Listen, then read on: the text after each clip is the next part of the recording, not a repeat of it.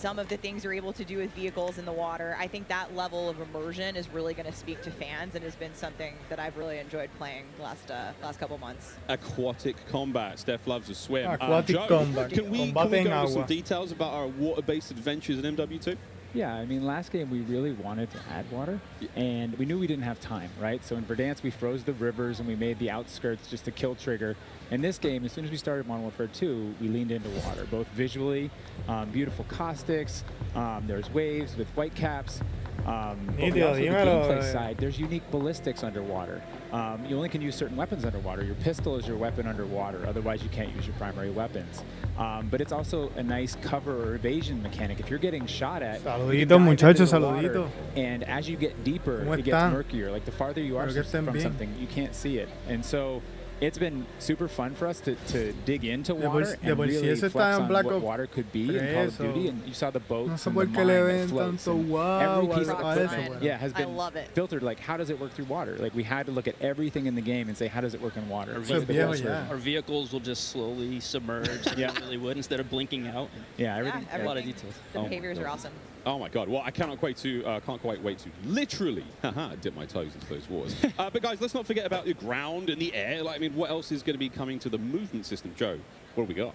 Well, you know, last game we did mount and we had slide, and even though we're a military shooter, fluid movement is super important to us. So this game, as you saw in the trailer, you can see here on the video, we have a new ledge hang mechanic, and that's essentially a high mantle. But instead of doing a high mantle and throwing yourself up over into combat, you can now peek. If you have a pistol, you can pull that pistol out and use that.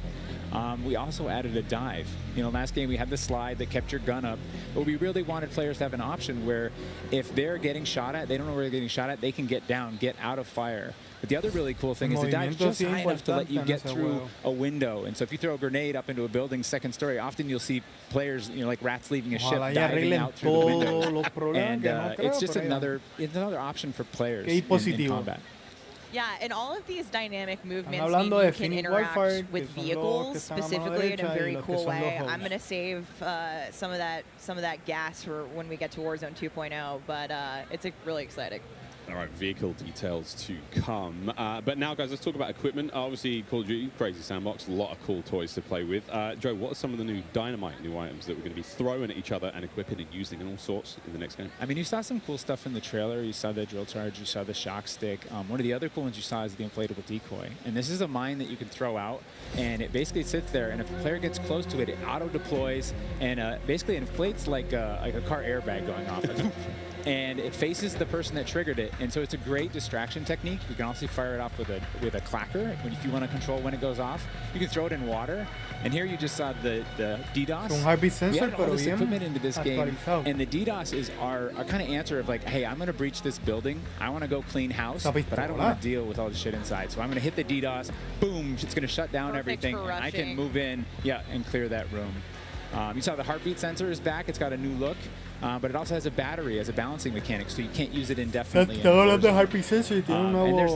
is the TAC cam too, which you guys just saw, which to me is You can put out a lot of them, and even you can patch into your teammates, so you can. It gets a little crazy. Yeah, kind of like a sticky GoPro, but will actually mark your enemies for your team. Sticky GoPro. I expect to see a lot of fun. There's so many toys and new tools that we just want players to get in and play with. I think there's something like 13 sold upgrades, you know, Warzone and Core MP, and it's pretty awesome. Oh my God! Until they all get DDoS. All this talk about equipment reminds me. I mean, that's one element to look at now, but we've also got Gunsmith, brand new Gunsmith. Guys, what can you tell me about it, and how will it change the way that we level our weapons and manage them? I mean, what's going on there?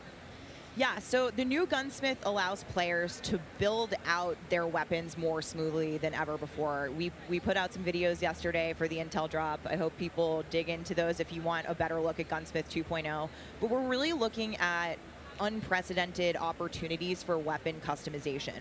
And the new weapon platforming will actually allow players to unlock universal attachments through cross progression. So we saw a lot of really positive feedback from the community yesterday. This is sort of intended to, decrease the grind. You're no longer unlocking every single attachment for every single weapon. There will be some shared attachments through progression. Yo creo que eso está bien que tú I'm puedas really excited to see the streamers and the content creators jump into this todos los today. attachments usen regularmente y ya todos los attachments los tengas para todas las armas, va a ser muy accesible para también poder no estar jugando mucho tiempo y es mucho tiempo que le dedica al juego.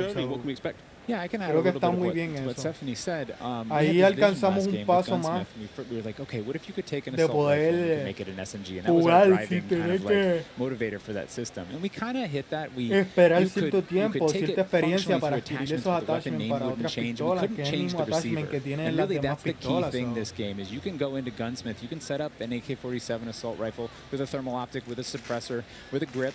And then you can say, you know what, I want to change up the playstyle of this gun. You can swap out the receiver to the AK-74U, make it an SMG, but you can keep that optic, that suppressor, that grip, they all come with. And to what Stephanie said, we have shared attachments within these platforms. We have branching progression. You unlock those guns by playing with other guns.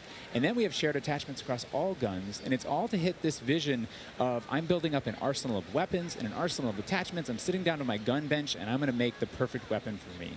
I think maybe the simplest way to think about it is a gun tree, and each time you hit a branch, that's a receiver, and they grow out of that. Yeah. Yeah, and that's, you know, we wanted to ground that in reality. Functionally, a receiver, you know, is based in that changing the weapon type, and I think it provides a really seamless experience for players looking to build out the perfect weapon for a multitude of play styles. So you're going to be able to jump into that platform and customize however you want for, you know, situational combat.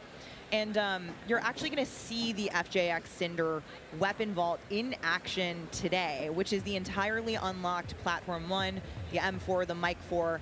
And the weapon vault maintains its aesthetic properties across all corresponding attachments. So we've heard you talk about the Frankenprint. This is our answer. It's an extremely rare. This is a huge, you know, project for our teams to design these, but it is the ultimate weapon blueprint. And even better, you can unlock the entire Cinder weapon vault with the Vault Edition of Modern Warfare 2. Playable in beta. Available in beta, so we can rock with that thing all weekend long. Okay, so Gunsmith looks incredible. Okay, I'm excited. I cannot wait to get into this one soon. Our streamers are going to get into this one soon as well. But first, guys, we need to hear about maps and modes. We've got our tools to play with, equipment, weapons, maps and modes, though. Let's get into this one. Let's get into the design team, you know, the philosophy, I suppose, behind building out maps. El diseño y la filosofía que tenían los mapas. Yeah, you know, right from the start, we knew we wanted to build another big map. Not only for Battle Royale, but also for this other mode that we've been working on for quite a long time. I read about that on the internet. Yes. But, you know, when you lay out these big maps, you kind Hablan de of que el mapa no lo querían hacer tan grande como para un Battle Royale, pero sí para otros modos que ellos quieren integrar hace mucho really tiempo. fine-tuned that they can play large-scale core modes like Ground War and a bunch of others Modos como Ground War y really otros well. modos más.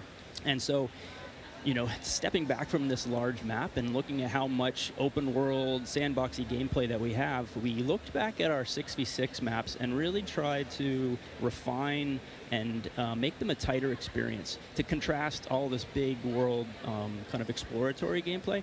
So the maps for 6v6, in comparison to the last game, they're just a little bit more straightforward, a little bit more refined, and I think fans will really enjoy how quick they play. That sounds... A lot of diversity in those maps as well. A lot of visual variety, some colorful maps in there, and I think they feel really clean. Y siente bastante limpio en la hora de que cómo organizaron el mapa. Piensan que a lo mejor la programación es más limpia, etc. Team, can you give me some details on Sarif Bay? So Sarif Bay is this little fishing town in the south coast of our big map, and we picked this because it has such a great mix of gameplay. It's right on a harbor, so we get to show off all our boats and our new amphibious APC, and, you know, swimming, as we've already said. Me suena mucho a what you get inside the town is this really intense urban combat with all these little alleyways, Modern and Warfare, all this great rooftop combat. Blackout, with our ledge hang, y Blackout, really mapa cool así. parkour combat action happening. Yeah, I love how you describe the rooftops there on this map specifically as like a separate ecosystem. You can kind of migrate that entire vertical. You can go up there and just hang out and fight other snipers. All right, well, that looks fantastic. Jeff, okay, so that's one of our larger maps. What about some of the 6v6 maps? I think we have some footage of one of the new maps that we're going to be seeing today, named Mercado Las Almas. Do you mind giving us some details on this one? Sure. Mercado is a little street market in a historic section in Mexico. Our story behind this is, the authorities have some intel that narcotics are being smuggled out of a warehouse, and they're going in trying to find and seize them. This map plays really fast.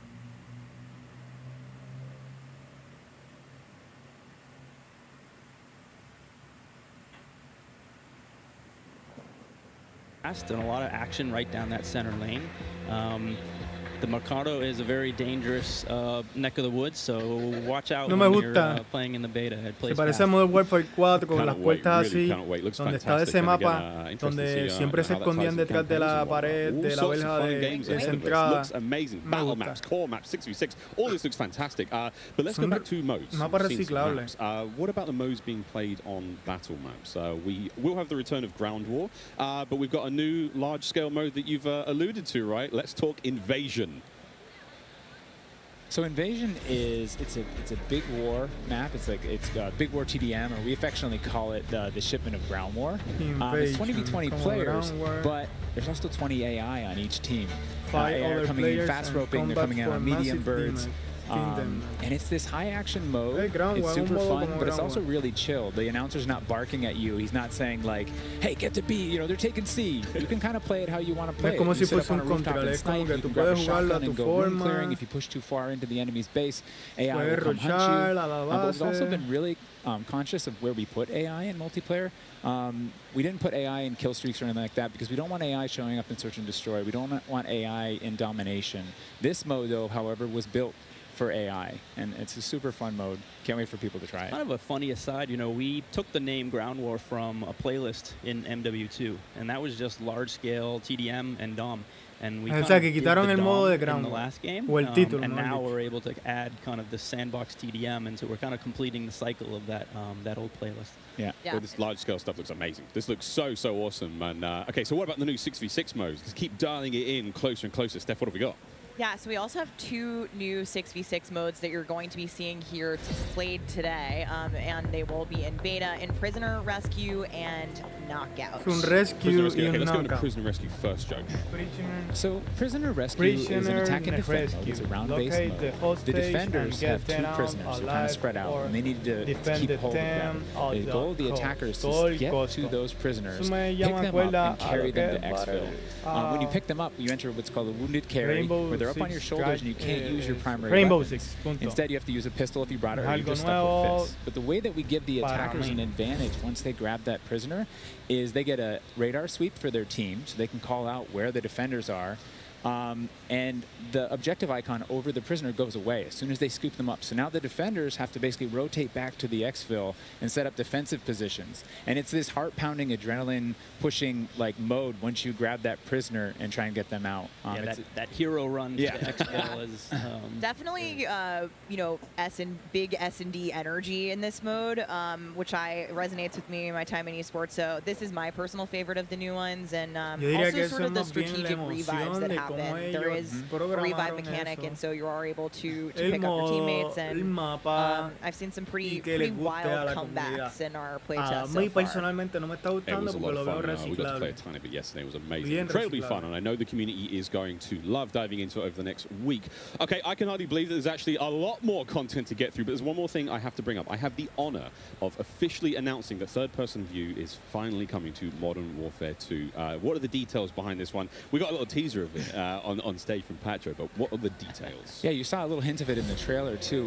It's been a pet project for us, right? We've always wanted to do third person, and we're working on all this other stuff. We've been kind of lifting up and doing third person in each mode. And the cool thing is that it's a modifier on our game, right? We can just turn on third person. In the beta, we're playing it in Hardpoint, but we want to try it post-launch in S&D. We want to try it in VR, and we have You know, camera work. The camera collision's been reworked. It handles tight spaces. There's a water camera. There's an interior camera. You can feel the weapon shake when you're firing with it. And it's just, we've put a lot of work into it, and we're excited for people to give it a try. Incredible. I can't wait to see what third-person COD feels like in Programaciones 2022. donde hace que la cámara se mueva. This is a lot of information, Steph. Like, there's a ton here. One person. I tried to warn you. They're delivering a lot of new features for you guys to try out ahead of release. And I said we were going to be bold with this beta, and we are, but there's even more to come at launch. So this is just a taste. How is this just a taste? How can there be even more? I mean, we haven't even got to Warzone yet. Okay.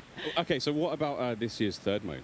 So I'm happy to say that Special Ops will return as our third mode, and will be focused on two-player missions, asymmetrical in game design. So think one player on air support, one player on the ground, and I think the OG fans will be really excited because we've looked at some of the iconic Modern Warfare missions like Overwatch, and really tried to implement some of those themes into the design. So we'll be talking more about Special Ops in the months to come. Steph, you're saying I should be looking now for a Special Ops partner. Sitting right next to you. Yes, you are indeed. Well, I'm all set then, Stephanie. I do believe we have one more surprise for PlayStation players. Indeed we do. Let's roll que va the a clip. sorprender a la comunidad de PlayStation, dice. Por el color ya sé que es de PlayStation. Warzone 2.0. Empty-handed, I was born. Empty-handed, I will ascend. Blade or bullet, fist or bow. Spear, stone, or arrow. These are merely tools. I am the one to fear.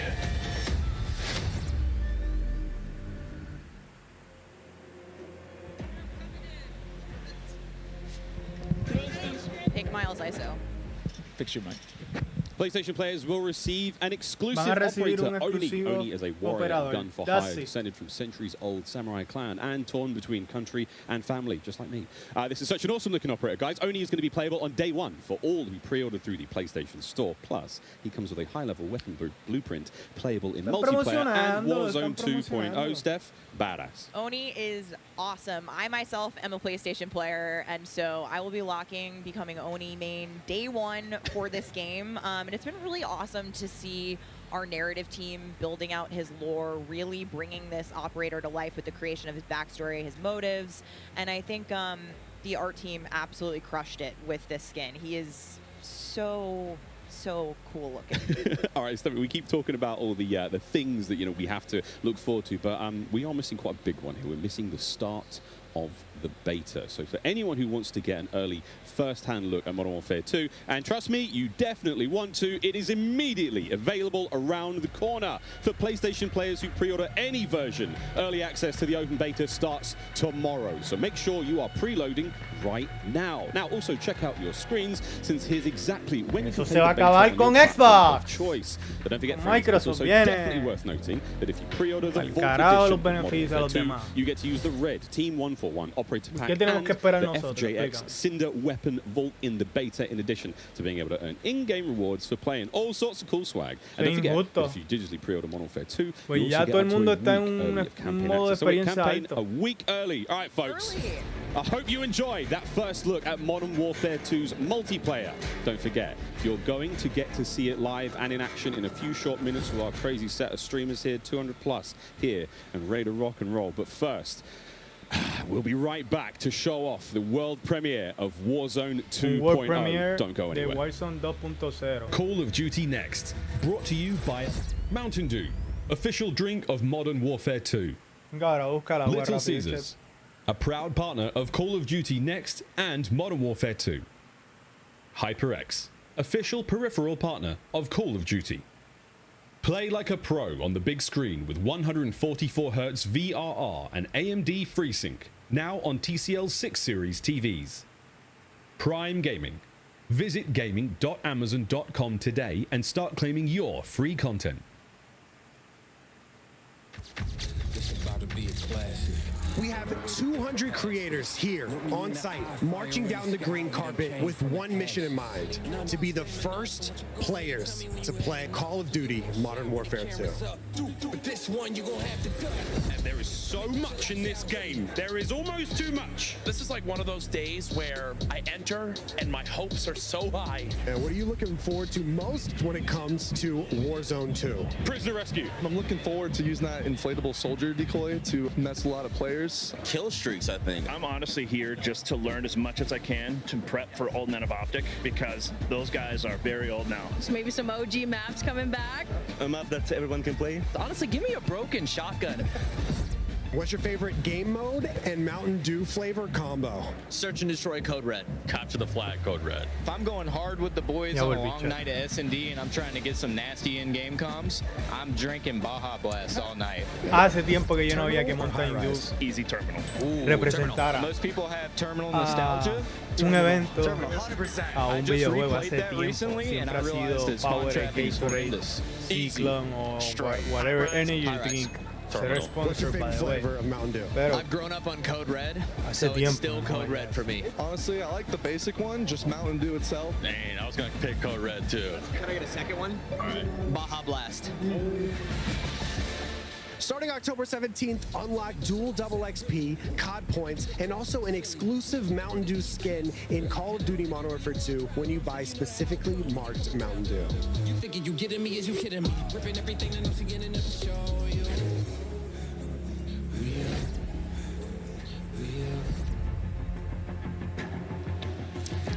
Welcome back to Call of Duty Next. The Mountain Dew green carpet. God damn, it was beautiful. A lot of fun people out there. Everyone having a good time, and some incredibly well-dressed people out there. And some definitely not. Sweaty t-shirts abound. But here we go. Welcome back to Call of Duty Next, friends. We promised it was coming up, and now the wait is over. It is time to talk about Warzone 2.0. We got a glimpse of some Warzone 2.0 in the multiplayer reveal trailer earlier today, and it does look awesome. However, we need some true experts to help out. Back at the desk here, we have got Stephanie Snowden. Joe Seacott is joining us, but of course, welcome Jack O'Hara, game director at Infinity Ward. Joe, how are we feeling? We ready to party here? I mean, this is a lot. We need to know everything. Warzone 2.0. Stephanie, the world cannot wait. It feels crazy for me to be up here revealing Warzone 2.0. I ended up at IW as a fan of the game, and so this moment is absolutely bananas for me. But Warzone 2.0 is everything that we loved about the original Warzone, right? Where it's based on the same experience that we all had, that fun, all of those moments. And it's a return to shared tech across the universe for Modern Warfare 2, and that's going to create a really streamlined player experience. And I think the key innovations that we discussed for multiplayer, those all exist across Warzone 2.0 as well. So we're bringing it back. It's all connected. It's the same world, and I think the players are going to love it. Oh my good God. Real excited about this one. Again, there's a lot in this one, Jack. Where do we go from here? So MW2 and Warzone 2 have been developed side by side since the beginning, right? Since we started down this road, and they're part of the same universe. Like Stephanie said, they share the same mechanics, the same weaponry, and even more than that. But the centerpiece of all this, of course, is the new map that we've been working on since 2020 with teams across the globe. It brings together our philosophies on map design, it brings together new technologies in order to do it, and lots of artwork to make it happen. And we've learned so much from players experiencing Verdansk and playing in Verdansk over the first few years of Warzone, and we're really excited then for them to land in Al Mazrah with their squad. There's a wide variety of points of interest for players to explore in this map, and we're really looking forward to seeing everybody in there. Well, here we go, a brand new map to explore and traverse. I cannot wait. Stephanie, let's take a look. That's right, Miles. Welcome to Al Mazrah. This is our new map for Warzone 2.0. It is a really interesting mix of geography. It is expansive desert settings with a mix of industrial areas, towns, a city, and of course water. It looks way better on this screen than it did on Twitter. But you're going to find a lot of really cool elevation, rocky peaks, caves, subterranean spaces. This map is beautiful, and it's actually the biggest BR map that we've ever made. And I am so excited for all of our streamers here to jump into Al Mazrah later today. It's huge. Look at the size of that thing. Okay, so that was a big picture, and it's a great way to see it from a sort of top-down layout. But let's take a better look at some of these points of interest. So when we set out to create these spaces, the team works to make it feel like a real space, right? So that there's infrastructure in between all the different, what we call points of interest along the map. And if you're paying attention, you might even see a few that seem pretty familiar out there as well. And so as the team works through these, they're trying to find some variety on each point of interest to make them something that the players will want to drop in and get the particularity of that single point of interest and find the place that they want to drop and where they want to play, whether it be a high elevation observatory at the center of the map, whether it be the big city that's at the top right, and whether they want to explore that, or whether they want to work in some of our POIs where we have water intersecting with geometry here.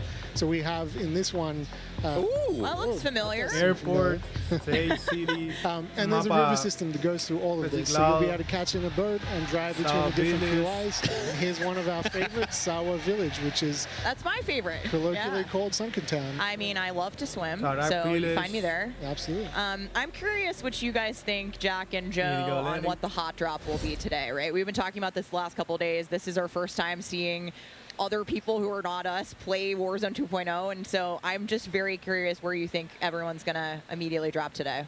I think some people are going to drop to Observatory just to go back to home, you know, go have some fun.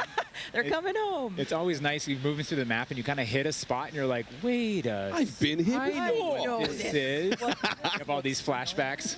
Yeah, there's a lot of nuggets in there for some old Modern Warfare fans. Yeah, I'll say Corey. I think that's gonna pop off. I think people will land around the edge so they stay in as long as possible in this match. But smart. We have some news for our edge of the map players coming up. Ooh, all right, guys. Well, the map looks absolutely gorgeous, and I can't wait to watch our streamers here drop in early later on today. Okay, so moving on to the gameplay, we've got this beautiful space to play in. How do all of these multiplayer elements we've talked about a little bit earlier, how do they fit into Warzone 2.0? I mean, the super simple answer is all the stuff we talked about in multiplayer, the stuff you saw in the multiplayer trailer, that's all in Warzone, right? It's all integrated. So that tactical camera works in Warzone, that decoy mine works in Warzone. Like, it's all of it's been built from the ground up for both. The slide, the dive, the water, like... More swimming. Yeah. Oh. This is a great taste of some of the water combat. I can't wait to go full Captain Miller, you know, Apocalypse Now coming out of the water and knifing people. I mean, this just looks... Yeah, the rendering team made some work, so you come out, you're looking all wet. Yeah. See the caustics on the bottom. Yep. I'm not even sure what caustics are. I have no idea, but it sounds great and it looks incredible. You can see the armored patrol boat coming by there with its 2 turrets. There's some cool stuff. So I'm glad you brought up vehicles. Steph, you touched on vehicles a little bit earlier. What can we talk about? You know, we've seen boats, we've seen tanks, we've seen all sorts, Jack. What have we got? So we've implemented a new physics and handling model for the vehicles. So some vehicles are heavier, some will slide more, have more traction or less traction. And as you're driving them around and you're encountering them and other squads are playing with them, you can choose to shoot off the tires to kind of impact the handling. You can have them, they react to explosive differently based on their weight. So if you're in a heavy armored 4x4 and you get hit by an RPG, it's going to kind of bounce a little bit, but not quite take the hit as a small sedan. You can also choose with your squad to be rolling into a POI and somebody jumps out on the roof, somebody leans out the window, and suddenly you get yourself a lot of firepower driving into the POI. Of course, that vehicle needs to survive for quite some time in the map if you want to keep using it to go from point to point. And vehicles will run out of gas, or at least most of them will run out of gas, and then you can bring them to a gas station to fill them up. If your tire's been blown up, you can get out and repair it, or you can bring it to a gas station to get repaired as well. And of course, we've got water vehicles, we've got a small boat, we've got the boat that Joe mentioned with the turret at the front, turret at the back, so you can have that little moment cruising up the river with your whole squad ready to rumble. So yeah, there is so much love that's gone into these vehicles. Forgot the coolest vehicle. The coolest vehicle? The massive helicopter that you can fly around. And it's a moving platform with 3 doors. And you can move a whole squad through the map. What? Wreak havoc. It is so cool. Oh my God. I mean, the fact that you can lean out of the window, grab your teammates, pile in a vehicle, actually, engage in battle from the window, leaning out, shooting, combat. Unless somebody blew off your door. That won't. That does complicate things, doesn't it? PTSD from Joe killing me many times in our playtest. Well, I hope the gas prices in Almaz are okay. I thought there's a lot going on in Warzone 2.0, and my head is quite frankly spinning. What other massive changes have we got in store? Because it feels like there's so much that's changed. Is it still a gulag? Do we still have circles? Is it still gas? I know there are guns, but do we shoot them? What's happening? But what do you want to jump into first? Oh, Stephanie, go. We've made some pretty sweeping changes, I think, to the high-level components of Warzone 2.0 to continue providing players with both a dynamic and rewarding VR experience. But Warzone 2.0, you're going to hear it over and over again today. It's about fun. This is about playing with your friends, having fun, you know, friends new and old. Maybe you're making them in game. And I think one particular feature that I cannot wait to see the streamers engage with will be our prox chat. Yes. So it's coming. It will be in Warzone, and there is going to be some amazing clips. But I think Joe can tell us a little bit more about looting in Warzone 2.0. I'm listening to that. The streamers love prox chat. They're like, yes. You know, in looting in Warzone 2.0, we still have the humming crates. You know, you can still travel around and listen for those. We still have the loose loot on the ground, but we wanted to add a layer of learnability and logic to our looting, right? So if you're outside, if you're a little kid, you fall down, you hurt your knee, and your mom's going to go inside, go to the medicine cabinet and get you something to a Band-Aid, Neosporin, whatever. So that's our looting. If you need health items, you can hit a bathroom in a building and there'll be a medicine cabinet. You can open it up.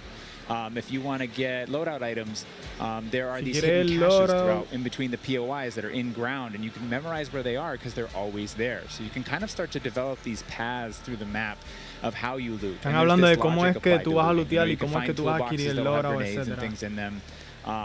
And you find these other crates that are kind of like, it's as if the military that occupied the space came through and dropped off military items. Those crates are always there. So you can always have this reliable layer to looting. Incredible. This sounds really exciting. We go on a road trip through Al Mazrah and quite literally like have a route we plan, hit the gas station, pick up snacks. pick up snacks, pick up ammo and all sorts. Okay, cool. So what about circle mechanics? I mean, this is obviously ¿Cómo es que va a funcionar el mecanismo del círculo? I mean, the circle's been a staple of BRs. It's been really hard to move away from it. So we kind of talked about what could we do to mix things up with the circle. So we've got this new mechanic where the circle can actually split, almost like a cell splits into 2, 3, or even 4 circles. And then those circles kind of close down. And what it does is it segregates teams, and you have these micro battles in those circles. And at a certain point, you're like, okay, we've cleared out our circle. We think we're good. And then those circles merge. They come back together, and you have this very directed fight of like, as the circle's moving, you're like gearing up in buildings. You're like, here we go. It's about to kick off. And as soon as those circles hit, you have that final fight. So it's another kind of like twist in the gameplay that we feel like is a cool world event that would happen. Like, oh, the circle's splitting. We need to do X. Crazy. Get in the car. We're going now. Go. All right. So apart from circle splitting, what about the Gulag? Is that still around? I mean, there's so much change, man. I mean, I'm ready for it. But Joe, what we got?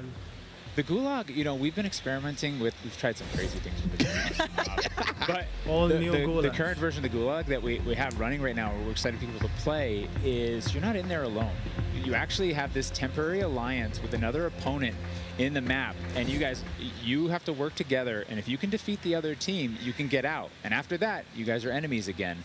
But for that moment, it's like, all right, we need each other. Let's do this. We use the proximity chat to talk to each other. And the other thing we've been playing around with is you may see a little bit of an AI presence in the Gulag. So you have to be on your toes. Like, you're working with an enemy. There might be an AI here. You're picking up weapons.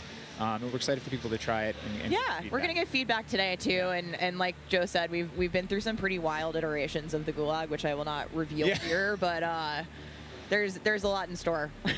There certainly is a lot in store. Jack, I have heard of a new concept coming to Warzone 2.0 called Strongholds. That will include AI that may impact how players get their weapons, etc. Can you clue me into what that's all about and if it's even true? Absolutely. So strongholds are reinforced buildings that the AI is occupying inside Al Mazrah in BR. And the players can choose whether or not they want to engage with them and assault them to get cool rewards, including free loadout items, which is one of the new ways that we're adding for players to get their hands on their best weaponry. We've worked really hard to bringing AI at scale into Warzone 2, and you're going to encounter them in multiple modes in different ways. In BR specifically, they're in these strongholds, and if you get to a stronghold, you can find the location of a black site, which is going to have even cooler stuff in it, and you can fight your way from one to the next. But in other modes, you're going to find the AI occupying large portions of the map and just kind of protecting different POIs in different ways. Okay, so we've all heard the rumors that Warzone 2.0 is going to have some very, very interesting new modes. Would you care to confirm or deny Stephanie Snowden? It's finally time. I have read about some new modes on the internet recently, but one of the most exciting things about Warzone 2.0 is confirmation that an all-new sandbox experience is coming at launch. I am happy to announce DMZ. Call of Duty's extraction mode will arrive with Warzone 2.0 at launch later this year. I played DMZ for the very first time on my first day at IW, and to this day, playing it nonstop, the possibilities with this game mode blow my mind. So DMZ. I can also confirm that DMZ is real. We're not going to go into depth on it today because we do have to keep some stuff in reserve. What I can tell you, though, is we've created a rich sandbox where you can define your own win condition. You infiltrate Al-Mazrah, you accomplish your goals, and then you decide to extract from the time is right. It is played across the whole map, and the AIs are occupying large sections of the map, and they are lethal opponents, and they do command your respect. You have to watch out for them. You have to work with each other. They patrol areas, they occupy strongholds, and they'll reinforce based on players' actions. And then, on top of all this, you can choose which mission you want to accomplish, or you can chase after a variety of activities in the world. And you can play this differently depending on your playstyle. You can go loud, like I always do. You can go quiet. Or you can hunt other players or avoid them entirely. Or you could just decide, hey, I'm going to explore the secrets of Al-Mazrah and see what's there. Boot up, exfil. It's totally up to player choice there. And I'm really excited about the full scale of what we're delivering for this chapter. And we want players to have an amazing experience in Warzone 2.0. We've been listening to the conversations in the community, specifically around small maps, Ricochet, anti-cheat, ranked play, and beyond. And trust me, although we're touching on some of the core updates to the overall Warzone 2.0 experience today, and mostly focusing on BR, there will be more news to share over the coming months. This is only the beginning for Warzone 2.0. Okay, I need Warzone 2.0 and DMZ in my life ASAP. Stephanie, when? Virtual reality. Warzone 2.0 will be free to play for everyone on November 16th. With the start of Season 1 across Modern Warfare 2. Mark your calendars, that's about 2 weeks after after Modern Warfare 2 launches. And we had 125 million players in the original Warzone, and I cannot wait to see all of you and hopefully more of you in Al-Mazrah for this experience. And you will have a chance to see a Warzone 2 Battle Royale Alpha playtest happening right here behind us very, very soon. Yeah, the streamers are hot to trot. They're raring to go. We will see all of you in Al-Mazrah on November 16th. But don't go anywhere just yet. Stick around, because when we come back, you'll see just what Warzone looks like when it's built up from the ground for mobile. You're not going to want to miss this, I promise. Then, after that, we have live gameplay coming at us from all of our friends set up across each and every Modern Warfare 2 multiplayer. We've got Warzone 2.0, Battle Royale. We've got Warzone Mobile. It's all happening here, ladies and gentlemen. Don't go too far. Call of Duty Next, brought to you by the GMC Hummer EV pickup, the world's first all-electric super truck. Intel, built for the next generation of gaming. Squad up sooner with Xfinity rewards. Get early access to Modern Warfare 2's open beta. Jack Links, squad up with Sasquatch. Jack Links is good with it. Que aquí en el stream no hay ningún sponsor. Leading designer in gaming furniture and proud partner si of desea, Modern ya Warfare sabe 2. que puede tirarme por mi email, mis redes sociales, etcétera.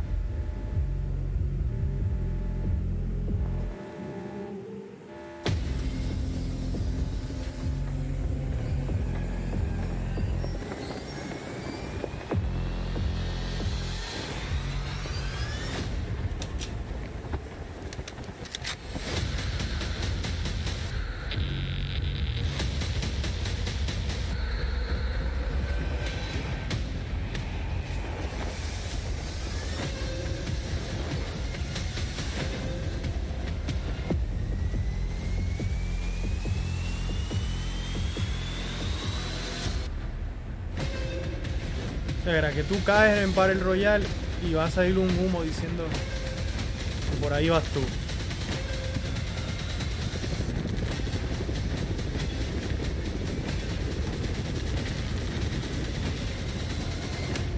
More authentic. Se parece a la parte de Verdansk.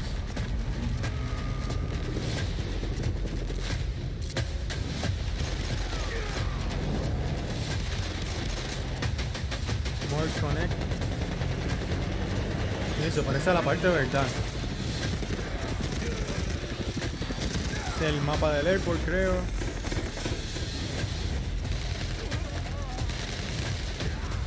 Eso estuvo súper duro.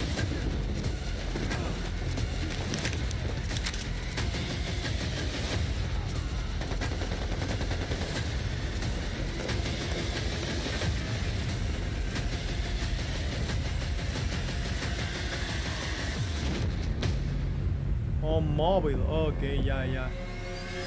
Está nítido. Call of Duty Warzone móvil. Muy nítido, muy nítido. What a jam-packed day we've had here so far. We got Warzone 2.0 and Modern Warfare 2 already good to go. But finally, we're hitting something new here. Coming into mobile, we got Warzone Mobile 2 here for you. It's me, Beef Mommy, and I couldn't be more excited to be here with none other than Chris Plummer. And Chris, what do you have for us today? That's right. Today we are proud to introduce Call of Duty Warzone Mobile. Yeah. This is the real thing, and it's on your phone. For the first time ever, you can drop into Call of Duty Warzone from wherever life takes you. Let me quickly point out the gameplay you're seeing today is still alpha, so it's only going to get better. And for Warzone fans, you will recognize this drop sequence right away. I mean, honestly, it just gives me so much nostalgia. But wait a minute, Chris. Is that the legendary Verdansk?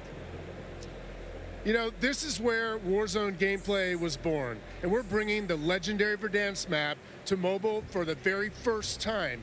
From its hallmark vistas and these dense urban areas, they're just so much fun to play in. Wide open fields, ready for battle, and intimate, close quarters combat environments. There's so much variety in Verdansk. It's famous for good reason. Teaming with fan favorite locations like Boneyard and Superstore, even TV station. Well, I'm getting classic Call of Duty Warzone flashbacks here. Can you tell us more about the gameplay? Or, you know what, maybe just give me your phone real quick. Maybe I can see for myself. No? You know, the team has a passion for delivering the most authentic Call of Duty experience possible for mobile devices.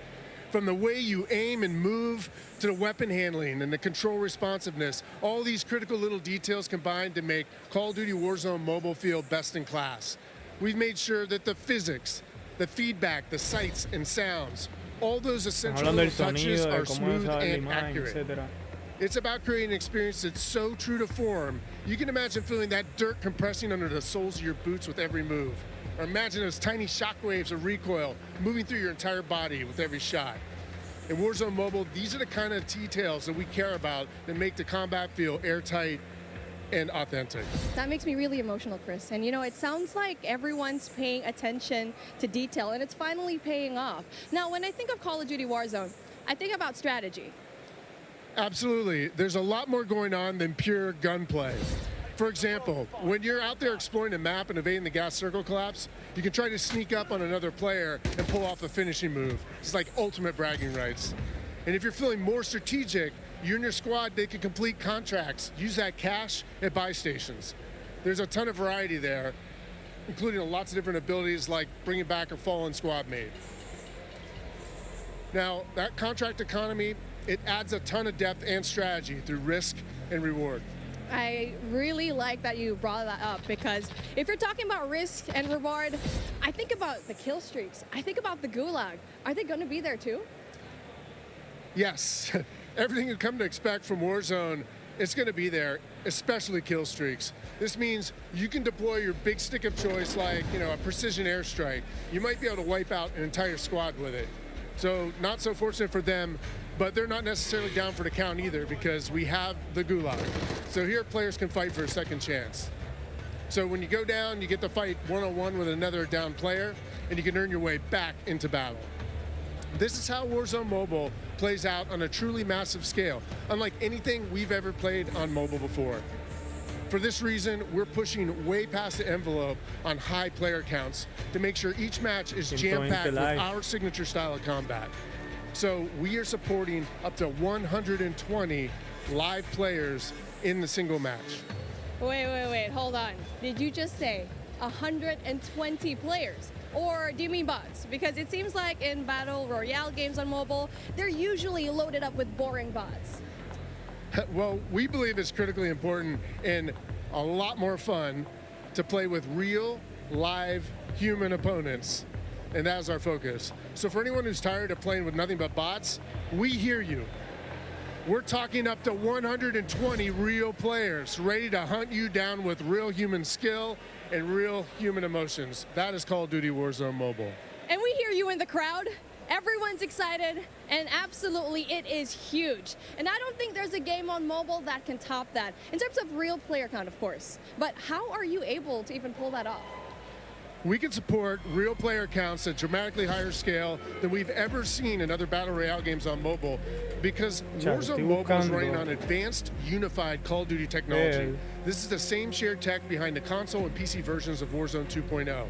It gives us a ton of advantages, like these incredibly high player counts, authentic Call of Duty combat and gameplay systems, and it opens the door to a much more connected experience across all platforms. So when you say more connected, does that mean that Warzone Mobile will share content and features that will be in the console and PC version of Warzone 2.0? Exactly. Delivering a deeply connected experience, it's been a strategic pillar from the beginning of development. Now, we know that your time is precious, and your investment in playing is now recognized across Modern Warfare 2, Warzone 2.0, and Warzone Mobile. So wherever you're playing Call of Duty, it is time well spent, including on mobile. Even your friends list and chat are shared across platforms, so you can stay in touch with your friends, whether they're playing on console or PC or mobile, wherever they choose to play. I mean, that is so exciting. I totally get that. Now, one of the coolest benefits of having this kind of connectivity is that Call of Duty Warzone Mobile is loaded up with the same authentic Call of Duty weapons and operators you'll recognize from Modern Warfare 2 and Warzone 2.0. And whatever you get from the Battle Pass, you will see it on console or PC. It'll also be there on your mobile device too. And the older way around works as well. I really love to hear that. And as a matter of fact, I saw some of the same weapons and operators being shown earlier today in Call of Duty Warzone 2.0. Are you aiming to make it exactly the same on all platforms? You know, that's a great question. So the team's incredibly excited about how deeply connected and authentic the experience is in Call of Duty Warzone Mobile. And we'll continue to adapt the best content and features and innovations created across the franchise. But at the same time, we recognize that mobile is a very unique platform. Mobile has its own flavor, advantages, and player expectations. Sounds like the game will be tied into the Call of Duty franchise pretty nicely. And will there be mobile-specific events or content that is unique to Warzone Mobile? Yes. Above all else, the team is committed to ensuring Warzone Mobile is a world-class, mobile-first experience right down to its core. Controls are a huge part of it. It just needs to feel natural on the device, intuitive, and native to the platform. A lot of it comes down to tuning, and this is why we are supporting synchronous crossplay between iOS and Android platforms exclusively on mobile, and we're avoiding the imbalance that comes with crossplaying between mobile devices and consoles or mobile to PC. This allows our teams to deliver the best possible mobile gameplay experience with a unified feel. And by doing this, we don't need to compromise the tuning for any platform. This ensures a level playing field and more fun for everyone. Now, keeping those controls balanced for all player types, it's super important. So whether you're the hardest of hardcore mobile pros, or maybe you're a console first player that's sneaking in an extra match during your lunch break, even brand new players to the franchise who need a little help getting into the flow of the game, we are committed to providing the most robust control options anywhere for a pick-up and play experience that's accessible to all of our players. I love that accessibility, and that means all my friends can get in on the action for a change, but how do they sign up? Well, it's time to get your mobile devices ready, because I'm super excited to announce that starting right now, you can pre-register for your free download in the Google Play Store.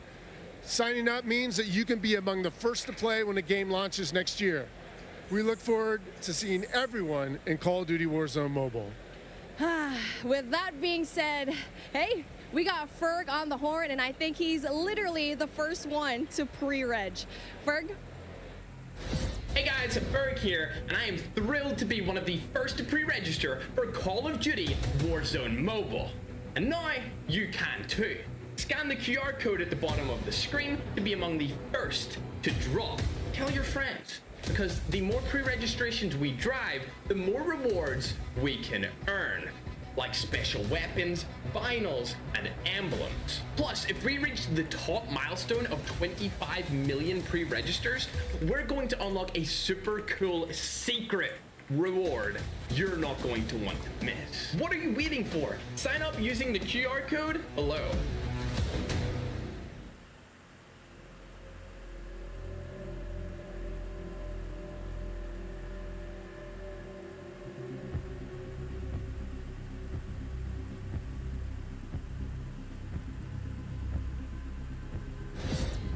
We are back. It's Miles here, joined by Maven, Alicat, and Nameless Studio. What? Oh, guys, the adults have left us alone on the desk, and now it's our time to have some fun. I don't know about you guys, but okay, it's been a pretty litty day so far. Yeah. Where do we even start? I mean, dude, mobile, bro. It's a new era of Call of Duty. Listen, Miles, I've been addicted to Call of Duty for over a decade. You're telling me I could be in the airport playing Warzone now, back in Verdansk? That's lit. Also, Al Mazrah looks absolutely incredible. Oh, it's insane. There's no shortage of crazy stuff coming my way. Ali, I mean, lay it on me. Multiplayer for for Modern Warfare 2, insane. It's incredible. We actually got to load up with some of the players yesterday in a little bit of a pre-test, and loading into Gunsmith 2.0 was actually so aesthetically pleasing, and I think everybody at home, once they also get their hands on it, they're going to love it just as much as we do here. Truly. Maven, my good friend, you've played more Warzone than most people on the Northern Hemisphere. Yeah, how do you feel 8 hours a day for years, it feels like. It just seems fresh, man. The map, like everything about it, triple circles, the water, the boats. I mean, I was like kind of the proximity king for a while there, placing them under vehicles, trying to blow them up and set booby traps. And now you're telling me I could do them in not only land, but also the sea. I'm with it. It's going to be something, man. We really have seen a lot so far today. We've seen, Warzone Mobile, of course, multiplayer there, and a bit of Warzone 2.0. Cannot wait. But, guys, it's time to get into business. Let's now get into the command center. This is it. Welcome, ladies and gentlemen, to the command center, presented by Xfinity Rewards. We're going to be rolling the show through all day today. Xfinity customers, they can start playing Modern Warfare 2 sooner with Xfinity Rewards. Visit xfinity.com/rewards to get your code for early access to the open beta. It's free and it's easy to join. Guys, I mean, every time I sit down, I take a breather, I'm like, there's so much. But first and foremost, guys, before we get into this one, there's so many streamers here. We need to give a big shout out to Intel, who's powering all of the streaming PCs here today. Massive shout out to those guys. Clint, there are 2 PCs on every desk. Explain. I couldn't believe it. Cloaksy is here. Like the fact that he actually made the trip out, I figured they have to have something special. The fact that you have a dedicated PC to the streaming side and to the gameplay side, and it's set up for this many people. Intel, thank you. Ridiculous. This is incredible. It's incredible. Ridiculous. We're actually almost ready to get into the gameplay, guys. I mean, Ali, you teased it a little. Yeah, just a little. A little, yeah. We played a tiny bit. I can have an accent too. Did. I'm getting mocked here. My bloody desk. We got to play a tiny bit yesterday. Yes. It's pretty fun. But now we get to watch 200 streamers, some of the world's finest, quite literally from almost every part of the planet, coming together here in this crazy top secret location. What can we expect? It's going to get loud. It's going to get incredibly loud. Yesterday, it was loud, and I believe like not even everybody had shown up yet. So now that we have a full building of all of these creators, all of these PCs, I'm expecting people to get up and start screaming, Miles. It's going to be insane. Clint, we heard Courage from like headphones on. He can be heard from space. Oh yeah, no, 100%. Like Bobby Pop, if he's on a subtrain or something, Lord knows what that's going to sound like. But my boy Tyler Blevins, Ninja here as well. But like, I think this is a testament to how pumped up everyone gets about Call of Duty every year. Like the fact that there are this many big name streamers in attendance, we're going to see some incredible gameplay, go through the various modes. I mean, this is going to be a real treat. It really is. I mean, and you've been around a long time in the Call of Duty world. In this venue right now, we've got streamers and players from, all across North America, South America. We've got players all over Europe, Japan, Australia, you name them. We are all over here. Mobile players everywhere. Yeah. How do you describe the vibe in the room right now? I mean, it's just incredible. It's a bunch of homies who love Call of Duty all in one room getting ready to grind. And, I was talking to them earlier. I was walking around doing the round saying what up to everybody. They're going hard, right? Like, I was talking to some of the Warzone guys, Repos. He's like, I'm here to fry. Zuma's ready to go. So I'm interested to see them with these new weapons and the gunsmith, what they come up with, especially our new game modes like Prisoner. It's going to be lit. Listen, as much as they're here for their love of Call of Duty, they're also here because they want that banger clip. Like, everybody wants, like, like, you're trying to go out and fry some of these big names, get a clip out on social, your YouTube, whatever it's going to be. So, yeah, I'm sure people are going hard in the paint or falling to their desk at their Tim. I'm sure we're going to have a couple of those. We'll go a little bit of that later on. I think we're actually ready to hop into gameplay. Dr. Lupo, one of our first here And he's already down and out, but we are playing, I believe this is Hardpoint and Mercado, nameless. Yeah, you know, I didn't get to play this map yesterday, but one thing I just want to point out with this game is it's a lot more vibrant than some of the MW games that we've had in the past. There's so many more colors, and that's something that I always enjoy, especially with Call of Duty, is when it's more vibrant and you can see more on the map. I think sometimes you go dev to dev, and yeah, it's like you have like your more realism, like your grays and browns. Some will have a little bit more color, but like this map in particular, yeah, the second we saw like the fly-through of this, it just looks gorgeous. It really does. And I'm not that I had any concerns about the visual side of it, because they knock it out of the park every year, but it's just aesthetically pleasing. It is. It's very, very pretty. That is, of course, Dr. Lupo. You can watch him stream this live. Every single member of the crazy, I don't even have a name for it, the stream pit here, COD Next, all of them live on their own channels and unreal. Yeah, it's unreal. I mean, all these guys are going hard. You see he's locked in. Talk a little bit about the game and the movement, though. When I first hopped on yesterday, the movement felt so much different than Call of Duty's in the past. You know, it's not that slide cancel. You got to complete your slide. The dive mechanic, it plays out so much different when you're going into a gunfight. You can dive out of a window. Miles, it was a lot of fun. We were getting into the mix. We really did get into the mix. I'm going to tell this now on air in front of God knows how many people, but last night, Ninja wasn't in the venue. I played on his setup. He wasn't quite here yet. And I found there is an in-game whisper feature. So I was sending messages to other creators as Ninja, talking horrendous, man. Like horrendous trash talk. All very good-natured friends of mine, you know, but it'd be kind of weird to get that from Ninja, right? Yeah, does Ninja know you did that? Yeah, I walk up and slap him. I walk past him. He's like, hey, man. Not a single word. Ali, not a word. Not a word. I actually got into a game against you specifically. I was on, I believe, Nate Shot streaming account. I don't believe that he's here today, but I was getting disrespectful with some people on the map, and I believe that you were in my last game, and the second I killed you, you left. I remember looking at the leaderboard, and that wasn't me. That was Ninja. A quitter, Miles. That was Ninja. Over to Courage now. He's having a good time. And, you know, we're Listen, he is, as much as he's like a fun, good-loving, like everyone Me thinks lo llevaron bien feo. Es que ahí no hay brinco, parece. He is one of those ahí no hay brinco. I've ever met. Like, he gets pissed, bro. En ese multiplayer no hay brinco. Estoy seguro que no lo hay. No, it's not. And I want to say, to test what está Am talked campeando. about earlier, about the game mechanics, something else that I noticed that I don't feel like I felt in other Call of Duty games is how kind of realistic the movement with your gun is, if that makes sense. Like, there's obviously always going to be recoil, your attachment's always going to mess with that, but when you peek corners and stuff, the way your gun moves with you is very, very realistic, and I think that's going to be something a lot of these players are going to notice and have to get used to very quickly. And you saw a taste there of when you're spectating a player, you Están en knockout jugando, en el mapa knockout. Camera view, and it just adds this insane level of like, it's like realism, but like it just looks so exciting to watch. And when you're, enjoying like, maybe seeing your teammates play or whatnot, it just looks so cool. It's a nice new feature here in the game. And sorry, Clint, this is the new knockout mode. I don't think you might not know what it means. I haven't seen this one yet. I haven't played it yet. Yeah. No. I mostly, I was watching some of the guys play. I just Están wanted to campeando un kind of montón. react and enjoy it. Yeah. Like, there's so much new stuff. Like, I've just been looking forward to seeing what's going to be on the table. But let's see if Jack can actually step up this time. No, not going to happen. Just getting destroyed. I'm sorry. Superior positioning, Jack. You are awful. Oh, was that too hard? He's my. No. Okay. He's doing the classic. He's going to his settings. Like, he's doing the classic.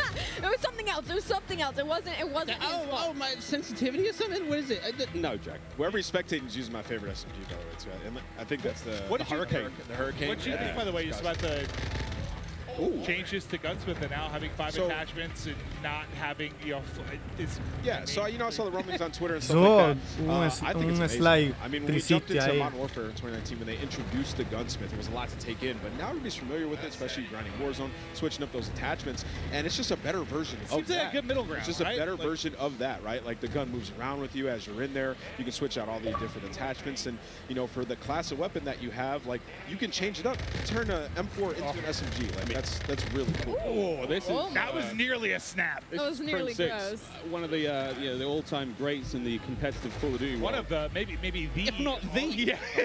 Yeah, I don't know why I said it that way. Like the all-time great. Yeah, Ross, he's the greatest. But there we go. Swag now getting involved as well. And to your point of Ali about Gunsmith, I mean, it's at this point in time obviously it's quite hard to recognize, but that is a part of the M4 platform right now. That's his primary weapon.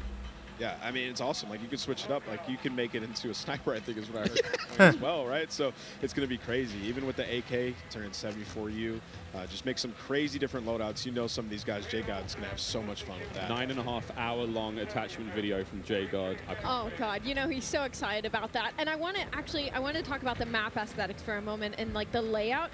Is the rooftops, like the new ledge, how you can jump and then you can hang off the side of the ledge. That was a new thing that you can add into this game. You can jump from rooftop to rooftop, and like you can jump further than you think. And I found that out very quickly. Like I would get to an edge of rooftop. Diablo, lo mangaron bien feo. Make this jump. You can make the jump. You can make it across like the map if there's tall buildings. You can make it across the map without ever having to touch on the ground. And I think for snipers, that is going to be their absolute playground. Speaking of snipers, Pomage now, who's having a great time here. I mean, we've seen a lot, Clint, of the weapons so far, but surely a sniper. Well, I heard Pomage too. Like I stepped up. I think it's when he was first walking in. He was walking with Irrational and some people, and he was like, "I'm going hard, bro." Oh yeah. He's like, "I'm going hard." I could just hear like the competitiveness in him. He's looking right. And this knockout game is not going very well for the red team right now. Pomage's team obviously winning this one. Again, secure the grab, the money bag, hold on to that bad boy. Oh, I forgot, friends, here at COD Next, it's all going on. Mobile gaming right side of your screen. We've got all of it going on. Really, a celebration of everything that is Call of Duty, and even Courage, he may have just sworn. Do you see the gloves on the thumb? Yeah, they're professionals, true professionals. Wait, I probably need to get this. I've been playing some COD Mobile, Diablo Immortal. Like I've been grinding more mobile games. I have my iPad and I'm loving it. Do I need to get little thumb sleeves? I think you should. Yeah. You know, sometimes it gets a little bit slippery. I need thumb sleeves. What are they called? Thumb sleeves. You're in the right place to ask about that. Yeah. There is an army of. That's actually an issue. It's like it's a little bit slippery, you know. So they're playing some hardpoint here, and you know, obviously, us coming from hard this side of things, we love hardpoint. Miles, we were talking about this morning, when there's a hardpoint and there's some elevation above it, you can dive into it, turn around, land on your belly, and absolutely fry. So, you know, there are some movement mechanics for you speed demons out there if you want to make some plays. Yeah, there's a lot of talks about, you know, the way slide works now, and of course the dolphin dive is back. I don't think we're not officially calling it the dolphin dive, but Joe's calling it the dive itself. I mean, it's a really fun mechanic. It's fast, and we get to see some gameplay with it. I've actually been walking around talking to some of the sort of the CDL pros, been like, hey guys, try to stop sliding. Nice, Borel. Me gusta. Showed us a slide. Now we're looking for the right out the window. Just dive out the window. Muy buena ella. Me gusta ella. Diveable through. Like, that's the way the game is. That's what Joe was kind of saying, right? Like, they've seen it so much in playtesting, and Nate goes into a window, like, everyone sends it out. So, you think por lo que estoy viendo, hay un mecanismo en ese juego y es de matar rápido. Te matan rápido. No puedes hacer slide, no puedes brincar, no puedes whatever. La animación te fastidia. I was trying to see if I could break the slide. No slide. Well, that works out. Yeah, look at her face. She's just like going around, testing out the movement. Someone just runs right in front of her. That works out. Give me a freebie. You know what I'm noticing on this map that I actually like a lot? Not as many doors. Just running through. Not as many doors, I think, in general, is the overall vibe. I mean, most of the maps we've seen so far, quite small, very fast-paced. Again, Jeff talking about that, you've got a very distinct feel. It's just like the battle map is very large. Way more intense action. Of course, there's like evasion stuff. 6v6 is a totally different flavor. I mean, that obviously excites us more than maybe it should most. Oh, I mean, we love it, right? Like we're here to see people go hard, try to win, be competitive, and okay. Another thing, we're seeing a lot of elevation on some of these maps too. You know, snipers are going to be in heaven. Yeah, I think it's max 2 stories, I believe. I could be completely wrong there, but hit it. Also, look at that little stock. Did you guys use the sniper yesterday? Yeah, right? No, I didn't. I used it for a whole cutest little stock I've ever seen. Está jugándolo por I jugar. think we were in the same game too. Yeah, I was in the back. Tirando tiros, I pero. can't wait for the sort of like anime skins. ¿Para qué tirar tiros si no las damos? Of course, we can put skins on individual attachments now when it comes to. Está jugando por jugar. This is my favorite map. Handsome looking weapons. Dylan Price, speaking of handsome. Oh, also something we haven't talked about yet is the way the perks work. I love the perks because system. it reminds me of back in the day the specials. Uy, when you se la pegó a alguien. You get more perks. As time goes on, you're gonna have 2 base perks. You can pick whatever you want. As time alguien goes on, sí. you get another perk. As time goes on, no se puede brincar, papi. Ese juego no se puede brincar. New, ni slide. It's gonna be sweet. Well, the reason I Como think único es que te encuentres en peligro. Really No te hayan visto un jugador malo. y te tiraste al piso, hiciste drop shot. Eso es lo que estoy viendo ya ahora. I feel like you get a couple perks you like, and you just sort of pick those. They're your go-to. You don't really think about it, right? Like, you figure that out in the first couple days or weeks of playing the game. Those are your perks. Now it's like, I feel like there's more decision-making that goes into it, which I personally think is exciting. Now, I don't know what I'm going to be running, but it does feel like they were saying, what was it, the different type of classes they were trying to put? You have your rusher, kind of your more stealth type player, your sentinel. Like they want to, even if it's not like class-based per se, like they want to kind of funnel it with that behind the perks. I think that's pretty dope. But you can also make your own, so you can create it, pick your own 2 perks, your next one, and your ultimate, so you can, figure out what you want. And it's just nice having like a rewarding game, especially when you're frying, getting that extra perk. It really does, change what you start off with a base 2. Póngame a bulla ahí, ponme a bulla. Kills, you get points, the game progresses slowly, so no matter how you're playing, you're going to get your perks eventually. But obviously, higher scoring games, you're going to get more. And it's just really interesting again, and the perks are almost tiered. And again, Jeff and Joe will come on the desk later on and talk about this in way more detail. But the idea that, like, the first 2 perks, they're fine. They sort of help out the gameplay. That mid-tier perk, way more sort of impactful. And that final perk, like, kind of like the super perk. That's not going to turn you into Captain America, but it is going to make you way more more effective. I kind of want to be Captain America beans right now. Taking Jeff and Joe's thunder. Well, Sippity was just on screen. So. I mean, the wagon on that boy. What? There it is. Right, listen, picture there. Hey, yeah, 2 million views on TikTok, something like that. It's impressive stuff. That's what you're watching? And your free time quit? Yes, it might be. It might be. Okay. I'm watching It's Brooke's TikTok. You know, she's very creative. Call of Duty Classic here on Farm 18. This looks cool. This is one of the maps that we saw in an Intel drop not too long ago. Ooh, let's go. This is simply spectating Ash Sanders. Yeah. And you know, of course, we're talking about like 3-lane maps. This is one of those maps that felt like a very good hybrid 3-lane map that does really, really well when it comes to a game mode like search and destroy. Like you have your traditional outer lanes and they have their hidden corners and they have their ways. And then that middle is just pure chaos. It's kind of like a little bit of like, it reminds me of like a paintball range with all the walls and the corners that there are. So this is probably one of my favorite maps that we are playing right now in the beta testing. And as you can see, everybody is having so much fun on it. I mean, 4 and 5, everybody's doing pretty okay. It's a close game. Yeah. Aiden has 14 kills. I just saw the kill board. He's on the other team. Mason just realized he's on the stream. Eso iba a decir, quiero ver a Aiden, a Bulla, Look at the bottom. Lucky Chamo o Díaz. Póngame Come on, a Mason. esos Show me something special. He is flying. Oh, wow. That's what I'm talking about. Oh, no! That's the Fennec. I was loving that one yesterday. Oh! That thing turns, that's an OG weapon. That turns people in a super close range, but Pornyhoff just gave him the business. Smoked him. Nice try, Mason. We still love you. Hurricane OP. Tommy se fue. It's such a different look. Like when we're spectating these players and they're having gunfights, stuff like the way the player animations are, the sound effects, like the game has just been like it's everything we liked about MW19, all the stuff that was already there existing, and they've just been. I mean, it's Salt Bay right on top, just hammering away, sweet seasoning top to bottom. Well, and it was a close game, and now it's done. He looked very sneaky, and then he was just evaporated. I gotta say, the bunny hop is back and forth. Oh yeah. Man, the bunny hop is clean. We know Sam LaRue Octane. Gotta give him a shout out. He's gonna be bunny hopping all day. Baby. We got Myth on the screen here. What's he using? M4, I think. Again, looking at these weapons, you know it's an M4, but the configuration he has. I was using the bigger sight, the double. I forget the name of it. But I like the extra zoom. And of course, kill streaks, cruise missile back, a lot of fan favorites. I mean, everything you would expect from a here we go. Is there. We get to see one. That'll connect. Myth able to hit it. He's vibing right now. But it's crazy. Like, yeah, bottom right, you were kind of mentioning like how different the guns will look. The same type of gun is based on the attachments that it has. It's wild. There's also in-game settings where you can make your gun a little more narrow, a bit wider, further away. I mean, there's options, just create that sort of visual. Look, you want the game to be as appealing as possible for you. Maybe you don't want the gun to be so big to obscure the view. Maybe you're one of those players. Settings personally. Like, give me the option to tweak it how I want, right? There's a lot of settings in this game. I'm going to get lost in that for the entire first day, probably. Once campaign hits, I'll spend about 3.5 hours messing with settings and then getting that first mission. When I see Courage on a 5 streak, that pop up at the top of the screen. It might have. Courage might be popping off. Oh, well, he just died there, so take it back. Ooh. Come on, Swag. Swag style. Hit it. Swag. Yeah, this sub looks like it's dominant. Also, all the sounds and everything when you level up guns. Everything is there. I mean, I wish everyone could experience just this environment. The gameplay and stuff, how cool it's been. Because like a lot of these content creators, like they're friends or they're familiar with each other. They play games online, but like it's not often you get them all in one place like this. It has just been a vibe. Seeing everybody going up, some meeting for the first time. Like I know Iceman and Isaac, we have interacted so many times on social. I've never met him in person, dude. We hugged for a solid 30 seconds. It was beautiful.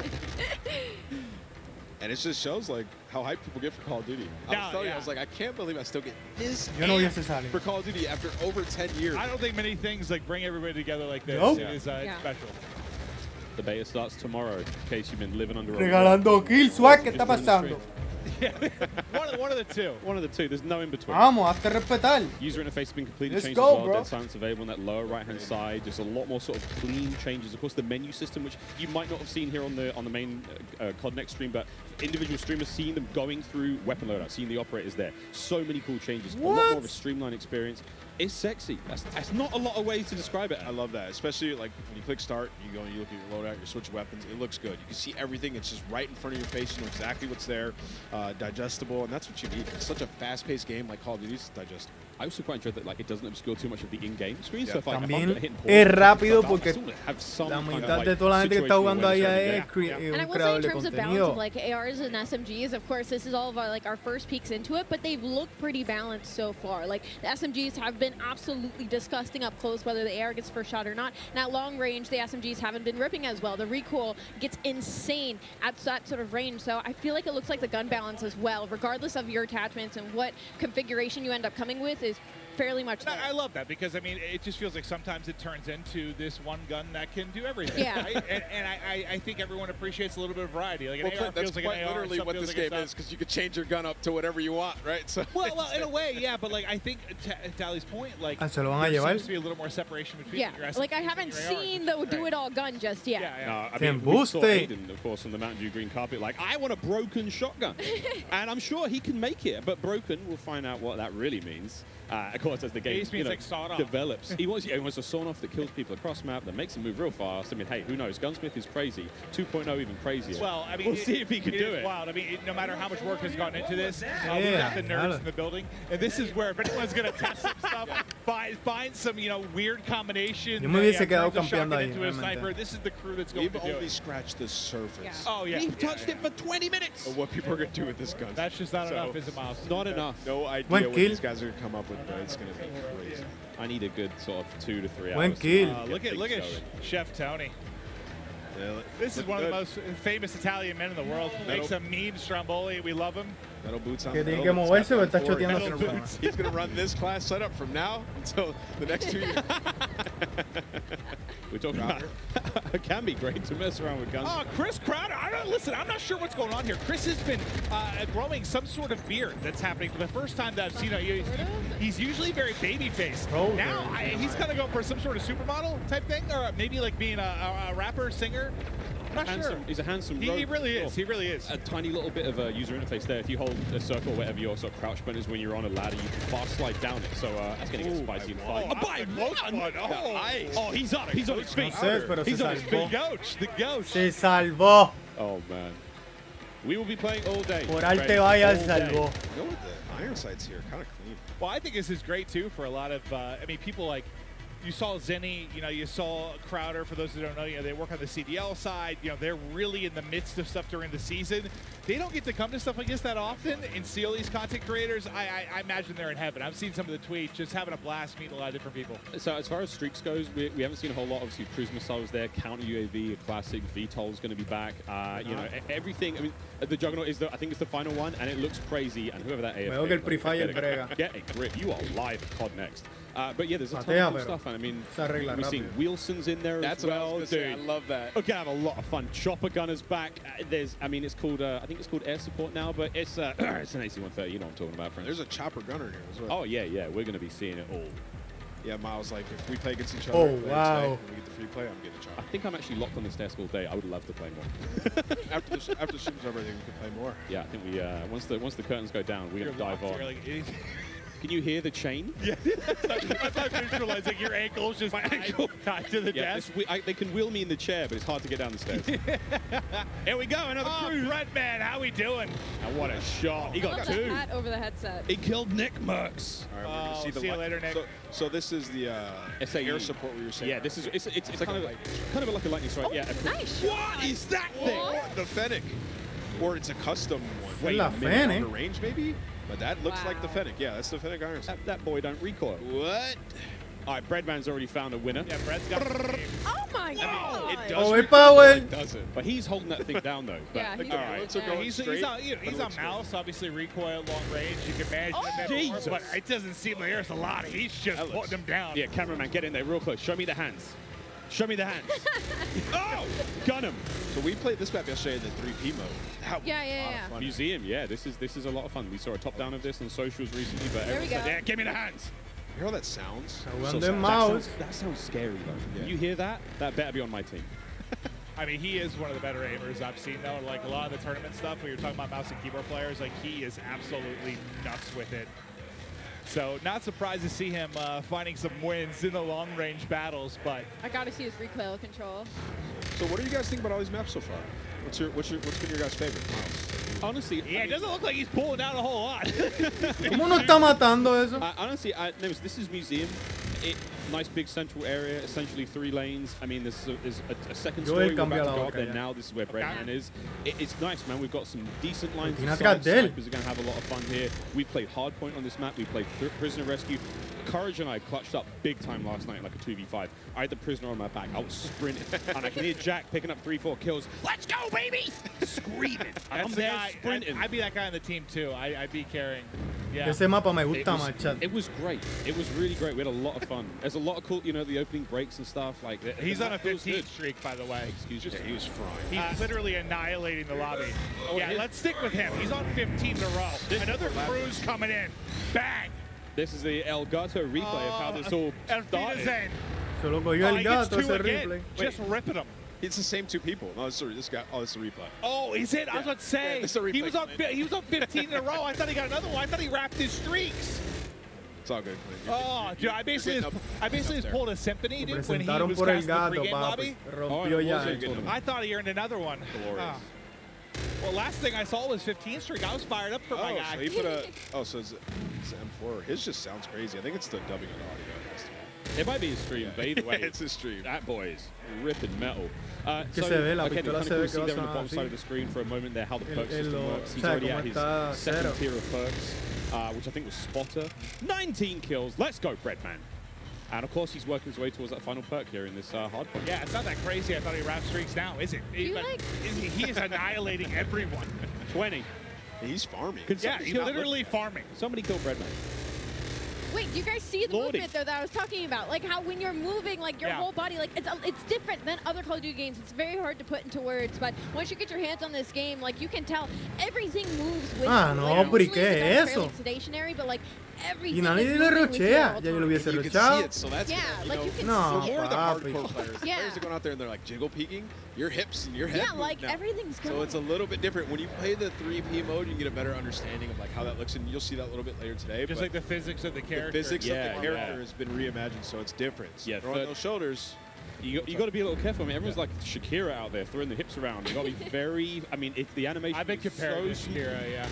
I don't doubt that, but you got to look how smooth the animations can be, and it's been so much fun so far. Oh, is this what it looks like to be on the other side of the Breadman? Yeah, that's what I was actually wondering. Wait, the other side of the Breadman.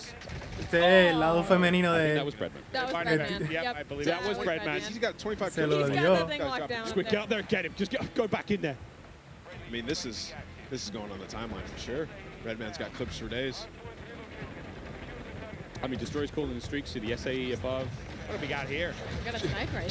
I just think about, imagine loading in, like trying to check everything out, run some different guns, and Breadman's just up top. Yeah, no. He just looked dialed in. I don't think he said a word. Ellos están hablando que a lo mejor los demás están probando otros tipos de pistola. ADS not quick enough there. Y Breadman está usando la misma pistola y se lo está llevando a tú. He has the pistol on Miles. Remember we were playing with it? We turned into a fully auto sub Me yesterday. gusta como suena. Wait, what? But yeah, so of course, Gunsmith is ridiculous. 2.0. Yeah.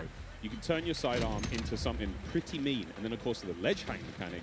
I'm hanging on ledge. Clint, you were singing the Spider-Man song earlier. Hey man, not too. If Spider-Man carried a Glock, yeah, baby. But it is crazy to see like how much damage you can do with that thing, and just I mean, it's something that we have to learn now as Call of Duty players. I have to now look at funny ledges and see where players. I was also trying out some of the field upgrades yesterday. Qué manía de brincar, ese juego no se puede brincar, chat. The camera one, it was so interesting. Just like throw it down, go hide in the corner, you can see when they're pushing. Veo que es regalarle un kill si brinca. Yeah, you got your own choke points. That's great. And again, another thing. ¡Oh! Si llega a ser doble kill ahí, yo creo que será otro replay. And of course, Isaac, one of our streamers coming in from Europe, made the long trip across. Yeah, I was wondering how many people we had here internationally. I've casted over him in a bunch of Warzone tournaments. He's made some deep runs. Guy's a monster. But as he's just trying to hit some snipes and try some of the different weapons out, Bredman's kind of in lobby. But there we go. Another shot gonna hit. Bang. I'm already really liking the sounds of these guns. I'm liking the way the crosshairs look. Like, this is something I cannot wait to get. Bredman just got a 3-piece, and then Isaac followed up with the 4th in the feed. That was very satisfying. Oh, yeah. They are just tearing them apart, it feels like. What's that field upgrade he has there? I can't tell from that. That could be the portable radar. That might, yeah. So that little bad boy kind of gives you sort of a local sort of UAV, but the radius isn't obviously great, but hey man, in a pinch, I'll take it. Dude, look at that bullet hit, just hit like right on the panel of the window, so the first shot didn't hit. Second one, that'll go through. I was using this yesterday. It's a powerful shot. It got feels, a couple collabs. Oh my god. Oh my god. Lo de salvaron la vida. Nick Merckx was trying to assassinate Isaac. All right, get us out of there. Over the crowd. Here's the Fennec. You run so quick with this thing. Bien mandado. Look how different this POV seems versus like the sniper POV. Yeah. Right? Like you're moving. You're going. That. Oh, wow. Doesn't matter though. Okay, Sean J. Sean J. Again, this is that sort of idea of like the different, maybe not play styles, but kind of like player attributes here, what you're going for. And you know, Crowder is obviously he's way more aggressive. You know, he might be hitting flanks soon, but the way he's kicked himself out. Whoa. He's in the mix. I think something that you could learn a lot, that all these creators are going to learn very quickly, is there a lot more paths on the map than you know about. Like, on this one specifically, behind Crowder, there's an underground passageway where one of the flags are, and, like, I didn't even know you could go down there. Like, I had to wrap the entire building before I figured out how to get underground. So there's a lot more angles and a lot more passageways than I think a lot of these creators are expecting. Por parte de la pistola, porque eso fue un kill normal. Siento yo que la pistola rompe. And people just popping out of literally nowhere. Crowder is locked in. And that is the power of the Fennec. That player didn't stand a chance. Yeah, he's in the perfect area to use this weapon. It's like going out, getting peaks, close range combat. It's a lot of fun to use this weapon. I was using it in the majority of the games. I mean, they're not doing a great job in-game. They've got the lead for now, but again, classic Dom. Capture the flags. UAVs and all sorts of kill streaks coming up. No one's, I don't think it was going too crazy with any of the kill streak choices. We did see Crim 6 with a VTOL earlier. Again, buenísima. Yep. Igual lo quichamos ahí. No, yo me hubiese tirado al piso. I can imagine. I mean, this is the chance to test every run through, try different weapons. I mean, as much as I say that, we know how a lot of these people are. They're going for crazy clips. They want to drop bombs. They want to have high kill games. Some are going to find stuff they like, little combination they feel comfortable with, and they're going to send it. But Crowder, yeah, he's in the mix right now. Movement, I mean, he seems pretty comfortable so far. Just the little hop chows. Yeah, the bunny hop freebies. Earlier, just hopping around. He can even hip fire this one. He's picking up a ton of kills. He's loving this class setup. He switched it up from last time. So one of the big things, I mean, before the show started, I walked around and talked to as many of the streamers as I possibly could, and I was just like, you know, you've had a tiny bit of time with the game. How you feeling about this? Almost every single one of them said, I'm really struggling. No me pongan a Loki, ponme a Aidan entonces. Doing that, get used to it. From MW19 all the way through to Warzone, when you know we're on Caldera, it's not the same. It's not the same. I can say that just from all the Warzone I've played, like it's gonna take like my hand, just the muscle memory. Bendito, de espalda todo el tiempo lo I've been slide canceling now for years across the map. It's just gonna take a little getting used to, 100%. Yeah, but I do think my hands are going to be very happy, though. I'm not having to do ¿Cómo that tú vas a disparar en lo open con Yeah, esa if you try to pistola? slide Quédate around, adentro, it papi. might even be slower than just sprinting. Honestly, yeah. That's how it looks. Again, it's how you use it. It's Otro the clúster más de dive, it's acción the con shaping, the animación. slide gets you in a different position. Vamos a ver quién I like se the lead on my lleva. head, you know, the ball head. So I think the diving thing's going to be good for me. Just like a bowling ball, you know, Miles? Just sending it through a door, sending it through a window. Maybe diving into someone. You think I can knock somebody out that way? There's an attachment for you. You? Yeah. It's like a unicorn type bayonet power. or something. Yeah, bayonet on my head. Okay, that sounds sick though. Honestly, Hold on. If the devs are listening, let's think about that a little bit. A bayonet dive kill. Oh my God. ¿Cómo tú vas a disparar de lejos con eso? Thinking like, you know, I've got this idea of like, you know, Yondu who goes, he's got a big fin on his head. Yes. But make that a blade. Absolutely. Isaac. Oh, quick swat again. That is his sidearm. That's his pistol. Again, the range on that bad boy is going to do all that crazy, but you know it's going to casi. Sniper's just so satisfying when you get to kill the sound, how deep it is. It's amazing. It feels like there's no drag in the sniper. When you were using an ant, did you have to lead a shot at all, or was it a direct hit? It felt like an invasion, like I had to lead my shot a little bit, but that could just Buenísima. and I was trying to shoot across the map. That's but you can get some feeds, man. Like I got a couple collabs with this gun. It's super powerful. Sniping is back, friends. Not a dub. Snipe's still fast and fun. 64. What? Yeah, we thought Brad was popping off. Destroy is up there frying. He's a double the score of everybody in the lobby. All right. Look at this. Oh man, through the door with the pistol. A lot of windows on that map as well. A lot of glass above those doors. No, 6-4, pero el man tenía 49. Like opening breaks and stuff. A lot of sweet nade spots already. Yeah, I can't wait. I cannot wait. A little peek at the menu here now as well, of course, while Isaac gets ready to get into his next game. So much in Modern Warfare 2. We're almost actually ready to keep the show running. Jess, you're down there with Zuma. Tell us how Tommy's doing. Miles, that's right, I am right here with Zuma, Tommy Properado himself. So, I mean, you have now had your first taste of Modern Warfare 2 here at COD Next. What did you think? Oh, it's incredible. The game feels super smooth. The gunplay is awesome. I like the time to kill, and the maps are dope. A lot of close quarter gunfights, and you know, I've been having a blast, man. The chat's loving it as well. They're loving it. So there's so much to talk about, you know, new modes, new maps, changes to the gunsmith. But what really stands out to you? Like, what are you excited about? I'm really excited just to get the competition going. I mean, I'm excited for the CDO, and I heard them talking about ranked play, so, you know, I'm really excited for that. And Warzone 2 looked incredible as well. I was talking to Repulse. We're going to be the Warzone duo this year, so I'll be bouncing around between the both. But I'm just excited for something new, you know, a new game. And it's been a lot of fun to play, and there's so many amazing creators here. And just thank you to everybody, and thank you to Call of Duty for the opportunity to be here. It's awesome. And then, you know, real quick, with Modern Warfare 2 on the horizon, what does the year ahead look like for you? Man, just a lot of shows, man, a lot of flanks, a lot of streams. I mean, the content's gonna be pushing all year, so excited, man. Zumafi's gonna take over, and we're gonna have some fun, man. We're gonna have some fun. All right, well, thank you so much. That is all Estar from me. pasándola bien, Ancha, pasándola bien.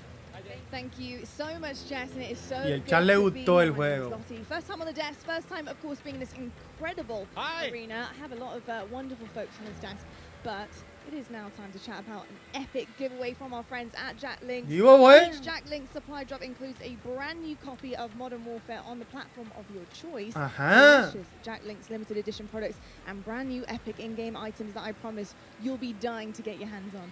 So check this out on how to enter. Looking for an epic way to celebrate the launch of Modern Warfare 2? Jack Links has got you covered, giving you the chance to win the ultimate Modern Warfare 2 supply drop. Keep an eye out during the broadcast for the Jack Links Sasquatch to appear on screen. If you see it, grab your phone and scan the QR code, following the prompts to qualify for entry. Tune in to Call of Duty Next. Squad up with Sasquatch and level up for the ultimate viewing experience, courtesy of Jack Links. Terms and conditions apply. All right, folks, so keep your eyes peeled to spot the Sasquatch on the screen throughout the show. Scan that QR code and enter all your information for a chance to win. But it is my absolute honor and pleasure to be on the desk, of course, alongside Maven. But we also have Jeff and Joe on here to talk all things Modern Warfare 2. Of course, our multiplayer design directors here. And we're just going to get a bit nerdy, to be honest. You know, we're going to look at a bit of gameplay. I am so excited to talk about it. But Maven, I've got to ask you, what do you want to dive into first? We have the two guys that are going to answer a question. Well, first off, by the way, you guys killed it in the opening of the show. Thank you. Know, it started real smooth. I'm sure nerves were going, but it was awesome to see. But I know we're going to have gameplay that's going to be popping up. We're going to chat through stuff. But I think one thing I kind of want to chat through is just there's been a lot of significant changes. You guys are always looking to how to kind of tweak the wheel a little bit. Can we chat through kind of the perk change and where your head was at with regards to that? Because it's a big change. It's interesting. Yeah, you know, perks haven't really been touched for a long time in the series. And I guess by nature, they're passive. And so most of the time we found Vengo people ahora, just, chat, voy al baño. I you go know, to find the the 3 that they like, and that's it. They kind of forget about the. I said that earlier. That's me. Yeah. Like, I find a few I like, and like that's my class. There so we go. we just wanted to come up with a system that was a little bit more engaging, and so we grouped them into 3 different categories. You get 2 to start with, and then you pick a third, and then you pick a fourth, and they're rewarded as you play. You really like how they proc at the end. Yeah. I mean, an announcer comes up, tells you what perk you got, and it kind of re-engages you with what's available, right? And they're earned through time and score, so eventually you'll get them, and you're not gonna. It doesn't reset on death. It allowed us to kind of like create a couple more powerful perks and put them at the end because you're not going to have them the whole match. And there's some interesting depth there where you can say, okay, UAVs are really powerful early match. Like there's different things you can do where you're kind of like, if you're one of those players who really wants to noodle, you're like, okay, I know these aren't in play yet. Well, I guess, listen, it's very different, but I'm also a big like RPG guy, so I like the process of like unlocking things and earning things. It's just like at the core of who I am. So I dig that, just like the progression over the course of one single map. I think is very cool. Yeah, it just feels good. It feels good. It feels good to be reminded what you have. Yeah, no, 100%. Oh, and I guess we didn't touch on actually is the packages, right? From like, we're talking a lot about the theory crafting of what but we actually have these defined packages. So early on, you just say, you know, I want this playstyle. I just grab this package and go. And then later on, when you're like, okay, I like that, but I want to noodle a little bit, you can hop in and create your own packages. You know, that kind of, it really, people can see that through the default loadouts. And we've packaged in, based on those kind of player behaviors we were talking about earlier, we've usually shipped 6 or 5 default loadouts, but we have 6 with this one. Okay. We found 2 for each behavior. And so those perk packages are already in there. And it's something different in this game. We actually allow you to attach a field upgrade within that in each loadout. And so it's a little bit more micromanagey, but it felt to us that you're kind of more creating your class and your character for, you know, in that. So people in the beta should really try out those default loadouts because we put a lot of time into how those play. Well, I'm curious in like playtesting, did you see like I'm sure everyone has a way they view themselves as a player. Like maybe you want to start as more of like a sentinel type. Did you see like as people got more comfortable with the game, like an evolution towards maybe a faster pace, or what did you notice when playtesting these different types of things? Yeah, I mean, I think overall most of our players are rushers. Yeah, but, you're not wrong. Depends on the circles you run, but you know, there are these other players, and we wanted to just make sure that we're supporting all of them. And so, some of the field upgrades can be more sentinel and trying to hold down positions. But that's why we added in the DDoS, like we said, to kind of just say, I've had enough. I want to pause all this stuff and make it go away. But we also leaned into creating game modes that can facilitate this kind of siege gameplay. Now, we talk about the rushing players, right? But we also want to talk about the pacing, the movement, what it looks like, how it feels to be in-game. And when I got a chance to get on the sticks yesterday, something I noticed is it is a little bit slower paced, right? We're going to be sprinting round, not sliding round. And I think another thing I want to talk about is the dolphin dives. I've been diving down escalators, getting prone, looking at hard points, trying to figure out, can I see bomb site B or A? Like, it's pretty incredible with the movement and how it feels. What was it like making that? What were the decisions behind that pushing forward? Because the feel of the game is huge. Yeah, I think fluidity, and I mentioned it previously, is like really, really important, right? But we did make some small tweaks, right? Like slide has a little bit more of a hang up so that people aren't just sliding around the map, so that they're actually moving through spaces, checking corners, and kind of like pacing themselves. But the general movement of guns should be almost exactly the same. And Jeff and I regularly check in. We're like, okay, how are we doing? Like, let's look at last game, let's look at this game. And we try and be consistent in that regard. But there have been these small tweaks, and the dive is one of those tweaks. The ledge hang is one of those tweaks.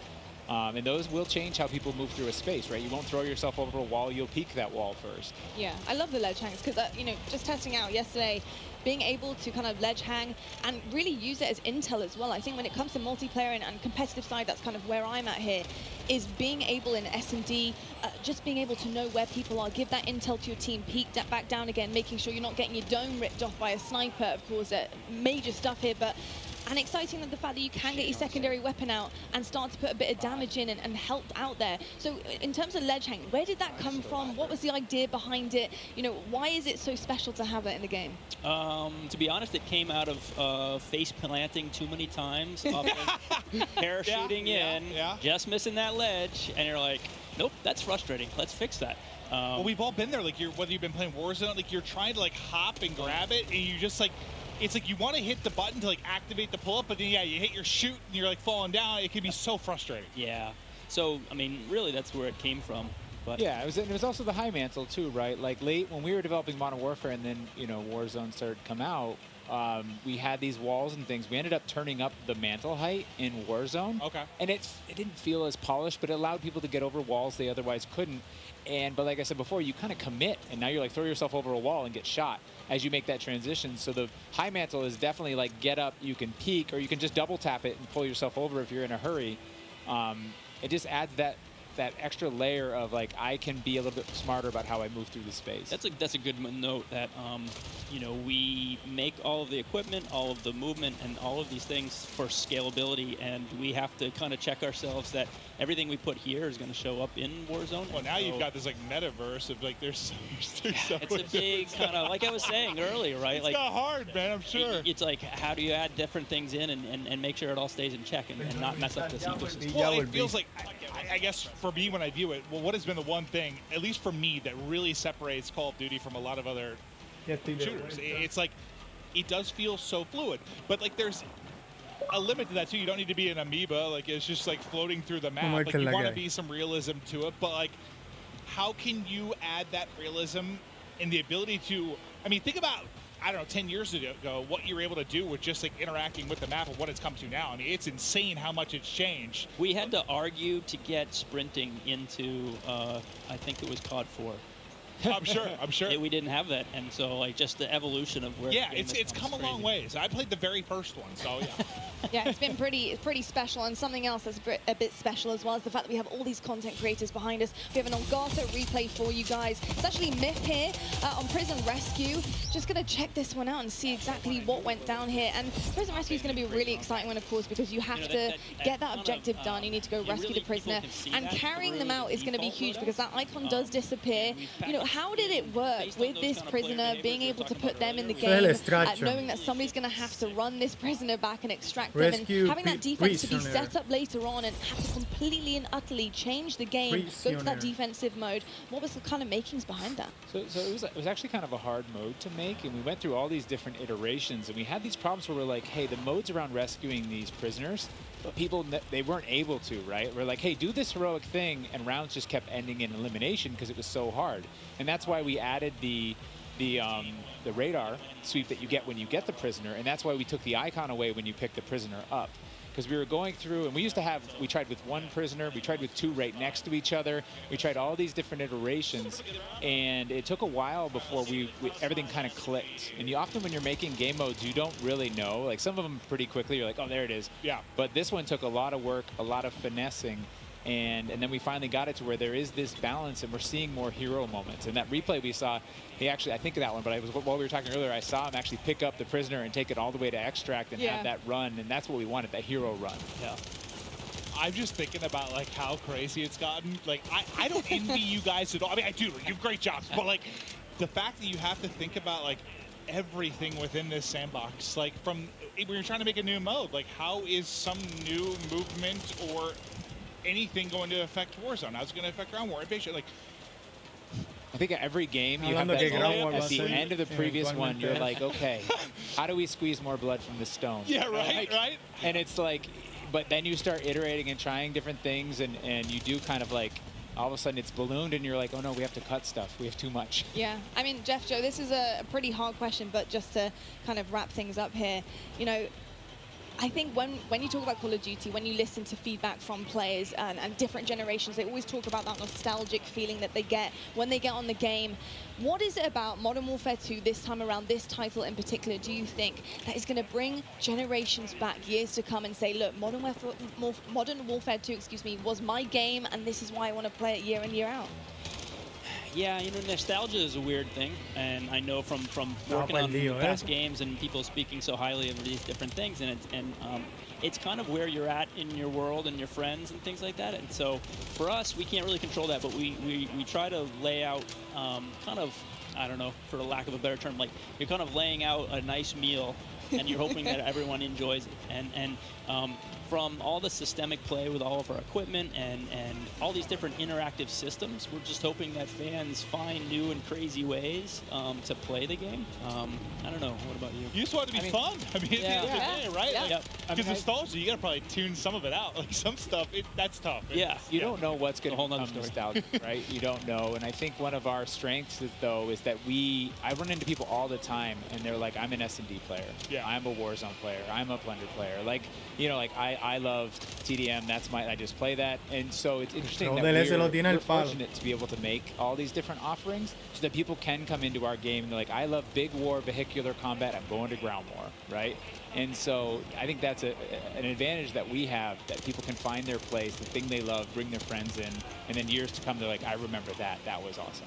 Yeah, a bunch of different experiences for sure. And I got to say, the fact that we haven't even really scratched the surface yet, you know, we're here at the reveal, we're seeing it for the first time. There's so many questions that we have as well. I want to know what some of the challenges have been for you guys to develop this game, to really get it to the point that it is now, where you are comfortable to show it to the world and reveal it. You know, what some of the hardships been along the way in this ride? You know, I think the big kind of elephant in the room is just, you know, a lot of this was made from people's homes, you know.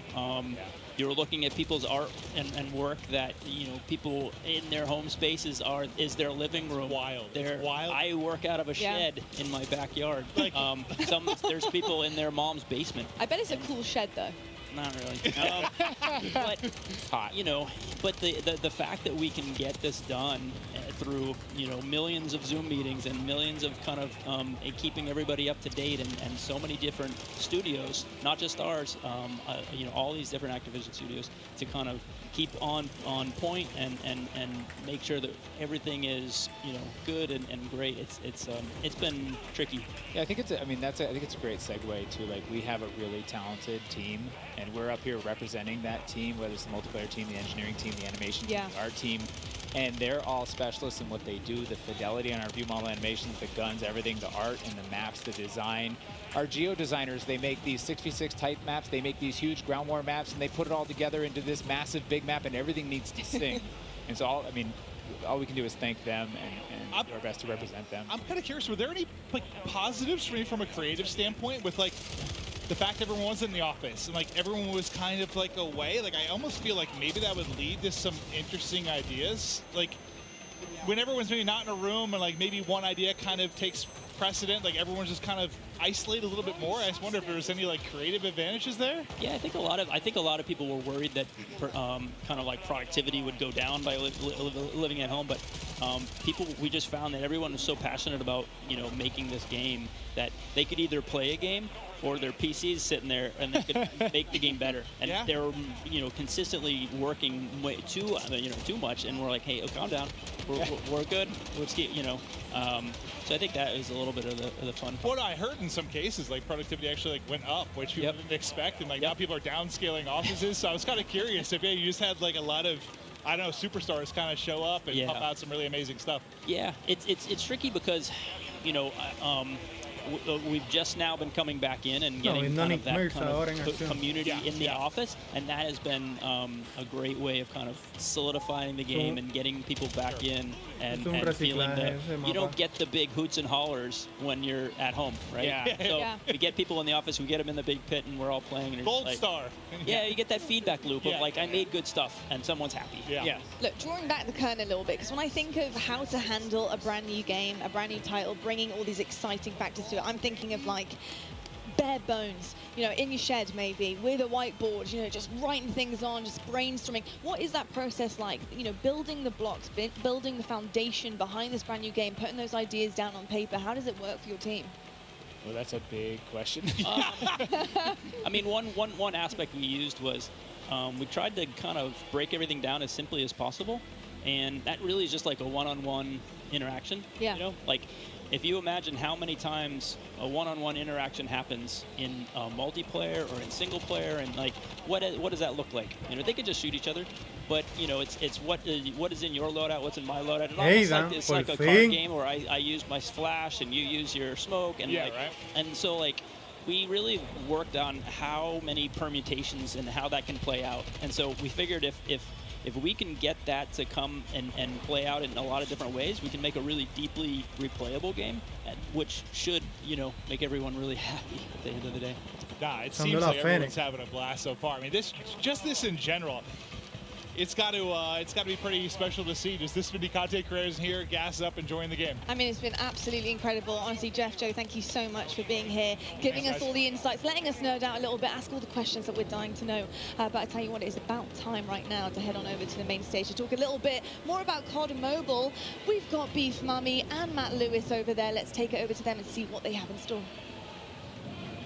All right. Thank you so much, Lottie, and welcome back to the Command Center presented by Xfinity Rewards. And it's time to finally drop into some epic Warzone mobile gameplay. And joining me here, none other than Matt Lewis. I've been so excited to bring you into this stage. He is the Vice President of Product Management for mobile. Thank you so much. I am super excited to be here today. We just have some awesome gameplay. We have some cool new surprises for you. So I'm just really looking forward to sharing this moment with you and with just the entire Call of Duty community. I'm so excited. I'm just ready to get into action. And obviously things are just heating up over here. And it really is impressive what you've been able to pull off here. And watching someone play, it looks great. It feels great. It's as if it's running off a console, to be honest. It's true. How did you guys make this from the ground up? Yeah, it's a great question. So one of our game pillars was what we call relentlessly Warzone. I like to think of it this way. There are a set of emotions and an overall gameplay quality, something that's felt when you play Warzone. And for us, you know, that's something, it's a product of these proprietary combat and movement systems, the Verdansk map, tons of vehicles, and some unique Warzone mechanics, things like the gulag and in-game loadout drop. So you put all these together in a pot, mix them around, put some magic powder in there, and boom, Warzone. So games, they can try to match this recipe, and they can spend a decade, you know, iterating and testing and trying this and that, but they're just not able to quite get there. So for us, being on the same technology, it means we don't have to tinker nearly as much. It's just an incredible advantage for us. So how was the team able to do it and just really pull off everything that you've had here so far? With tons of coffee. No wonder why we don't have any more coffee here backstage. Yeah, exactly. That's the truth. All the coffee in the world is how we were able to do it. No, you know, one of the things that I just love about this project, it's a really great mix of talent and experience. And for us, that concoction was what allowed us to have this kind of great end product. So for us, you know, there are 4 major studios who are working on Warzone Mobile. Activision Shanghai, Beanox, Digital Legends, and Solid State Studios.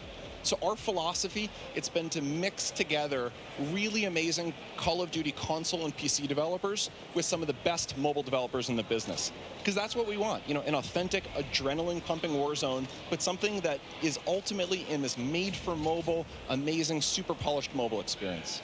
It's been so much fun watching all of these streamers today, and this game looks like a really great time. What is the best way for our viewers at home to guarantee they will be the first to drop in and play Call of Duty Warzone Mobile? It's a great question. So for us, pre-registration is going to start today. We'll have a little bit more on that later. We're super excited. And if you're on Google Play, if you log on to the Google Play Store right now, you'll be able to start to pre-register. If you're on other platforms, please keep an eye out on all the social channels. We have the social channels live now, so follow, comment, all that kind of good stuff. And we're coming soon on the Apple App Store for pre-order. We have some incredible rewards. I'm going to talk about those maybe in a few minutes, but maybe for now, kick it over, check out some gameplay.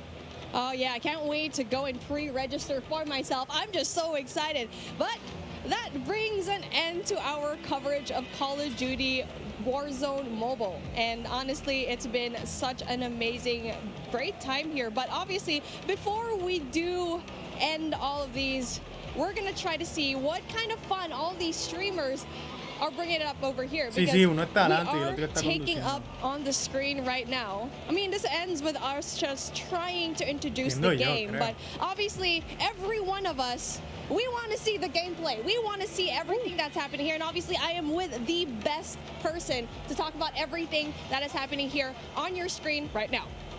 Oh man. So when I'm looking at this gameplay right now, for me, one of the things I love about Warzone is that vehicle play. The vehicle play, the movement, and the combat systems all tied together. I'm a thumb player. I can't do the claw myself, so when I see other thumb players in particular on the vehicles, it's a soft spot for me. I just feel great. Yeah, I mean, I feel like a lot of the players right now, even if you're not on mobile, you just see this map and you go back way back 2020, and you're just seeing this map Verdansk. It's just you're basically having a little bit of a throwback from when you used to play this map, and you get to play it here on mobile. And so I feel like it's just so exciting to finally see this map back into life. And really, we're just ready to play. I know, yes, we're in alpha right now, but I played the game yesterday. It feels amazing. 100%. I think you nailed it. I think the team is really, really, really happy with where we are. If we think of the development process, we typically think about 4 stages, and we're in the 2nd stage right now, where we're live to some amount of people in our alpha, and we're going to be entering a beta shortly. So for people who are interested in getting their hands on the game, the best way to do that, to pre-register now, follow all of the channels on social. There'll be some great updates there. And we just have loads of improvements, loads of surprises too. We just have some super cool stuff coming in. New features, maybe some new gameplay.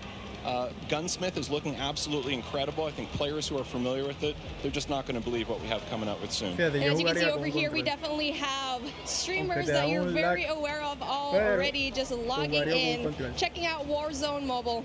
And it looks and feels amazing. As you can see on your top left screen. We were talking about this beforehand, right? One of the POIs that we really love to talk about is Boneyard, because for me, in my experience in Boneyard, it's great. It has so many chests. You definitely can get a lot of money, but the moment that you drop in, you already know there's a bounty on your head, most likely.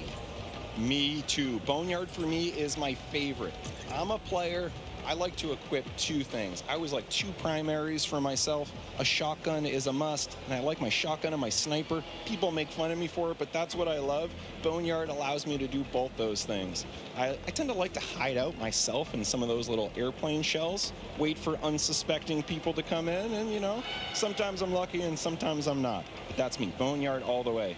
The fun thing for me too, we've been noticing some people have been noticing, Bobby talked about this a little bit earlier, is, you know, being able to go back into some of those points of interest that you like, in particular ones that were former MP maps and previous Call of Duties. It's just one of the things that makes Warzone awesome. I know people were talking earlier like, oh my God, Superstore, Superstore, Superstore. Oh yeah, speaking of Superstore, I mean, I like dropping in there because I feel like I'm going on a shopping spree, grocery shopping, all the weapons that you need on the ground, they're over there. You know, but the thing is, it's in the center of everything. You're in the middle of everything. So if you want to go and just go away into safety, you're going to have such a hard time because you're worrying about people up top. Airport is right there. Boneyard is right there as well. So I feel like for me, like since we're seeing Boneyard right now, it's kind of like a safe little spot because it's right off to the side, but you still get really good loot as well. Totally, well said. And for me, one of the things I love about Verdansk as a player is there are these mix of different ranges. You have really close quarter, inside combat, things like Superstore. You have some long distance sniper areas. Some people I know like to go on top of dam and try to pick off some enemies. And then you have things that are great for AR, you know, that mix of ranges. So it really is kind of like, you know, choose your own adventure. How do you want to have that kind of gameplay? Well, talking about the gameplay that we have right now, we definitely want to have a little bit of a look into the different streamers that we have, because obviously you can see here the duo, we got Hawks, we got Bobby Plays, and they're definitely really known in the scene, especially when it comes to mobile. And so it's really exciting to finally see these guys enjoy the game, because we've been talking about this for such a long time. And I really asked Bobby, are you going to be here in this event? I saw your invite. I wanted one as well, but obviously I sneaked into the COD Next event and was finally here, finally able to you know, see the alpha. But hey, since we're here, taking a look at what's going to happen here on the right side of your screen, you're taking a look at the map, and it's like, it's exactly what we saw in Warzone. Totally, and it's getting to one of those end crunch periods. This is my favorite. The circle started to close, not yet final circle, but it's definitely that time. You got to be a little bit strategic and smart about your choices. There is a penalty if you get a little bit too aggressive. And now speaking of being aggressive, it's like we were talking about it. It's really a matter of where you drop, because obviously the tier 5 loot zones, the tier 4 loot zones, you'll always have that risk, but obviously the reward is a little bit more high. I mean, especially if you're going to be dropping at the very ends of the map, at the very end sections of it, where, yes, you might not have better loot, but you might have a better time not really looking for those kills. But the best thing here is you need to find that middle ground in every BR game that you have. For here, cash is king. You need to buy out, go and find a way to buy your fallen teammates, who we've already talked about it before, or maybe even meet them in the gulag later on. I'm really hoping to see a gulag feature over here. I want to see it. Me too. And looking at the mini map here, there were just quite a few red dots around. Something tells me we're going to see the gulag pretty soon. Ahora entre cuando tiene UAV. Yeah, we're talking about the weapons that they have over here. Obviously, it's something that we've seen already. The Fennec, I feel like it's going to be a really good gun. And speaking of, there you go, gets one. So that's a really good start, Rip. So hard up. We can see Bobby Blaze. I mean, it's just like Bobby Plays has been such a tremendous name here in the mobile scene, and now he needs to get out, because he's going to be in big trouble, especially going out here with no cover whatsoever. Yeah, I don't know. He's living dangerously. I don't know, Bobby. I'm worried for you, man. Yeah, Bobby and Hawks, they need to find a way to, you know, just get some cover. There you go, finds one. Gets the kill. That's going to be really good for them so far. So, again, so far so good. And I'm really looking forward to kind of just talking to the guys later on after this gameplay, right? I feel like they have a lot to say. Me too. Super curious to hear. Also curious to hear how this interaction here ends. I want to go back to one thing you were saying earlier with the loadouts. One of the things for me that I just absolutely love about Warzone is being able to have this little in-game economy and the strategic choices that happen as a result. Sometimes I want to get my own loadout. Sometimes, no, I'm all about buying a new score streak, leveling up, helping my squad that way. There's a really nice element of strategic choice, and it's ones that we know players in Warzone 1.0 on console and PC, they just absolutely loved. And, you know, in mobile, there's really nothing quite like it. So just can't wait for players to get their hands on that. Oh, most definitely, because I had my hands on it yesterday. I'm not very good at it, and that's why I'm being a shoutcaster. I'm just kidding. But really just playing the game and playing Warzone in general, it feels as if you're playing the same thing on console and PC. And so that's such a huge deal, especially since you're putting it in such a tiny device, tiny but powerful device, and to have the same thing here. Not only that, it has its unique aspects as well. I think we've already mentioned it before. Mobile, yes, even though you already have it, Warzone is here, it has its unique features. And when we started making the game, we listed out all these options. We could make something that was totally not connected. It was its own mobile experience. No connective tissue to Call of Duty console or PC. And on the other end of the spectrum, we could do an exact port, something that felt exactly the same, same experience, same economy, same everything else. What we decided in the end was, you know, there are different principles that we want to achieve. We want to make sure on the core game, so here, the moment-to-moment gameplay, it feels just as good as Call of Duty console, because really, for us, that's the best shooter in the world. We want to make sure that we're rendering that properly on mobile. We just think there's nothing better. At the same time, for mobile players, there's certain customizations that are really important. Sometimes on the event side, or what we call internally the live ops side, but also just on the controls. So we want to make sure we're taking those best of both worlds and adding them together into an experience that just feels like nothing else on mobile. We think we're on the right track. Yeah, speaking on the right track, Noah from YouTube getting these kills already, and it's our first time seeing him right now. So again, where he's at, it's going to be a prime spot, because it's not going to be too crowded, as you can see here, but you can also get really good loot. So that is definitely one thing that you want to have. And now for him exploiting all of these, I can see the movement is very much like Warzone. I feel like for me, that was one of the bigger questions. It's like, what's the movement going to be like? And you can see here, it's good. He's done. And he's already kind of felt the game pretty right, to the fact that he can get a lot of these kills. And so how was it like trying to transform into the movement coming in from Warzone, going in here to Warzone Mobile? That's a great point. We thought movement, that's one of those things. Movement and really the whole combat experience, it's something that we just felt like we don't want to mess with it too much. It's so special. It's what makes Call of Duty Call of Duty. So for us, it's about rendering that in the right kind of way. And again, not totally there, but man, we're pretty happy with where we are at this alpha stage in the development process. I'm just so excited to see every one of these streamers just venga out, otro especially at the very actualización late game, where you get to see the circle just kind of closing in. But obviously, we only have a set amount of time, and that brings an end to what we saw when it comes to the gameplay of Call of Duty Warzone Mobile. And it was been really fun, really exciting to see all the streamers playing the game, and we still have way more lined up for you. But with that being said, let's bring in Xavier for a special sideline update. Yeah, what's going on? WWE Superstar Xavier Woods, a.k.a. Austin Creed, here with the only, the man, the legend, Myth. I'm here with Austin Creed. Woo!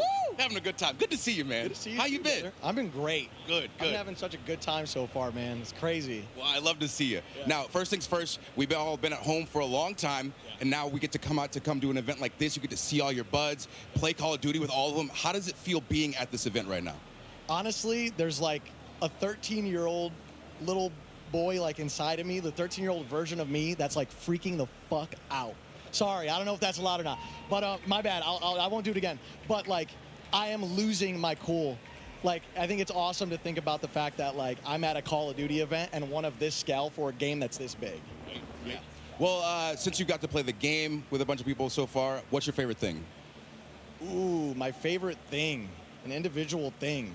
I think so far what I've come to really like is I feel like they took everything that I loved about Modern Warfare and elevated it to the point where like the visuals, the gunplay, the feel of everything is just really polished and tuned. And that's part of what I really, really loved about Modern Warfare. Nice, nice. Now, you're going to get into some Battle Royale later today. Is there anybody here that you are excited to find and take out on the battlefield? Give me Give me Symphony's Pidgeotto ass. You know what I mean? I want to take him out because you know he's known as the cheater, the Warzone kid, and he's my good friend of mine. So I feel like it'd be legendary if I was able to just smoke him in the new Modern Warfare 2 Warzone. You know? Well, there we go. There we go. We're going to be watching. Yeah. We're going to see if you get it. All right. Appreciate you guys listening. Back to you, Lottie. Estaba nervioso, es lo que te puedo decir. Mate estaba nervioso. Yeah, that was great. That was so fun.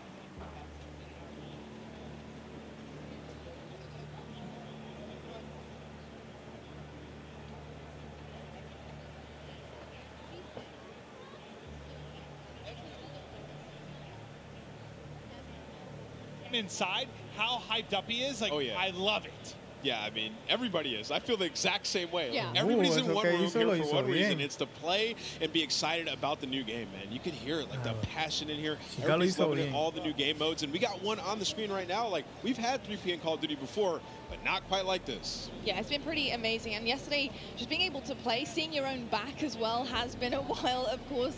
I gotta say, it felt pretty damn good. And when you got used to it as well, Ali, like, yeah, I started frying, and I know you fry. I was having an incredible time yesterday. I was on other streamers' setups, so I made sure to change my clan tag to CXT, so everybody knew who was absolutely world-starring them on the map. But I will say, the energy in here compared to like a competitive event, it's intense in a totally different way. It's intense in the fact that everybody is just so excited, and everybody is just having pure fun and bliss, loading into a new game, figuring things out. Like, the energy is just on a different level. It really is on a different level. This looks sick. It does. Yeah, what I like about this, Clint, is in 3P, you know, it's 3P, you use the corners, get that advantage. But when you aim in, I was worried about... It feels really natural. It looks really natural. Yeah, I was worried about how seamless it would be from, like, going from 3P to aiming in, but it's perfect. Your centering feels on point. If that's how you play the game, you keep your, you know, red dot in the middle, you can play like that, right? So it's really nice, man. It works. Well, the only time I'd really mess with it too much for me was the COD Mobile BR, like the first iteration of it, like that kind of that 3P to first person. That was the first time I really had messed with it much, and it felt great. So it's really cool to see them try to double down. create a game out here. Yeah, and you can also looks really seamless, like you said. You can also kind of see how your character moves. Remember we were talking about earlier, Ali, where it was like the character, the movement. Lo que ves que no se mueve mucho, se queda en el mismo sitio. You see the hips, the head move, everything. Yeah. You can really see that in the 3P. That's what you know. When I had that realization, was playing that earlier. I was like, okay, I'm gonna have to play these angles a bit differently. And you know, if you're a little bit more of a tactical player, like to get that information, this is gonna be what you want to play. And I don't know if this goes for everybody, but this is the first time I played a third person like this, where you actually went into your sights still, like that you weren't still in third person when you went to ADS. So that was very interesting to transition for me, and I was curious at how it would work with a controller, because I use a controller personally. I feel like mouse and keyboard players are a little bit more accustomed to stuff like that. So I was wondering how that would translate, but like Ant was saying, like it just felt natural, like it felt normal, and it was actually really, really fun to play because your FOV, like you see everything, and like you play and you peek corners like totally different than in your first person mode.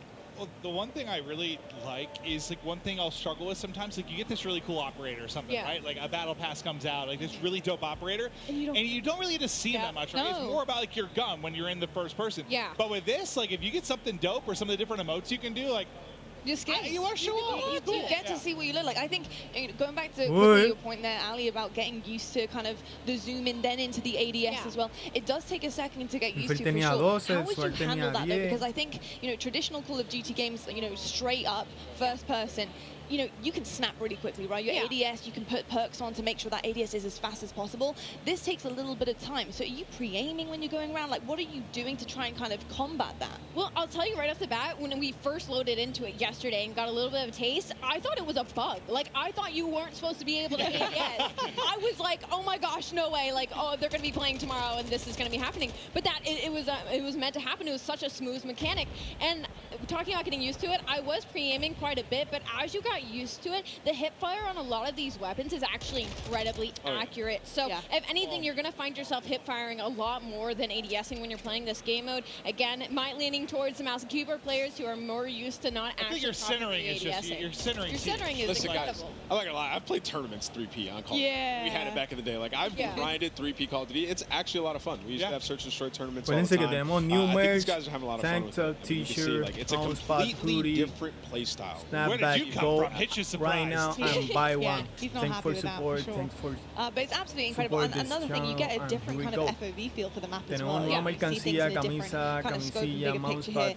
I'm kind of curious to see what things look like in terms of like hanging from ledges from third person and how that kind of like they put in so much work into the game. Like IW, I see you. You want us to see everything. And that's kind of what 3P is for. Like Clint, that's a really good point. Like with your operator, like I want to see that swag. Well, I miss like it was a simple thing, but back in Blackout, like the first iteration of the VR, you had like these emotes that you could do, like a hula hoop or something that would go out to third person, and I kind of missed that going forward because I like to see if I get this really cool operator, I want to see it more.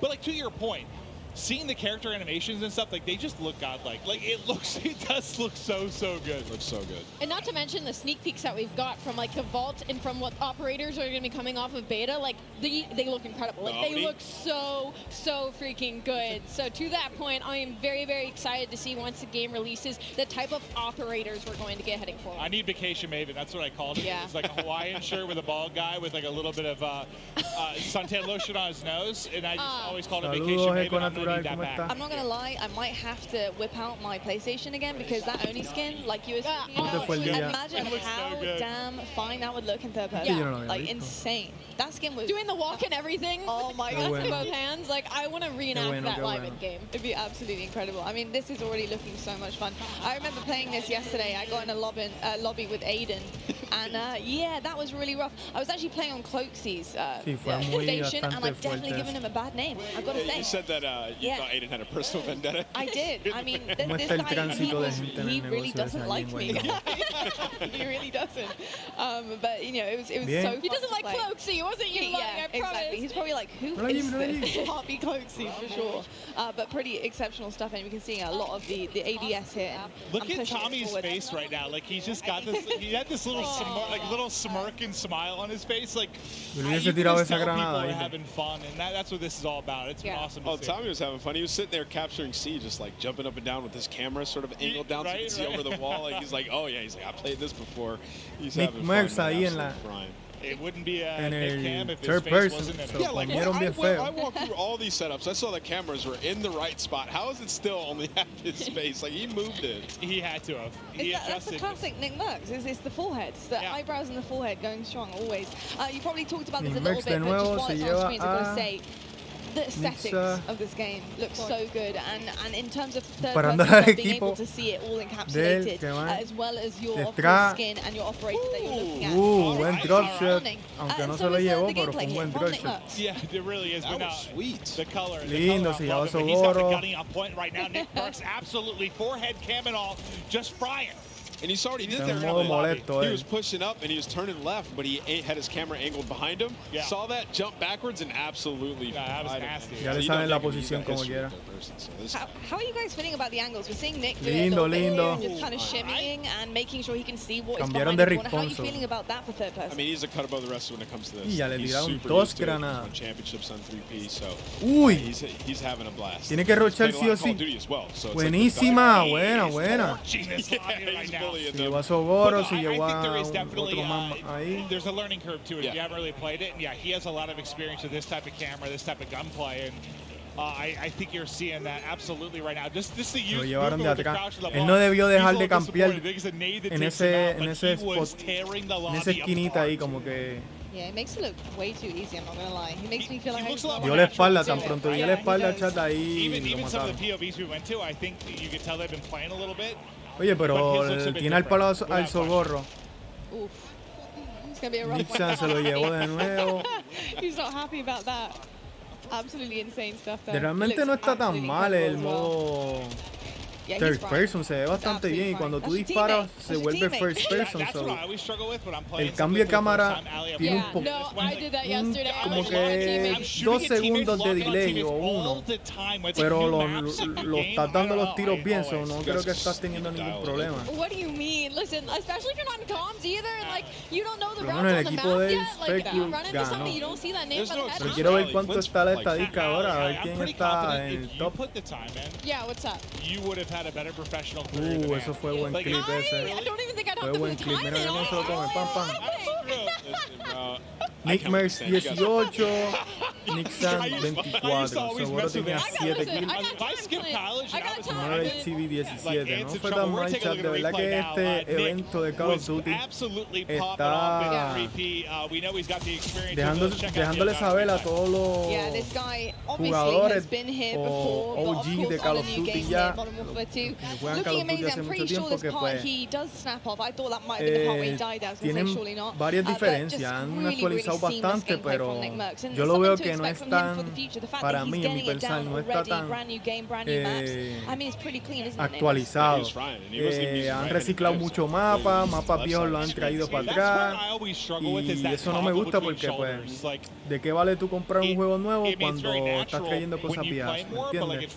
Yo no soy OG, yo no soy de los jugadores viejos, a mí me gustan los juegos nuevos que tengan que ver con tecnología, que están modernos. Y este lo veo más o menos moderno, tiene nuevos mapas, pero también está haciendo mucho reciclaje de mapas viejos y los están trayendo como si fuese algo nuevo, cuando no es así. O sea, 60 pesos por un juego y que te traiga mapas viejos, skin viejo, armas viejas, un modo de historia viejo, no vale la pena gastar 60 pesos. Ese es mi pensar, chat. Pero veo que el modo third person y first person, o sea, el modo third person, traerlo está sumamente chulo. El modo rescue está bastante chulo, pero se parece a Rainbow Six. So ahí está más o menos. El que quitaran el modo Ground War y pusieran otro modo que es parecido, como los DMC, siento yo que el DMC se va a volver un Ground War. O sea, si piensas de dejar de hacer el objetivo y te pones a matar gente, es un modo Ground War prácticamente, pero siento que sí, que es bueno. Lo otro que encontré bueno es que pues trajeron el Call of Duty en móvil y lo que tú hagas en la experiencia en Call of Duty móvil va a correr en el Battle Pass en la temporada. Esa experiencia que adquieres en móvil se agrega en tu temporada regular de los demás consolas. O sea, si tú juegas en celular y lo juegas en Xbox o en PC, te va a correr la misma experiencia en el mismo Battle Pass de tu cuenta. So, eso está bastante bien, lo encontré bastante chulo, y que lo hayan integrado al área de los juegos móviles también es un plus. So, entiendo yo que también la área de que lancen Warzone 2.0 en cuestión de menos de un mes, noviembre 16 sale Warzone 2.0, y que traigan nuevas dinámicas, nuevas mecánicas, nueva programación, está bastante chévere. Siento yo que es otro plus, y que lancen el Warzone 2.0 ahora en este año y no esperen al 2023, siento que es otro plus también. Habría que ver si realmente arreglaron todos los problemas de programación, como paredes invisibles, imágenes PNG no recortadas bien, bugs, que los AI no entren mucho en cuestión del combate, y no haya mucho error, pues perfecto, es un plus también para Infinite Warfare o Call of Duty como tal en general. So, hay que esperar qué es la que hay cuando se juegue el juego. Yo primordialmente no voy a jugar, no voy a comprar el juego porque no lo encuentro todavía factible para mí como jugador, pero sí le voy a traer el contenido de ese juego y de Warzone 2.0. Subpendiente que vamos a estar subiendo contenido en YouTube. DuceXP, suscríbanse y prenda la campanita. Subscribe for my YouTube channel, DuceXP, and turn on notification, please. So, estén pendientes que vamos a estar zumbándole ahí contenido de Warzone 2.0 y quizás de Modern Warfare 2. So, vamos a estar adelante, gente. De verdad que sí. Acuérdense que todo lo que es del Call of Duty, de Overwatch, de otros juegos y de los juegos nuevos que pusieron en este mes del Game Pass están todos en mi historia en Instagram y en Facebook y en Twitter. So, vayan allá ahora mismo y den su comentario, su me gusta, su compartir. Igual comenten y están en el stream, tírenle un screenshot ahora mismo y envíenmelo a mi Instagram. Yo le etiquetaré en mi historia de Instagram y vamos a estar compartiendo para que te dé tu charos, ¿verdad? So, go to my YouTube channel, comments, likes, and share. Appreciate your support. So, vamos allá. Estamos trayendo contenido y en TikTok igual estamos tratando de traer otro contenido diferente. Igual esperen en Dulce Vlogs y esperen también voy a hacer un canal, yo creo que de unboxing aparte. So, voy a ver si lo hago, el canal de unboxing aparte, para que así los unboxings se suban en ese canal, los replays se suban en este otro canal y también los Dulce Vlogs se suban en el otro. So, vamos a estar pendientes a eso para ver si corremos 4 cuentas y nos va bien. Y voy a estar haciendo reacciones también en otra cuenta de YouTube. Estoy pensando hacer eso para así, ¿verdad? Dividir el contenido y ustedes puedan apreciarlo en diferentes cuentas. So, vamos allá. Lo voy a hacer desde ahora. So, estoy guardando video reacciones para poder subirlas a ese canal nuevo. So, estén pendientes. Pero ya ustedes saben, seguiremos viendo el evento de Call of Duty Next hoy 15 de septiembre y están todos los streamers y todos los creadores de contenido en ese evento que Call of Duty invitó, o Rainbow Software o Infinite Warfare, o como ya ustedes saben, Activision. Son las cuentas que corren eso, o sea, las cuentas no, las compañías que corren o producen ese juego. Por eso es que está la invitación a un par de creadores de contenido que ya ustedes saben que están en el top y están mostrando su talento y creando contenido, ¿verdad? Antes, haciendo una prueba, ¿verdad? Haciendo un taste de lo que es el Modern Warfare 2 o el Warzone 2.0. Vamos a estar aquí reaccionando todavía mientras tanto para traerle el contenido aún completo. Y igual hay un código, o sea, de QR codes que van a estar enseñando durante el evento, que va a traer cosas free, o sea, cosas gratis para el juego. Igual están haciendo un sorteo, ¿verdad? De un juego que puedes coger de cualquier plataforma. So, escaneas el QR y lo pides y te estarán enviando ese juego. So, yo voy a estar pendiente también, chat, para ver si adquieres el juego gratis y así no tener que estar gastando chavos y trayéndole un contenido aún más mejor y de lo actual. So. Awesome. You heard it, guys. Thank you so much, and let's go back to the desk. Thank you so much, Gina and Stephanie, and really excited about everything that is coming in. I just feel like the more the day goes on, the more we're getting, the more reveals are coming. I mean, there is so much to unpack here, isn't there? It's just, listen, I've been a part of a ton of these launch events or premieres, and, you know, we've shown, usually it's been like a multiplayer reveal, or maybe we'll show off like a multiplayer reveal. Never, I don't know how to describe it, like it feels like we're in this sort of like metaverse now with Warzone Mobile, with Warzone 2, with multiplayer coming from Modern Warfare 2. It just feels like it's just giant sandbox of so much cool un bundle completo de lo que viene nuevo realmente. I mean, you know, it really is an experience. I feel like Modern Warfare 2 is bringing absolutely everything to the table. Or, on the other side of things, there is something for everyone, right? I mean, we're getting DMZ, we've got Ground War coming on our screen in just a moment. I want to see a tank pull someone's face off. I mean, third person, the list is absolutely endless. So the fact that there's so many Call of Duty fans that love something specific about COD, they have something to sink their teeth into here, Ali. And it's it's a lot. Creo yo que es él, ¿no? It's like an amusement park. No, you're good. I need you to let you shoot your shot. I got distracted by Clancy. I'm so sorry. Un mapa bastante chévere, bastante corto para hacer Ground War. Me gusta. Realmente me gusta. Dame ver quiénes son los que están. And I was just saying, it's like an amusement park for Call of Duty, right? There's just so much going on, and like, we haven't even scratched the surface of it. Like, there's still so much to be played. We're heading into Ground War. We're gonna see tanks. We're gonna see the vehicles. Like, so much. Oh, the water! Y ahí tienen la lancha en el agua. Eso está bastante nítido. What I've been wanting to see is the boats. Wow. So they're going out. They're going fishing. Ahí está Kesto, míralo ahí. Like, I would not want to run into these guys. We played some Invasion. Oh, it's Stone Mountain. I'm not shocked to see that too. He's ready to get tactical with the ships. Yeah. These guys got. Okay, I was gonna say he's running around. Fueron full rush. Fueron a la capturar B. You know he's twisted. Yeah.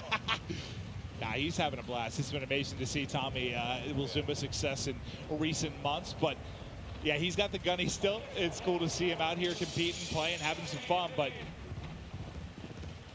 this is like, what, kind of like a middle ground between like your Warzone and your multiplayer experience for those of you that haven't messed around with Ground War, Aidan sandbox. Con scope. You're going to see it all.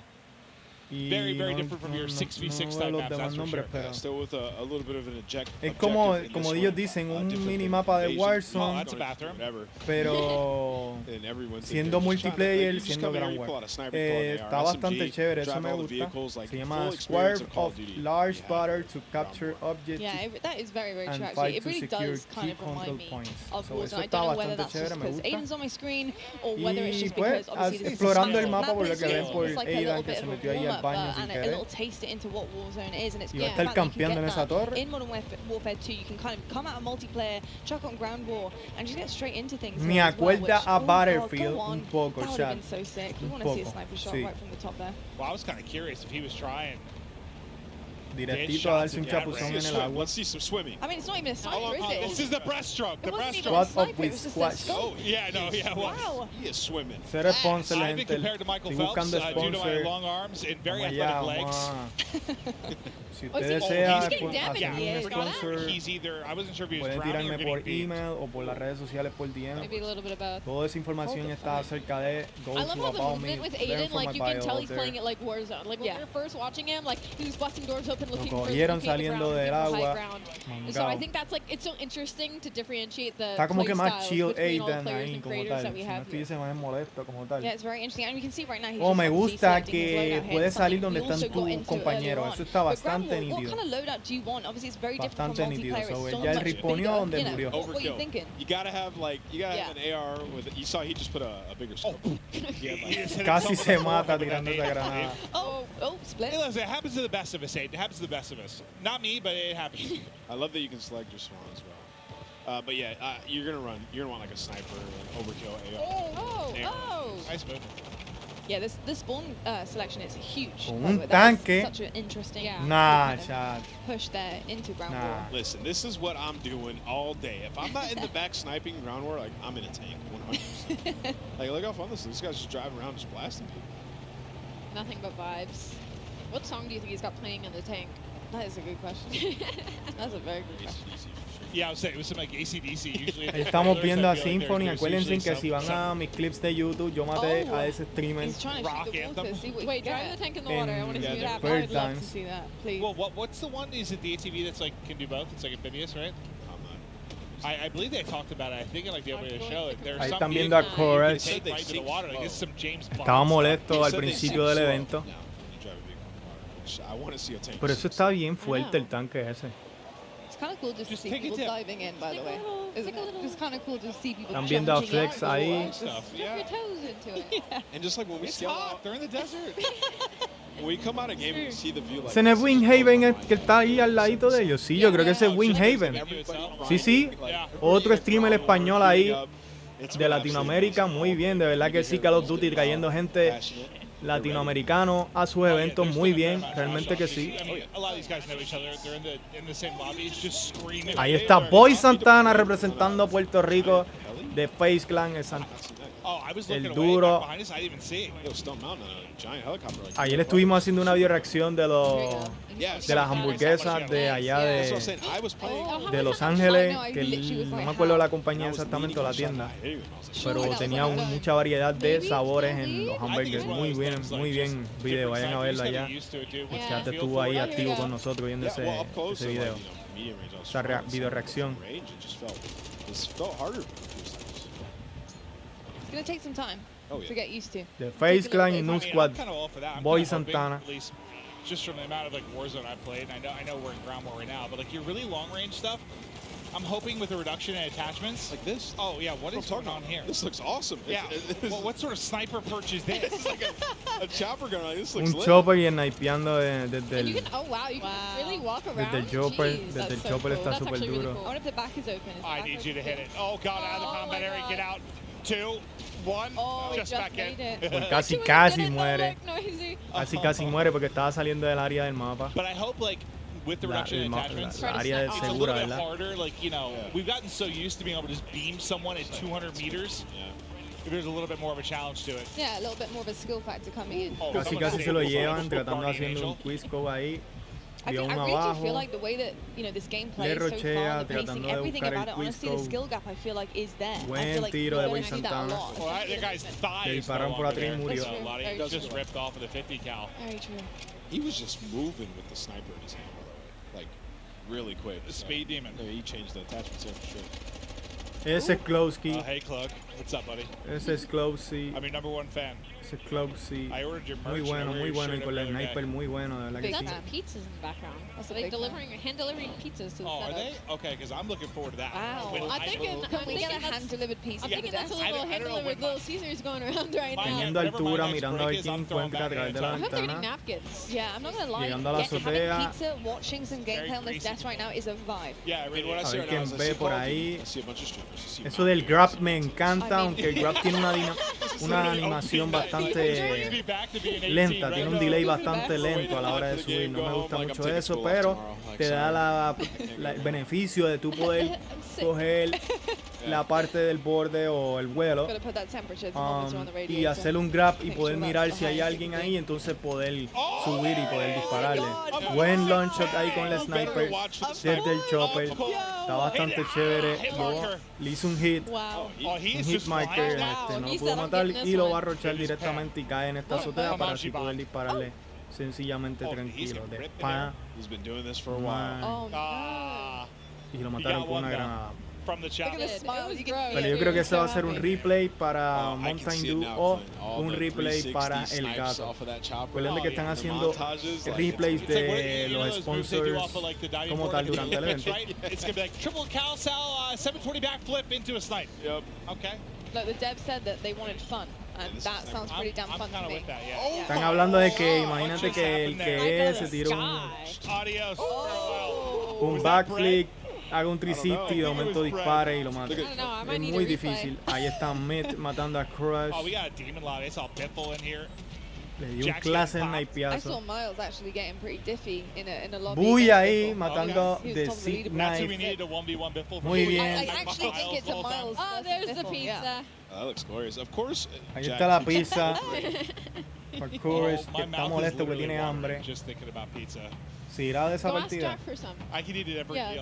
Por lo que he visto, están usando mucho de los creadores de contenido, mucho a la Phoenix, so eso va a estar sumamente OP cuando salga.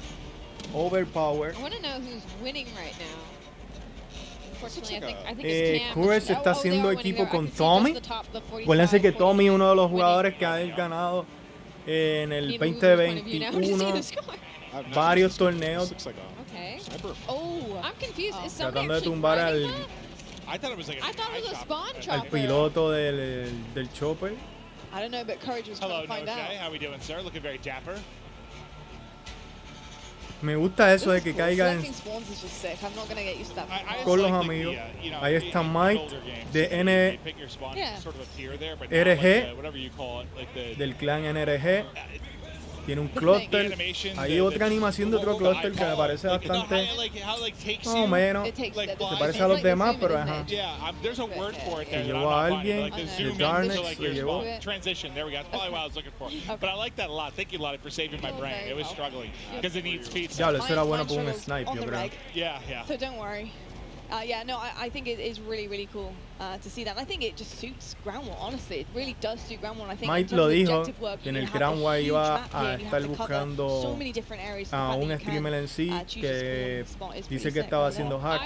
Anteriormente, no en este evento, porque no puedo hacer hack, pero lo quiere matar. Quiere hacer un smoke.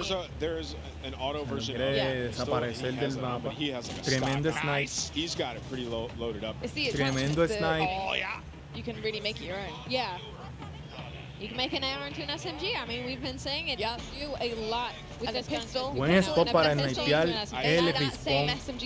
Creo que si coge high ground ahí también va a tener un buen spot para poder snipear. Tukutu, buenísima de Optic Blade, se lo llevó feo.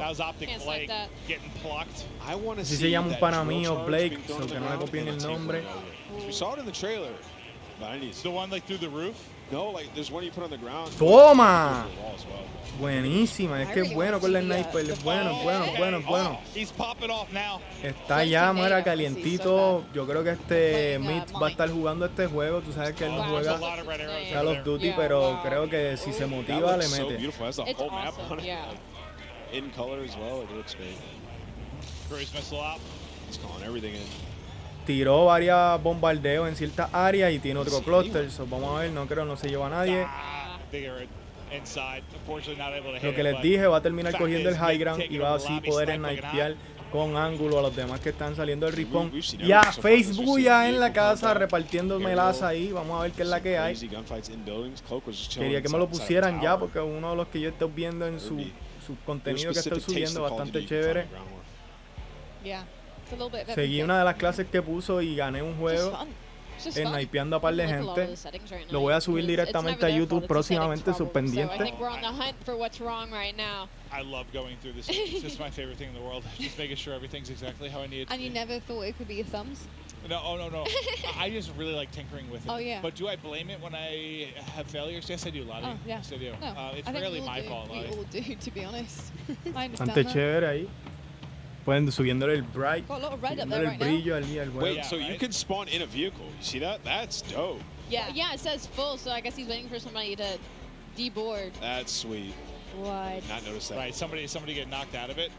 Yeah. I wonder if you can spawn in a chopper, in a helicopter. Must be. I believe we're going to be tossing to the floor soon. I'll tell you, I'm going to see if in the 3 minutes I'm off camera. Está bueno que tú puedas saber cuál es el enemigo que está ahí. Bring me some? Yeah, I'm going to try and find it. That's my goal. We'd like a follow-up on that for sure. This is really out here. These guys are all grinding. We're going to get to see some Warzone later today. It's going to be epic. It is going to be absolutely incredible. Well, I'll tell you what, folks. We're just about done here with watching this Ground War. Yo les estoy viendo que sí, los colores se ven muy claros, muy pasteles. Eso hace que la vista no pueda identificar bien lo que está disparando. Siempre lo he dicho, no sé por qué Call of Duty toca mucho los colores de los juegos. You're here among 200 of your fellow streamers playing what I can only imagine is your favorite game. How does that feel?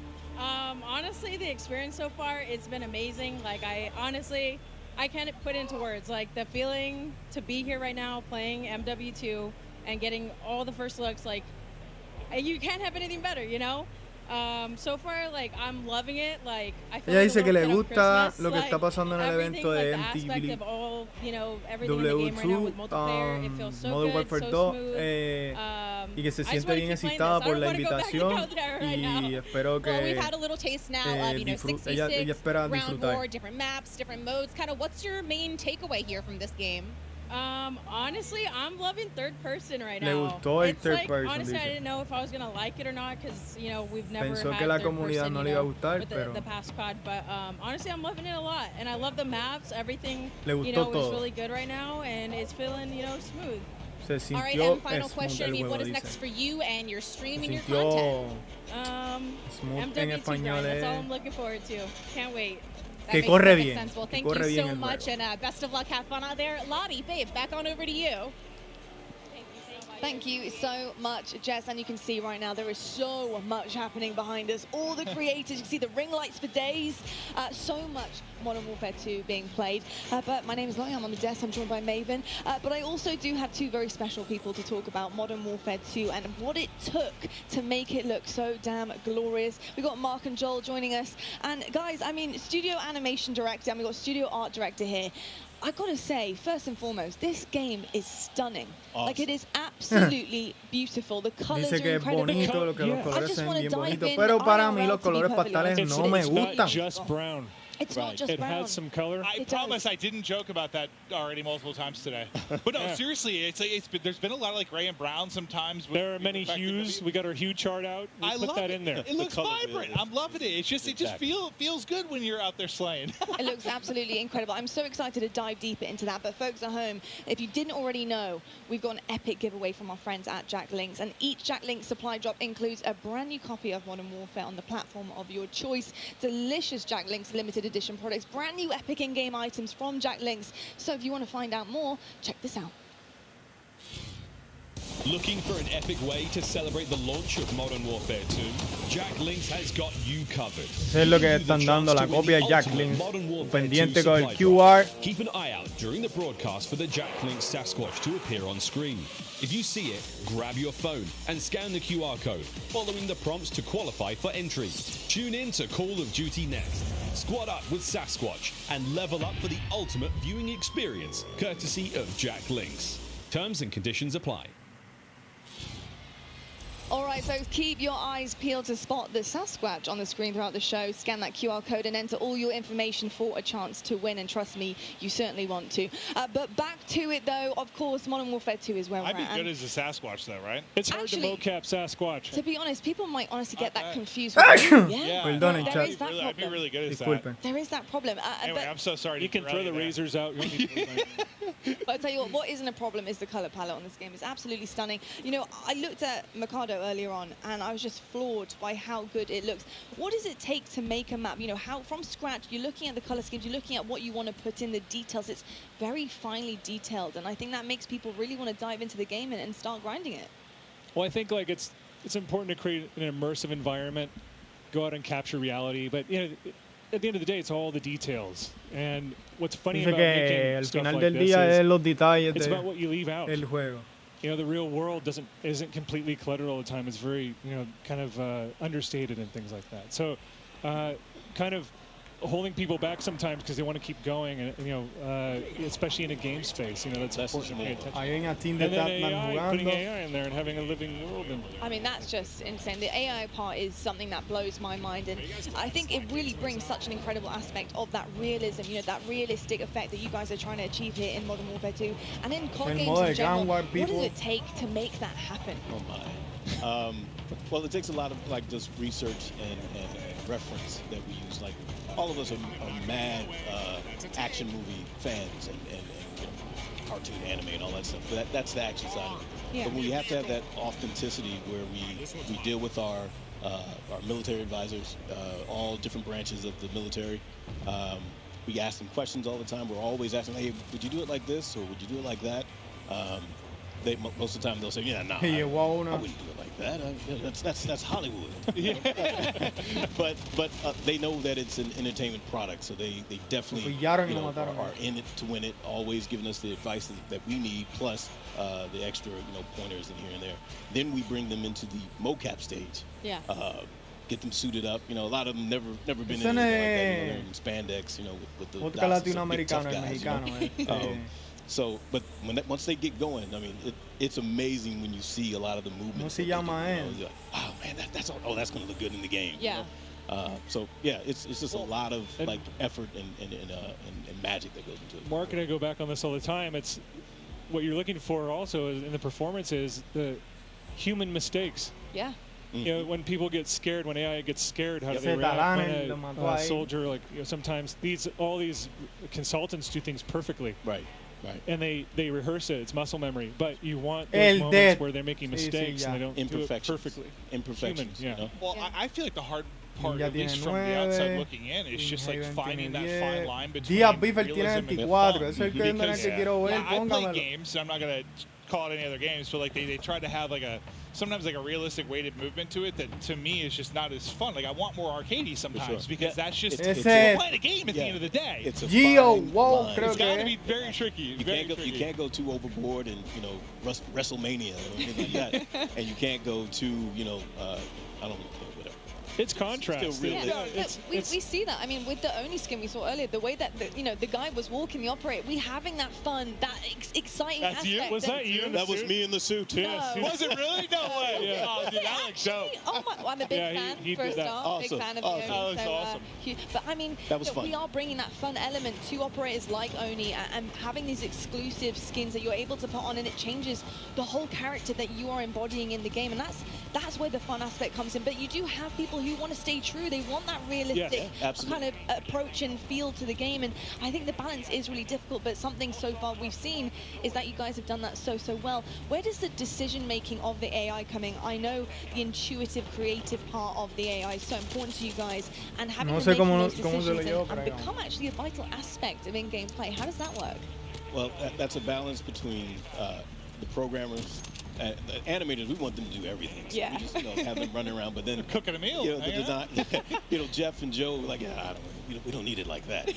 Can you guys switch it this way? So there's a lot of balance between design, code, and animation. The art. How many times do we go back and forth on silhouettes? And because you want the AI to like be identifiable. Right. In that when you mix it up, you need to get that stuff. It's a little difficult, but it's a balance between that triad of design, code, and animation, where we have our vision in our head, and we just have to come together and compromise. Well, how much? I guess I feel like adding like the third person kind of put a spotlight on you from an animation standpoint, because we've all seen like when you're in first person, you don't see a lot of the animations you do, but like when you're fighting somebody online, like animation can be janky due to whatever desync, playing on the internet. But like when you have like the 3P, like it is a spotlight directly on the animations of the character. The animation department. Ya se emociona cada que dispara. Went to town. They had to, right? and it's so awesome to see it. Like our animation director at the studio, Bruce Ferris. I was just talking to him today about it.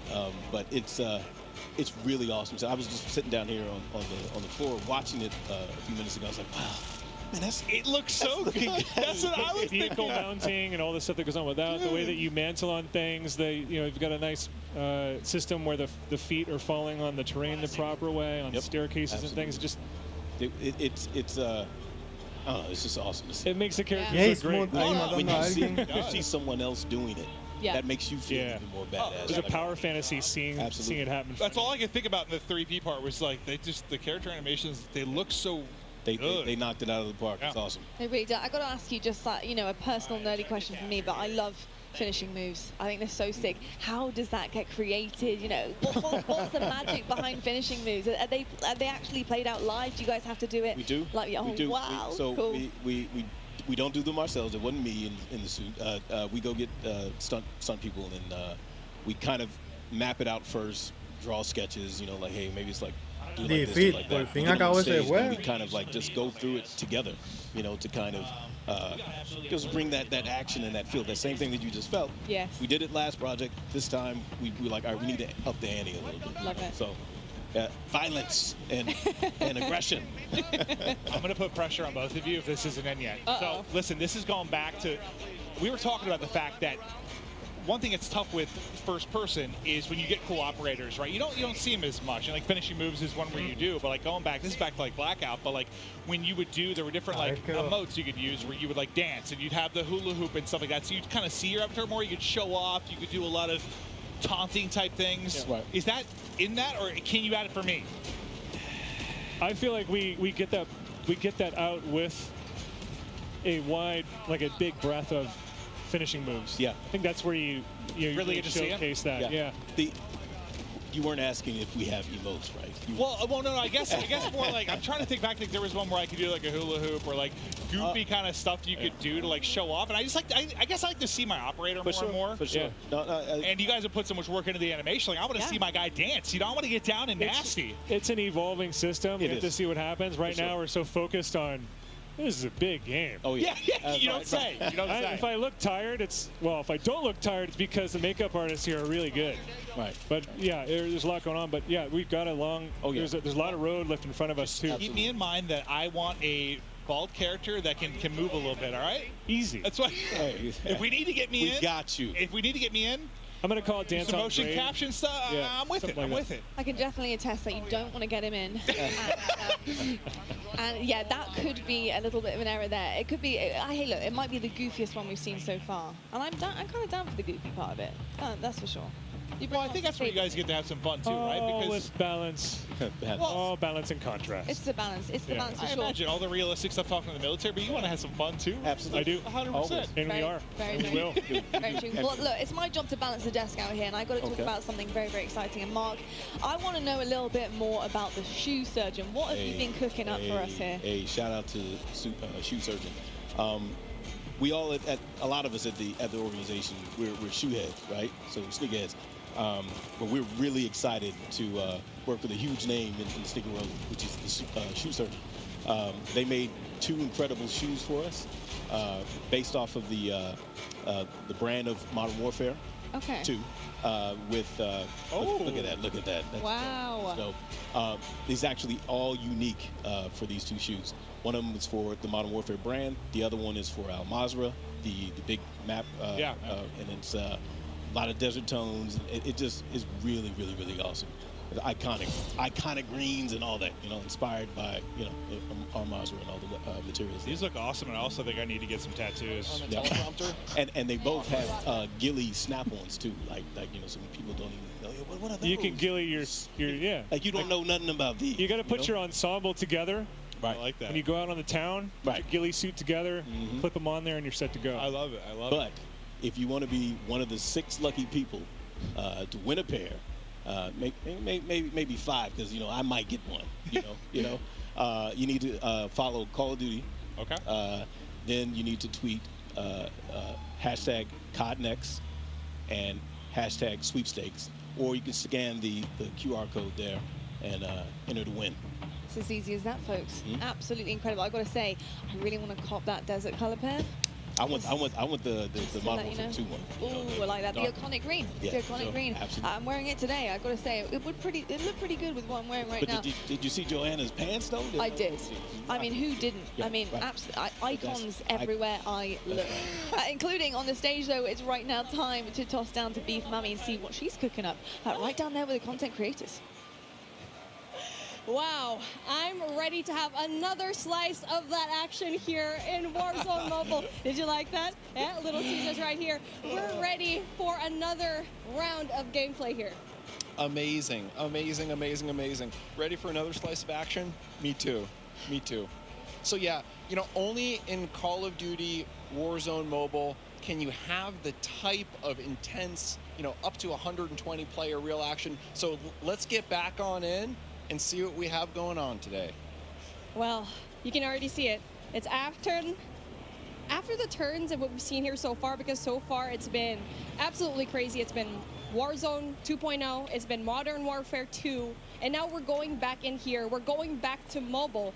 And now I'm pretty sure a lot of you guys at home are really interested to see what is happening with our streamers that we have here today. And if you don't have it yet, comment down below what were your favorite moments here yet again, because we've had so many things happening already. Incredible. Now, and you know, one of the things that we wanted to make sure we do is go over. Let's talk to some of the talent, talk to some of our friends, see what's going on. Why don't we head over there? And another incredible round of Warzone Battle Royale comes to this, and now it feels like such a great time. And now I'm really excited to go and move around, especially with my little box. I wonder if all of our streamers playing today want a slice of this pizza, because obviously we've been eating this the whole day. That's the reason why we have so much energy. And not only that, it's absolutely delicious, but we are heading on over to our streamers right now. I think we're going to take a look at Hawk's Nest and Bobby Plays. We're taking a look at what they're doing right now, and it looks like here in the action. Let's see if they kind of want to slice, but obviously they are very busy when it comes to the gameplay right now. See, you can see the comms. They're just so into it right now. The focus. Bobby and Hawks, they don't even know what's going on outside them. They have a camera, they have a pizza box. Oh, maybe if they smell the pizza, they'll want some. Hi, would you like a slice? Are you hungry? Yeah, actually, very hungry. Okay, maybe we can help them out later on with a slice of pizza. We can be your personal pizza holder. But we're moving on right now here to Bobby. I kind of want to ask him, so far, you're just walking inside, you're chilling. So where are you guys right now and what's happening so far? Well, there's a guy right ahead of us. I'm going to go ahead and die to him. Wait, no, I killed him. We're chilling. You know, we're just dominating. We obliterated Godsley earlier, and he didn't really stand a chance. Noah managed to outcamp us. Wait, there's multiple people, multiple directions. Oh my God, I'm probably dead. I'm concussed. Okay, we're gonna get back to you later on. You guys focus over there. I don't want y'all to die just because of us. Oh, and speaking of, Bobby's gonna be headed on into the gulag, but you know what? It's okay. It's fine. A lot of these gameplays happening right now. So far, how are you feeling right now, Matt? Like, you're seeing all the gameplay. It's been crazy here so far. Great question. You know, feeling really good. Feeling really good. We still have so much longer to go in terms of development, but right now, you know, we know people are loving the game. We know people are excited to get in there, and more than anything else, at this point, we want to make sure the moment-to-moment action is just good. For us right now, moment-to-moment action, and you know, the other thing that's worth touching on a little bit is cross-progression. Really breaking down what that means a little bit. Absolutely, that cross progression. If you are at home, if you're playing Warzone 2.0, if you're playing Modern Warfare 2, that progression that you have over there, it can transfer over into Warzone Mobile, where if you want to grind for the Battle Pass, you can do so at the tip of your fingers. Yeah, that's right. If you have things going down at home, you can definitely bring it down into wherever you are. If you're on the car, you can grind for it. So again, so many new things. And for me, I think it's such a revolutionary thing for this to happen. Yeah, exactly. You know, we were talking the other day around like, well, what does that mean? If I'm a player, cross progression, how does that benefit me? And there really are a handful of experiences we think are just made better by cross progression. So I want to talk about those just for a little bit. The first one is, let's say I'm playing for, you know, a couple days. We have some new functional weapons that are unlocked. If I'm playing on console or PC or mobile and have a long session, maybe I, you know, do pretty well, then I unlock that functional weapon.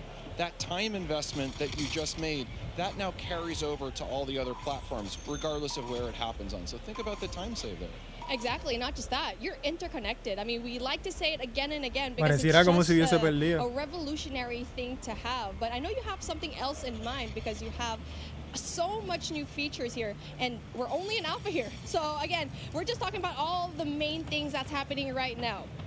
Exactly, and you know, so that's the first one for me. Unlocking new functionals, it's fantastic. It saves me a lot of time. The fact that whatever I unlock on one platform, I find on the other platforms. The second one for me that I think really is just super cool and also is very player friendly, which is one of the things super important to us, is shared battle pass. So let's say I've leveled up the battle pass on one platform. Say I'm playing on mobile, you know, had an awesome session with my friends. The next day, all that progress again carries over. So the stuff I've unlocked and my level, just those benefits now kind of really carry over with me. And the final one I just want to talk about for 1 sec. Let's imagine over the years I've built up a group of people. Now some I know in real life, maybe others I've met playing. That friend group, so the chats and the larger social experience, now they're going to carry over across platforms and across our sessions. Why are we doing this? We're doing this because we can, honestly. Other games can't. And also because we just think it makes for a better social experience. And now that social experience is definitely really important because it's the first time that we can cross over finally from mobile to PC and console. So if you're playing a game, you can literally just call up your buddies, message them, and there you go. They're going to know you're playing. Hey, what are you doing? I'm playing Warzone Mobile right now. No way, you're playing us from your phone. That is just absolutely revolutionary stuff. And so with things like that, I'm really excited to see how it progresses later on into the game and really just excited for its launch. And now, speaking of, we're taking a look at our duos yet again. So we're going back into the gameplay where we're taking a look at Jokesta. And with everything so far, I don't think we've touched up on vehicles that much anymore. So, I mean, yeah, the ATV, you got it right over here. You have the classic vehicles that we got to see in Verdansk the first time.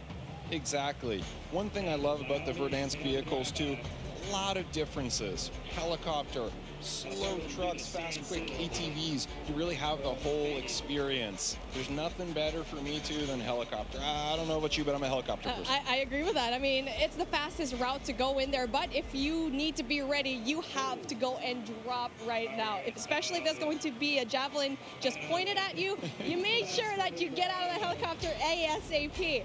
But again, when it comes to finding those vehicles, you need to know the map very well. I mean, you can already definitely look online where to find like the great moments and the great spots. And for me, I feel like that's going to be airport. Around airport, you're going to be having a lot of vehicles right now. And so right now for this particular time, now they're slowing things down just a little bit. We've noticed it. And for me, like I feel like for this duo, they prefer just going into the outskirts just a little bit. Exactly, yeah, I think they're smart that way. They loot, they get what they need to do, always staying together, but then occasionally, once they have what they need, they're waiting for the next circle to collapse, they're finding those areas in the map where maybe the action's a little bit lower. After all, you know, last people alive win. Exactly. I mean, it just depends on what kind of gameplay you really like. Are you going to be aggressive? Are you going to be dropping down Superstore, Boneyard, downtown, or do you prefer the outskirts and beyond the mountains and try to see what is going to happen when you are going to see just a little bit of a step back? But obviously, it does have its risks. You won't have as much loot going into it, and you won't have as much kills. Exactly, exactly. Final thing, getting into Storage Town, circles collapsing. For me, this is the intensity that I'm looking for. Man, it's my favorite. Same. I mean, it's really just a strategy that you can play. For me, I'm the type of player that goes outside of the circle, going into the smoke, going into the outside of the zone, and try to have like a better angle there, because once the circle's zoning in, you basically don't know that anyone's going to stay out there. People are just going to assume everyone's inside the zone, right? Exactly, 100%. Those are the real savvy players. That gas mask, slow lagger behind. Yeah. I die to them all the time. I mean, prior to this event, I was looking at the top 200 Warzone clips of all time, and I just saw one. I hope we get to see it here in Warzone Mobile, where you get to see so many more highlights from outside of the zone, repositioning themselves, especially at the outside of the zone. But hey, take a look at that. Speaking of another highlight, we get to see it. Noah from YouTube tries to go in there, getting all those kills. Really just breaks the armor, but doesn't really quite get the kill just yet, but then obviously has the advantage of the scope. Not only that, high ground as well. So I feel like we haven't talked about the high ground so much here because it's just so important to have that kind of height. Exactly. The way we think about it internally is, how do we find the right mix of gameplay experiences? So you need that close quarter combat, you need long range for sure, but the way you combine those two with verticality in certain dense areas, that is special. I think for Verdansk, especially the area we have, the area we're in right now on the outskirts of Storage Town, it has that in spades. And now with that in mind, I feel like you have all that verticality. What part of the map do you think is best when it comes to having that height advantage? It's a great question. So for me, it's actually the area we're in right now. I love the intersection or the kind of borderlands between Storage Town and Boneyard. I think it has the best of all the environments. So for me, when I'm playing, start in Boneyard, head up to Storage Town, and if I'm lucky and the circle abides, stand in this area. And, you know, I'm just so proud to say that starting today, as we've said before, you can pre-register for free on the Google Play Store. And for players on iOS, just stay tuned. We have incredible rewards coming up. And of course, we'll be able to pre-order on Apple App Store as well. Well, Plus, we have a ton of amazing rewards that we are unlocking at different pre-reg and pre-order goals, including a special operator skin for those who sign up. And now, with that being said, I want the folks at the desk to see what they think of the new things today.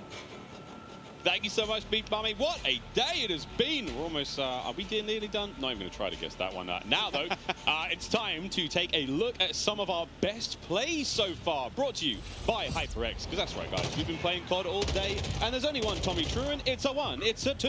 And could it be any more? I'm on the desk here with Lottie, Alicat, and Nameless. And, brother, we've seen it all, man, today. It's been nuts. It's been nuts, man. We've seen, the core MP gameplay. We saw Ground War. Now we're seeing some of our best plays from our biggest streamers. We've seen Aiden, Tommy, Krim now. Aiden in the 3P mode, just running around hipfire and just frying people. It's been a hell of a day, Miles. We just watched 6 pick up 2. That was pretty sweet. Aiden again enjoying the hipfire. Look at this. It's almost this is definitely MW2, but I mean, Lottie, this is something totally different. Yeah, it really is something completely different, and I think, you heard the cheers earlier on when Warzone was kind of put on the screens. We saw the trailer, we saw the action unfolding as well, but I've got to say, just seeing some of our favorite creators being in-game currently, trying everything out, testing it. Ya le están cogiendo el piso, se ven caliente. So yeah, I've been loving everything so far. I mean, what's not to love? Pomage in a chopper. Se ven caliente ya, chat. Everyone in the streets, I mean... What's not to love, Ali? I'm literally right there with you. There's like no better point of view and a better time that we could have gone to than Pomage in a chopper. And I would have to say that the hip fire in this game, this is a sneak peek, right? This is just our first look into the alpha, what Modern Warfare 2 is going to be, what Warzone 2.0 is going to be. I've seen more hip fire today than I think I've seen in the past 3 years of Call of Duty multiplayer. So I'm really excited to see how that plays moving forward and how it plays in competitive, because I can't ever just stop thinking about competitive Call of Duty. Well, you're doing your job, are you? Kicking ass as well. So, okay, well, we're almost ready to rock and roll. Rompiéndose la pizza aquella. Down on the ground soon, but this is Modern Warfare back in a glorious way. Crazy to see everything going down so far. It's just been amazing. And gameplay that we got to see here today. Starting tomorrow, over the next week, you're telling me that we're able to play all of this in the beta as well. So that's 2 weeks of gameplay. We're all going to be able to get our hands on across all various platforms. Cannot wait to see how that goes. We're going to take a quick break in between the gameplay now. We're going to be setting up for, drum roll please, Warzone 2.0. That's right, the debut of Warzone 2.0 gameplay is right around the corner. Stay tuned. But for now, we're going to toss it over to Gina and Xavier down on the floor. Ladies and gentlemen, Austin Creed, Gina Darling here. Now, we got streamers who've been playing Call of Duty all morning. We got computers running. We got production people running around like crazy. It's time for lunch, and it's coming in. Oh, this is so good. You gotta get a slice of this, man. Just gonna eat during the... Yeah, why not? It's here. I got all these for myself. Did you get any? Half of this is mine. No, it's not. No. Wait, listen. We got some pizza. We got some Mountain Dew. Shout out and thank you to... Shout out to Mountain Dew and Little Caesars. We love you. Now, we're going to take all this pizza, eat it ourselves, Mountain Dew, drink it ourselves. You guys listen to some words from our friends at Call of Duty Endowment. Bye. Well, I want to take this. It's all ours. I'm going to grab this one. Xavier. Come on. Xavier. Para cada uno, sí. Denle comida, caramba. Tráeme comida a mí también.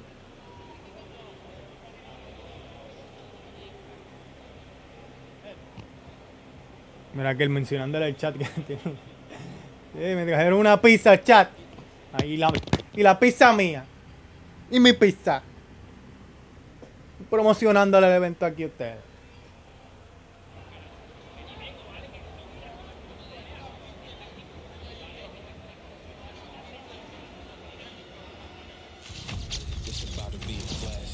We have Recap. 200 creators here on site, marching down the green carpet with one mission in mind: to be the first players to play Call of Duty Modern Warfare 2. Voy a buscar agua porque a esa gente le dan comida, a mí no me dan nada. So much in this game. There is almost too much. This is like one of those days where I enter and my hopes are so high. And what are you looking forward to most when it comes to Warzone 2? Prisoner rescue. I'm looking forward to using that inflatable soldier decoy to mess a lot of players. Kill streaks, I think. I'm honestly here just to learn as much as I can to prep for Altnet of Optic, because those guys are very old now. So maybe emoji maps coming back. A map that everyone can play. Honestly, give me a broken shotgun. What's your favorite game mode and Mountain Dew flavor combo? Search and destroy Code Red. Capture the flag, Code Red. If I'm going hard with the boys on a long night of S&D and I'm trying to get some nasty in-game comms, I'm drinking Baja Blast all night. Terminal or high rise? Easy terminal. Ooh, terminal. Most people have terminal nostalgia. Terminal. Terminal, 100%. I just replayed that recently and I realized that spawn trapping is horrendous. Easy. Strike. High rise. High rise. Terminal. What's your favorite flavor of Mountain Dew? I've grown up on Code Red, so it's still Code Red for me. Honestly, I like the basic one, just Mountain Dew itself. Dang, I was going to pick Code Red too. Can I get a second one? All right. Baja Blast. Starting October 17th, unlock dual double XP, COD points, and also an exclusive Mountain Dew skin in Call of Duty Modern Warfare 2 when you buy specifically marked Mountain Dew. Ustedes saben, estamos activos.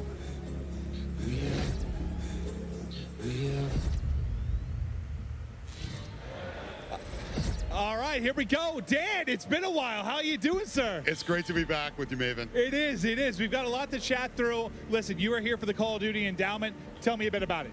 Sure. The Call of Duty Endowment is an organization that helps US and UK vets find high-quality careers by supporting groups that prepare them for the job market and by raising awareness of the value that vets bring to the workplace.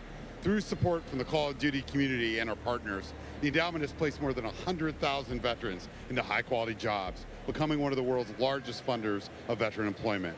And we couldn't do this without each and every one of the members of the Call of Duty community. The endowment does incredible work. I mean, it's amazing what you guys have done over the years. Tell me why you were so focused on veteran employment. Yeah, so at the endowment, we believe that quality employment provides the greatest benefit for the largest number of veterans. If a vet finds a high-quality job upon re-entry into civilian life, any other challenges become much more manageable. A good job means a roof, food, healthcare access, social interaction, and probably most importantly, purpose. Last year, the endowment placed more veterans into jobs than any previous year, and we are excited to continue our mission to place the next 100,000 veterans. It is truly terrific. I thank you for all that you do for veterans. I know you have an exciting announcement. Tell us more about that. Yeah, absolutely. The Call of Duty Endowment Bowl, or Code Bowl, returns on December 16th. Hell yes. I've had a blast with these. And now, as some of you may remember, the U.S. Space Force shocked everyone and took home the last Code Bowl trophy. We're thrilled to be bringing the event back and can't wait to see who will take home this year's title. Also, we're grateful that USA is helping make Code Bowl 3 possible. USA has been serving the military community for 100 years. Personally, I've been a proud member of USAA for 32 years, since I was a young Navy officer, and I'm thrilled to have their support for Code Bowl 3. Yeah, this is incredible. I've been a part of these. They're an absolute blast, and what an awesome trophy it is. Can't wait to see who wins Code Bowl 3 presented by USAA. Here's a sneak peek of what's to come. The Call of Duty Endowment Bowl, presented by USAA, is back on December 16, 2022. Watch as U.S. and U.K. military esports teams compete to be the Code Bowl 2022 champion, featuring some of your favorite Call of Duty creators and Call of Duty league players. Super proud of the boys. We're here to represent. This year, the Call of Duty Endowment reached an amazing milestone of placing 100,000 veterans back into high-quality jobs after their service. To celebrate this incredible achievement, the Code Bowl will be bigger and better than ever. Get ready for thrilling Call of Duty competitive play alongside some of the top names in the scene. Be sure to follow Call of Duty Endowment on Instagram and Facebook, and Code for Vets on Twitter for more Code Bowl announcements. And tell us which team you are rooting for. Get ready for Call of Duty Endowment, Code Bowl 2022, presented by USAA. We're back again. Hi. We are so excited to have gotten the opportunity to work with such a huge name in the sneaker world. Woo! Working with Shoe Surgeon. Yeah, we got two shoes to show you today. We got the Neoprene Brute. Neoprene Brute. We're just so excited. Boot. There we go. Excited. Neoprene boot. In the iconic Call of Duty green. And also we have sneakers inspired by Al Mazrah. We have parachute material here, parachute silks, and in desert tones. Parachute and both shoes material. come with ghillie clip-ons, as you can see here. You can take it on off because, you know, tactical reasons. Yes, exactly. And you could possibly win these. You could be one of the 6, well, maybe 5 or 4 depending on if we get a pair, to win these. But all you have to do is go and follow at Call of Duty on Twitter, and you got to tweet hashtag COD next and hashtag sweepstakes, or go ahead and scan the QR code below, and you could possibly win these. Good luck. You know you want them. Get a good look. Can we get traveling light? I have to. I'm carrying your weight. Better bring your A game today. That's the only game I got. Try and keep up. Hey. What do you think's in it? No idea, but it's mine. Line starts behind us. Guess you're behind me. Again. Vámonos!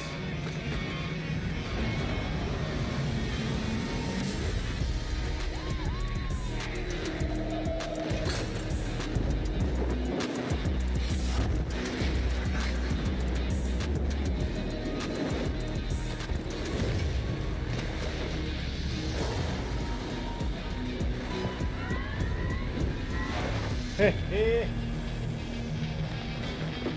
promoción le dieron ahí? Adiós, amigos.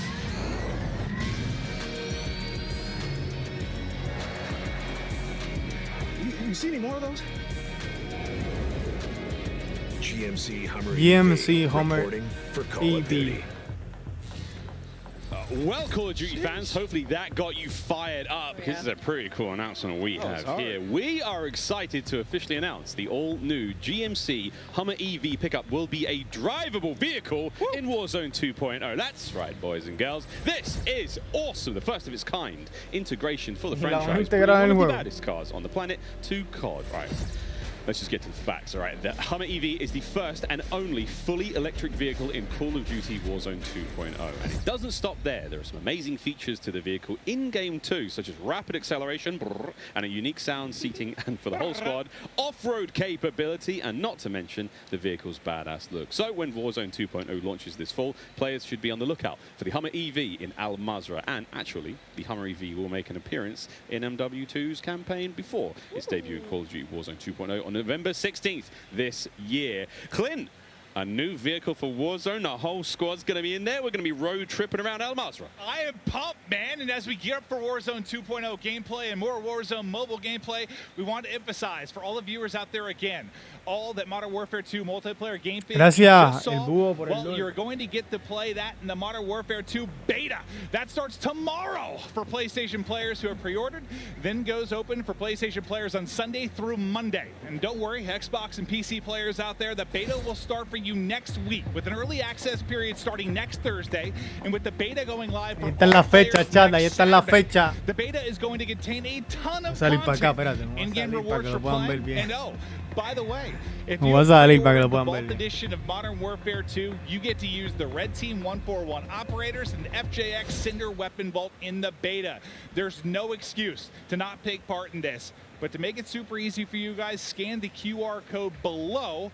Oh, and by the way, if we haven't even mentioned, by pre-ordering any edition of the Modern Warfare 2, you get to play the campaign up to a week early. This has never been done before in Call of Duty.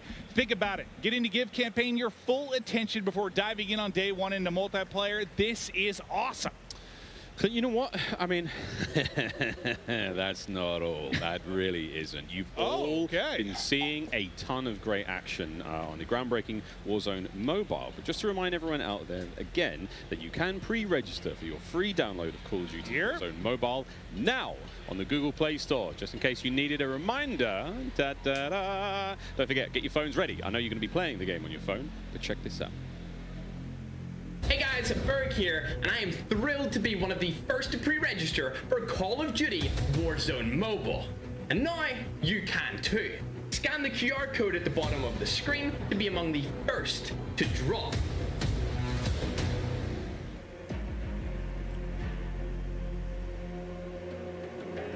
Okay, so we've seen... Okay, so we've seen Modern Warfare 2. We've seen Warzone on muy mobile. bien. Now, it's time for Warzone 2.0. November 16th is a date it's going to be Noviembre available 16, across vamos the allá. world. But today, we all get to see it in action for the first time.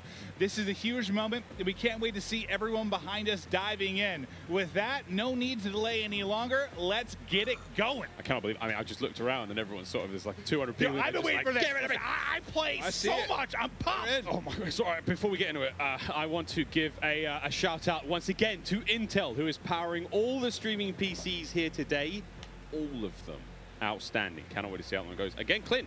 2 PCs on every table, one of them exclusively for streaming. Listen, I stream on 2 PCs. Whenever I travel, I just pray that I'm going to have something that somewhat mimics what I have at home. The fact that they have this here, it is one of the coolest things I've ever seen. The support is unreal. This event is effing dope. I'm pumped up. Effing dope, namely.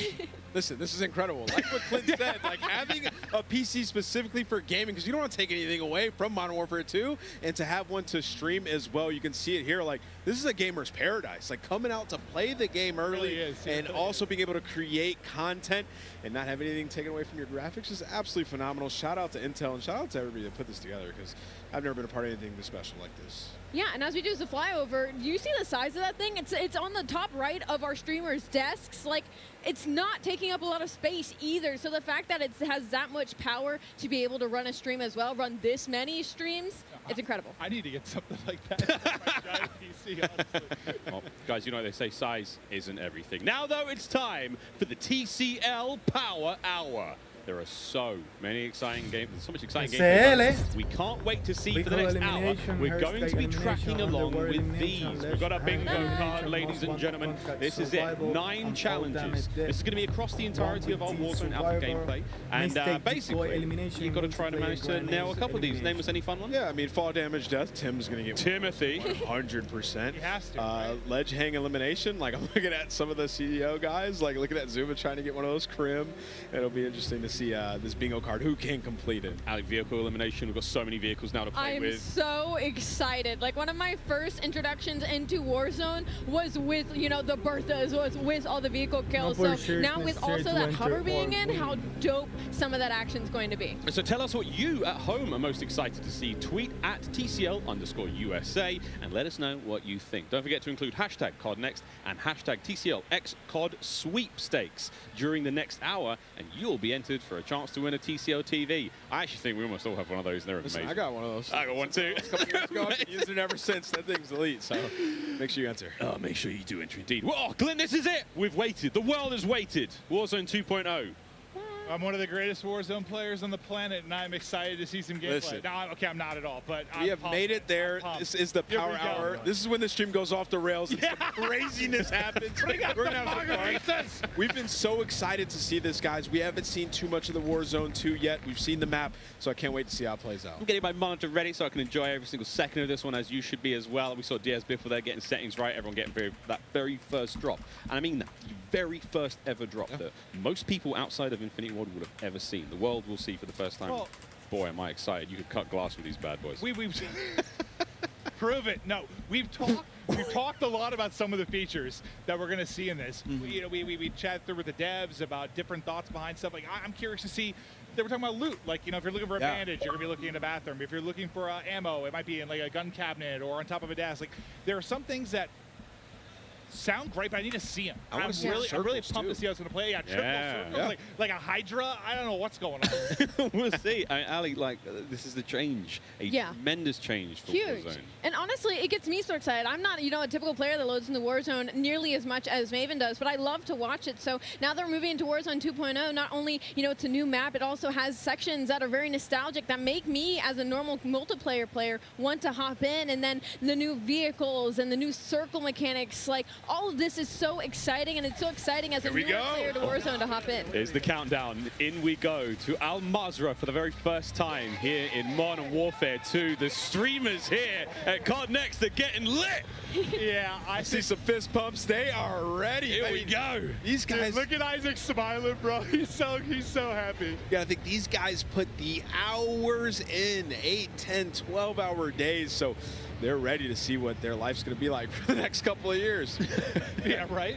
And again, this is the largest battle royale map that anyone in the Call of Duty world has built. This bad boy is absolutely huge. Al Mazrah's got it all going, and here we go, Clint. The first drops. Where are we dropping, people? Like I kind of want to drop near one of like the central hotspots, like surrounded by water. It looks like I'm in like Venice or something, or I'd like a boat. Yeah, I want a boat. I want a boat and floating proximity mines, and I want to kill someone with that. I think the thing about Joe, he could have a little team called Boats and Joes.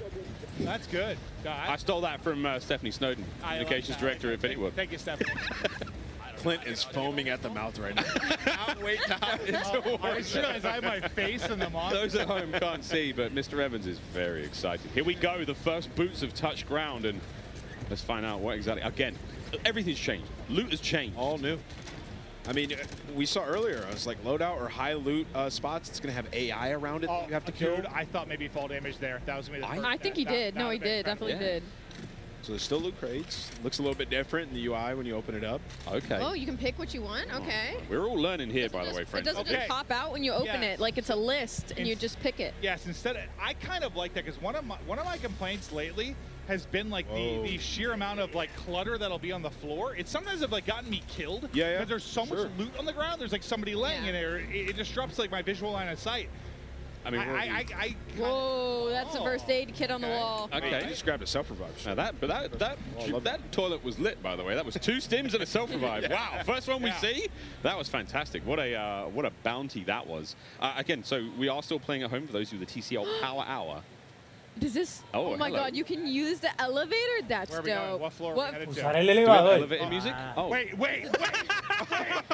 Get Jorge to sign the elevator? No way. Please keep your arms, legs, and heads inside the elevator at all times. Oh, sorry, George. That is how TST first gets into the new map. Hitch killed Jorge with an elevator.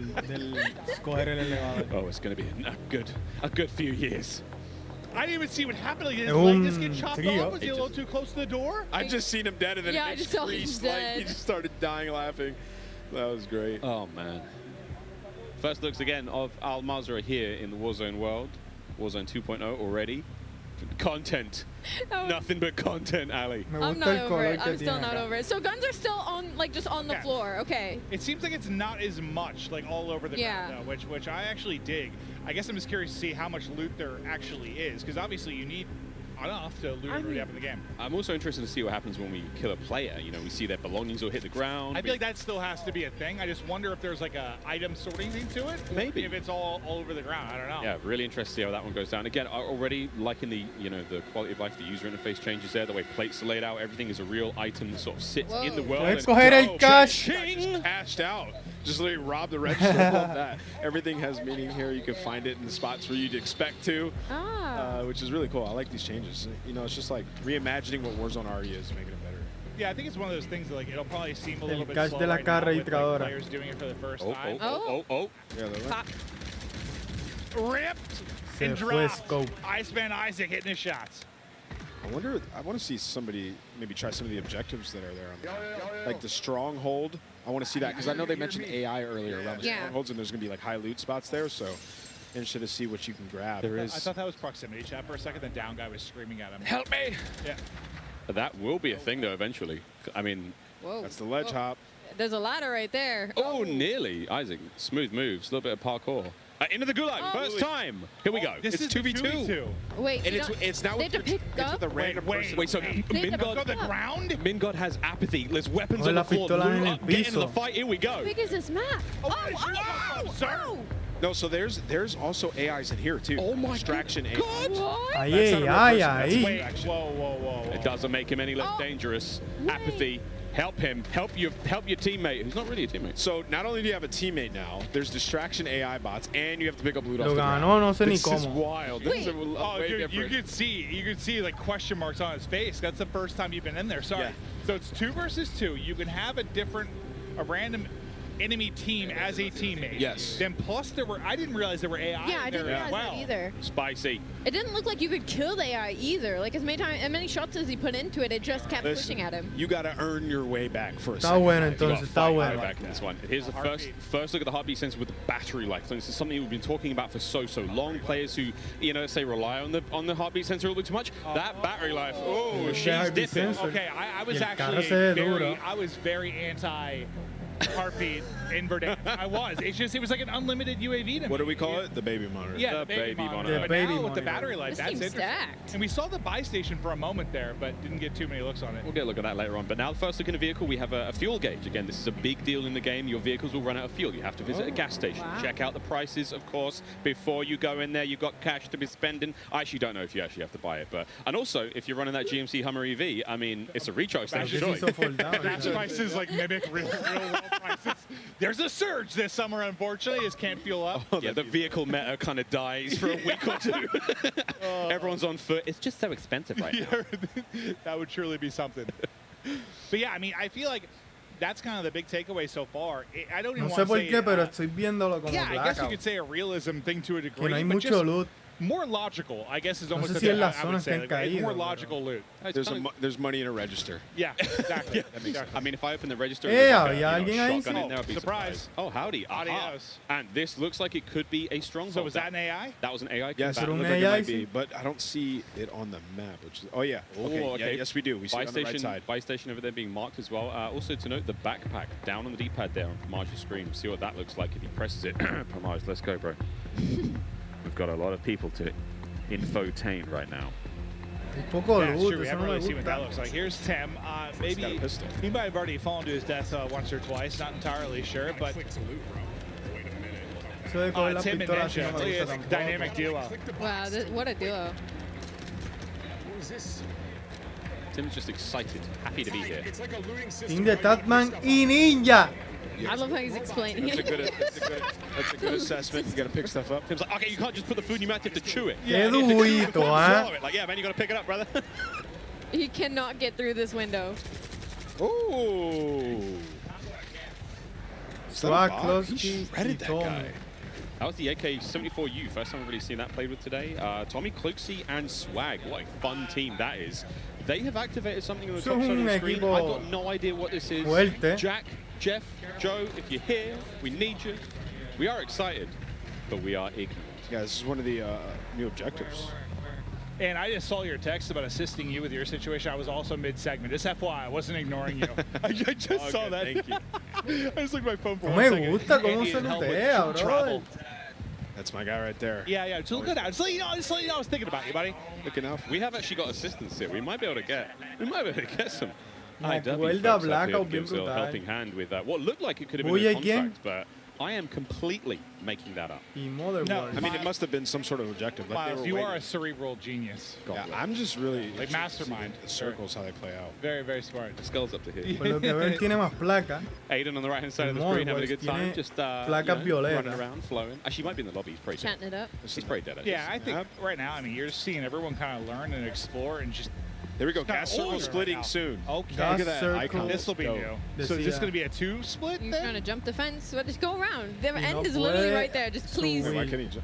Yeah. I don't know why you can't jump it, but like just go around I at feel that like point. he should be able to mantle that, and maybe that'll be something. Maybe test from this side, trying to mantle it. Booyah doesn't. Oh. Well, you know. gotta hit those shots. Booyah doesn't have the hops or the shots, apparently. Oh, Got the bush bushes, shit. though. Nice new bushes. A little bit of Alright, little bit of bush crawl action. Miles, this is where you spend. Yeah, dude, you be Ahí seeing hay una diving pared in the bushes. invisible ya. As soon as the trouble hits, Buya the se la Australian puso ahí outback. bien difícil a But Call of dude, Duty. Clint, these are deep bushes. I'm Yeah, gonna no. lose. I'm going to get composure if I absolutely die. torched from one of these. You know, I'm looking at this and I'm just thinking Molotov. Dude. Do you think the fire spreads? Oh, we'd have to ask about Do you that. think the fire spreads? We go back Toss a to, like, Molotov. That'd be a lot of fun. That would be At awesome. that point, you got to have like destructible environments. You're like shooting a building and it's falling apart. So what are we thinking of the map right now? It looks some pretty cool points of interest. Like It looks clean. I mean, it looks great. I just kind of want to wander. I mean, I feel like a lot of them are in the mode I would be if I was playing. What? Now. Oh, it's a bot. Yeah, so there's quite a bit of bots. Aparecen Just, like, bien protect loot, película yeah. eso. That's a lot different. Like Yeah. Well, I think the main thing is just the audio maybe from the act of like killing one, like you're going to loot, you might alert somebody that you're there that wouldn't have otherwise noticed. Oh, we got Gulag coming up. This full squad's not down. We have 47 minutes, give or take, remaining here on the TCL Power Hour. Don't forget, we got a lot to get through, and that bingo card, don't forget you can get involved as well. And we have to catch it on the main stream. Wait, he got paired with Krim. No way. Method's got paired with Krim. Oh, wow. And they're going up against Ocean Ops and Almonds, so I mean, if they're picking Warzone players, I'm picking them. Guns up. Here we go. What a duo. Zuma's up top watching them. Rock's still being thrown. A fave in the gulag. That's right in the throwing face. rocks at him. Picked up the shot. Es Here's el one. conchoco. Oh, they got smoked! Cooked. They're not making the case for the pro players, all right? Oh, CDL Mala, la mala. Just Oh, got God. Wait, here we Now go. we have to watch Zuma. Oh, hello. Oh, the chopper looks clean, brother. Okay, so this is, Joe brought this one up. He's like, one of my favorite vehicles is this like big badass chopper. The whole squad Look at that. can get in there. You're gonna be able to load up flares. You got countermeasures to deal with any kind of anti-air. Oh, mira los tres círculos. There we go. That's our first 3-circle split we're also seeing here. So this is gonna get dicey very quick. That looks like downtown. Oh yeah, that battery life is gonna go soon. Is it? Do you think like every time it pings, that's like a percentage of the battery life? It could be. That would be a lot though. That'd be you'd get 100 pings off. Well, I'll of tell it. you right now. That's a full game. When people use the heartbeat sensor, they're spamming it. Yeah. Oh. Se le acabó la baby Well, let's see what happens again. I wonder if you can monitor. go to a gas station, find batteries, maybe, or if you just have to put that thing down. Maybe just sort of steps gets it going, or maybe the sun recharges it. We'll find out. Go to Hydro Dam. Hydro dams. Then we got a socket and a USB-C. Yeah, the UI of the loot and all your stuff in there looks super clean. So that looks like the backpack as well. So again, a different sort of inventory system than we're used to. That's the backpack. That's cool. So you can pick up a different. Yeah. So you can hold on to a ton of stuff. Does it affect your movement speed? It's like. Ali, I don't know, mate. You're learning as much as I am. Yeah, that's fair. That's fair. Where's Joe? I'm just asking Le out pregunta, at this point, ¿el hoping that the bulteo gods of te Warzone will dificulta give a la us hora the del answer? movimiento? Riles is the all-knowing. Si el bulto I'm pesas. trying. I'm doing my best. There's a 72.8% reduction in movement speed, unfortunately. Ali, what kind of ammunition type is it? I don't know. I'm joking. I've got no idea. I've got no Incendiary idea. bullets, .722s. What's the average weight? I don't know. I think us included, everybody here, everybody in game. This is first looks. We're just trying to see what the hell is going to play out. Oh, this is a team wipe. Yeah, they're getting cooked right here. Was that Zuma? That was a sniper. It is Zuma. Oh. Don't worry about it. Yeah, Whole the team flick. Guli. Team Merce. Oh, Nicholas Merckx. Go. He's in a battle right now. They're in a tough spot. Smixy's down. Oh, Wait, there's so down. Pride. If you look at the top right, he has two different indicators of how many people are in the lobby. Is that how many? It's circles, I imagine. Oh. My guess is like one circle, your one's the other. circle? Yeah. Maybe the one that you're closest to? I was actually wondering that because Ahora te dice como if que you were los an aggressive círculos. player and you had a circle of less people, would you have an idea of if the other one was more popping and you could make a play to maybe get to that? Like, Yeah, let's say like you gas could mask, yeah. or some kind of play. I was kind of wondering una that. I'm assuming that's what it is. I could be C58, wrong, but that's what makes sense, right? Chat, Yeah, me that makes avisan ahí. It must be. Also, he has an extra plate. El so- revive. and it's purple. It looks dope. The other circle is getting fried, so that just dropped so quick. Like I feel like half the players just got decimated. Yeah, they're getting destroyed. What if that was the chopper we saw previously? The one that was up in the air there. Yeah. A bit of backpack management here. I suppose the backpack is just your ammo count. Other tools, little toys you have, and again, so many new. I mean, between field upgrades, between lethal equipment, tactical equipment, there's so much going on here in MW2. See, look at that jump. Look at that. I was talking about that Ese rooftop jump está jump earlier multiplayer. It is actually insane how far you can jump from rooftop to rooftop. Really? Like, when I look at the movement in this game, and like even when you're throwing nades and stuns and stuff, like the depth of it like isn't as far as you would think. Like usually when you throw a nade, I mean you can like chuck that thing, but like I expected the jumps to be the same way, but like they're actually, you can go really far. I just realized, I mean, a box doesn't. Oh no, there's three really. circles, so I'm completely wrong. I'm not sure. Yeah, so that might be bots then.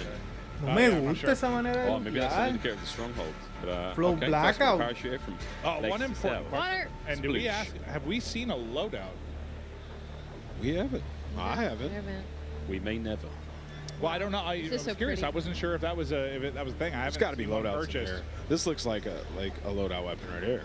More on that later. Yeah, we don't know. Live react. Circles We're doing it live. I want to see how the circles merge together at the end of the game. All right, let's go, Blake. He spotted at least one. A lot of vehicles around. I didn't even realize that was Blake at first. Howdy. Mustache. He's got the mullet. Get the angle, hit it. Ooh. It's A little crack. Isn't it nice? It's kind of similar. Familiar. Yeah, it's like familiar different. enough, but seems fresh, right? Like, yeah, you don't mess with it too much. Like people love it, right? So they're just making it. Well, you could just strip it down and change it entirely. Yeah, there'd be chaos. Yeah, be chaos what it is. Yeah. So it's like they changed a lot though, man. Like it looks a lot different. Oh, ledging. And like the movement's different too. Makes me You can't just slide cancel around the entire map now. I'm trying to fill out my bingo card. I'm getting like teased with like a ledge hang and a little bit of swimming, but we don't have the elimination just yet. Yeah, Run, Blake. Oh. Uh-oh. Here they come. This is a 1v. Oh, yeah, no, it's done. I was going to say, this could have been a 1v3 survival. His team's there, though. Oh, wait, it's still on. And they're frying. All right, listen. Wait a minute. The Warzone squad's going to take it out. That's oh, wait, it's Biffle. Never mind. Yeah, Biffle no, it's Biffle's back. Here he goes. He self-res and just popped up. Yep. Oh, he's smiling. I wondered what happened there. The self gets off. Pero mira ese. Explícame ese equipo. Lo guichamos Ripus y This Biffle. reminds me a little bit more. It looks like stuff's divvied up. This is a little bit more like a combination of Warzone and Blackout in the sense of like Warzone, you had all the loot in the ground. Blackout, you'd have like a backpack and you'd open that and steal the stuff. This is like it has it in the ground, but it segments it off into various things. Like you had your armor, right? You had your mask, you had your backpack. So it's kind of like a hybrid between Warzone and Blackout with looting, I think. You remember the times round loot? Yeah, remember the times that you're trying to like, I just want to pick up that gas mask. And Lo there's que 100 dije, things on the yo ground. sabía, alguien tenía que decirlo. And you can't find that one thing on the ground. You know, it's like trying to lift Thor's hammer. Yeah, that was like a nice. I want this one thing. I'm gonna grab that. I'm gonna look at this item on the ground, pick it up, done. I could tell you how many times I just run over loot. I grab everything. I'm like, oh no, I left my sub. Let me go back. Oh, grab it again. There, yeah. So it's like it's clean. You just like can't make any mistakes there. 3 circles almost coming to a close here. This is a spicy one. He's got paper, 15 grand in his pocket. So I'm gonna buy station, see what he can get. Yeah, can we hit a buy? I mean, firstly, you have to buy a teammate back. I think everybody here wants to get that first win so bad. We are 40 minutes into the TCL Power Hour. We're 40 minutes in, or we have 40 minutes left? 40 minutes left. Okay, let's say. Don't trust me. Oh, no. You said that? I was like, dude, time is flying. I was really into this because we had teleported in time like a Doctor Who. Hey, why did you come? I don't know. This has been my favorite area of the map so far. That building was dope. Like a prison almost. Can you go on that mountain over there? I'm more interested in the giant mountain. You have to be able to. It looks like it. Looks like it's part of the map. I love high ground. It's my favorite. That bed's very dirty. Oh, hello. Oh, God. Is that a zombie? Hey, I've always thought about it, man. Imagine like a real horde of zombies on a Warzone map. Kind of did it in Blackout. But I'm talking full-blown, you know, World War Z. Yeah. You want like a little bit in Fortune's Keep, a little bit in Blackout at times, but not like a Daisy. All right, go. So you saw the buy station was there was a section that said buy weapons, so you can buy a specific weapon in the buy station. That was interesting. Puedes comprar la pistola en el buy station. Might not be as much of a thing. Yeah, because it said buy armor, buy weapons, and then I think it was buy ammo or something. Uh-oh. Come on, Cloaksy. Hit it. Don't get run over. No, he's getting ripped. Oh, his teammate just dropped. Eaten like an enchilada. I might be hungry because I... Oh, precision airstrike. Keep you didn't have You just had a slice of Little I'd one. Pizza. I need more Little Caesars, though. I need like 2 whole pepperoni pizzas within my mouth. This is the best line party I've ever been to. There is pizza everywhere. Oh, it was Isaac. Lo que veo es que el carro está we told chat, like, this is off the rails now. Oh, murió al instante, dice He got hyper beamed with the vinegar range there. Listen, guys, my AR is fucking trash, but my... Whoa! Nicholas, is it the aim or the AR? No, I'm kidding, Nick. It's definitely the AR. You're the best. Tiró ahí algo ahí feo. Heard him. Lo tiró al medio. Dude, this is Cloaksy and Swag versus Biffle and Champion. This is actually a lit racked. Like, wow, these are... Wait for it. Key? Jail key drop. Wait. Recover the key and escape. Get the key. Get the kill. Oh, he sent it, and Swag just shot him in the forehead. Now down to a 1 versus 1. Is the key? Wait, 25 seconds. So I guess that's kind of like how in normal Gulag you'd get to that flag or whatever when you went to like OT. Maybe the key's kind of like. Coge las llaves y te puedes escapar por una puerta. There was a door at the back. He just walked out. He did. Awesome. I'm not sure. That was great. He picked up a key and just ran for it. I'm out of here. Okay, so that's actually pretty cool. I would lose full though. Nah, yeah. If somebody did that to me, I'd be so mad. Do you imagine that? Like you just lose. 2v1. You're like, where is he? He's got the key. It's another cool little area of the map. Again, it's a big old map. Yeah, it is. Al Mazrah. Bring comfortable shoes. Word to the shoe set. Well, there's a lot of vehicles on the map. I've been seeing them on the mini-map. I just haven't seen many people hop in them. Oh, we saw SEAL Team Crim6. Yeah, we saw that. Pull up and So fue un bot I time. want to see the Big Bertha. See what it looks like. Un bot ahí. Ese equipo fue un bot. Tommy, Swag y Klowski. Eso fue un team bot. If you have like a military class vehicle, get in the hatchback. Porque aquel le snipeó. You can see like buy weapons. Swag se quedó y el otro a lo último tratando de eliminarlo. His teammates back. Yeah, I'm intrigued to see how that works though. It's like, what do you like?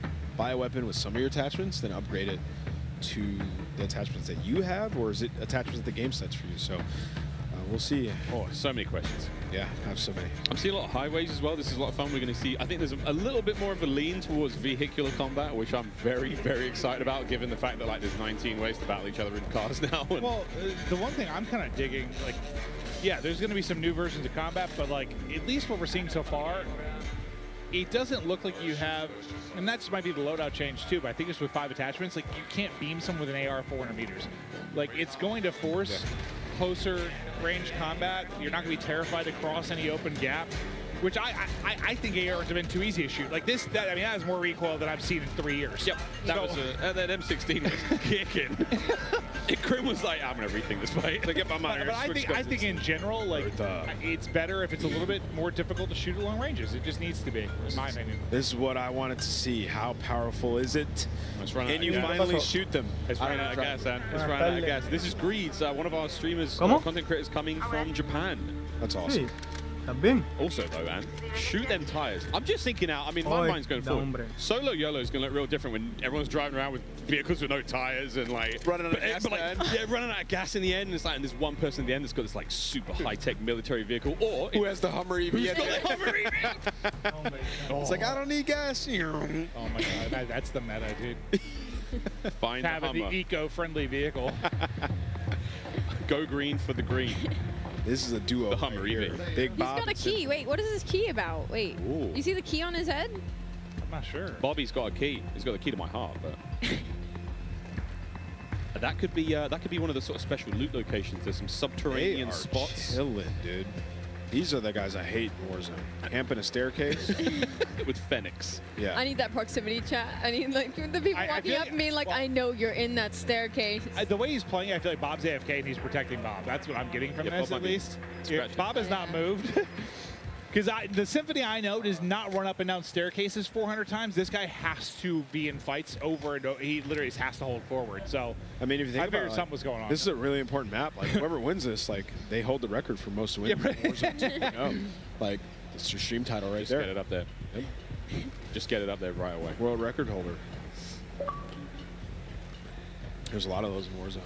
Getting a very sort of strong. I'm liking the different areas we've seen so far. This is the most sort of Symphony urban area we've seen. Like high, I mean, there's a parking lot here. We've seen some high tower. We've seen some stairwells again. What was that?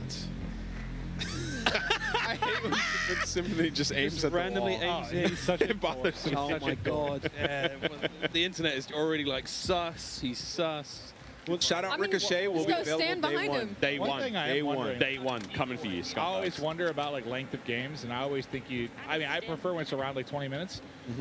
I'm wondering like how long a map is right now. This has been 30. Y no se ha movido esa azotea, Did we ¿verdad? start 30 minutes in, yeah. We started right away, yeah. Yeah, so this is. Well, we're also hopping in and out of I think maybe 2 different games. I think it's. Or it's delayed. I think it's at least. I think it's 3 because I think we've seen solos. This is trios. I think. No, it's all the same It's game. all the same. So there's solo people on. Oh, that feels bad. Oh, okay, I didn't see that guy. So what I'm wondering, like, is Sí, just que hay length gente of game. sola, This might be a little bit longer than it's been in the past. Seems like it, yeah. Probably because people are just figuring stuff out, to be honest. Well, probably part of it, but I think just from a circle, just size of the circle, I think it's a bit longer. Like, these might be running about, I don't know, 5-10 minutes longer. I cracked that guy at my live. Nice. While these guys are fighting, I'm like, oh, look, the gas station's a POI on your minimap. I'm dead serious, though. If I pull up in my Hummer EV, is there going to be a charge station for me? No, it's unlimited, dude. No way. That's too OP. I mean, don't get me wrong. I'm How down. many do you I'm think down. there is on a map, though? Like, do you think there's just one? Like, there's the one golden Hummer EV? I don't know. Or maybe I'm excited. I'm just talking out loud. I know it seems like I'm asking Miles, like, you have all the answers. I've got a piece of paper in front of me that it's the bingo card. Again, we haven't seen a vehicle elim, ledge hang elimination. Most of high we haven't ground seen del any of lado these just yet. izquierdo. Here we go. Fall off. Die to So this is what, it's still the bright spot of this for me was esa zona dying. está afuera. Oh, it doesn't that count. does that count? It doesn't count. Come on. Doesn't count. No, he got shot. This is really where I'm going to count that. I'm counting I'm that small counting it. damage. I'm putting that on my bingo they're card. now in the 6th circle, and there's 20 people left. So This is about to get it's insane. about to get insane. Oh, the National Bank of Adal. I wonder if you can go in there and get some cash. I am very much behind. Diablo! A little dive in for the res, but I'm very much Se behind. tiró Like, por el crazy piso in ahí, games. lo reí. I love the leaning coming out of Hitch. It's like he's in game, actively moving. Yeah, he is. Look how leaned up he is. Oh, here we go. No plates. Up front. Oh my god. Oh, this is a This welcome team looks a sight. little Wait, bit is more that- decked out. Wait, decked out. They've got different color armor. Most wanted target eliminated. Well, that team didn't hit the bingo yet to survive that. Oh, I think that was a Claymore or Prox mine right to the shins as he went through the door. But there is a different kind of plate. 3-plate purple. I have questions. Yeah, we saw Nick Merckx have that earlier, so I think it's maybe you hit the shop and you just buy armor. Oh, maybe it's okay. Swanky, expensive armor, branded. Yeah, I've always wondered if we'd have ¿Por qué something no where it's puedo like a coger ese helmet in dinero? game, you know, where you don't get knocked by one snipe or something. I'm not sure if that's the case, but Oh, that looks like Crim's. I mean, we've only seen one M16 of the game so far. Is that Crim's one? Is he dead? Is he down and out? Might be. Observatory ahead of us, one of the higher points of the map as we've seen so far. So this is, I mean, look at Al Mazra. She's gorgeous. See you, Jack. Oh, Jack is dead. Absolutely. Oh, that's Jorge. So they got out of that situation they were in, I think. They were able to get the kills. They look like they crept through the water. Yeah, let's stay on board here. Look how small this circle is. We're going to see who ends up taking this one, but it looks like it's just Hitch. He's trying to save the squad. Blake's down, and there's a thermite sitting on holding them back with the thermite. Yeah. The fire looks. They got to rotate, though, so. Se ve bien. Go for it. They've been sniped. Oh, here comes the bingo. No. Here comes No the way. bingo. Hey, Here comes a the la bingo. naitearon. This is love and trust right here. Ah. Oh, I got him. That's a bingo. Le That's a tiraron bingo. un That's a bingo, este. but Ya yo it's pensaba que definitely ese era one of the It is, una you're not granada, dying. un clóctel o algo. No, they're not dead yet. Mire, Now, but you got one. No, he's dead. los que sobreviven un montón. Jorge. I mean, we're looking at no plates, him. nothing. Cómo se Here. Like, ríe. this is going to be tough. They're going to have to leave this rooftop as well because the gas is going to push them. They need to just get a kill. Lads, Que no tienen Blake placa, is down and out. I really like Ay, that. chao, que dude. no tienen placa. Ah, pero este tiene gas. I think it's just one of those things I'll like once I get used to it. It's just going to take a little time. Toma, el bajo a Here we dos. go. Ooh. He's only got one in the clip. He's got the I was two-piece. hoping No, maybe it was yeah, the fall yo- damage there. But Cortado Jorge, están. he's going to drop. I didn't see how he got the kills, but yeah, it But looked he- like he was able to knock two. 7? Was this 6? It looks like 7. 7th.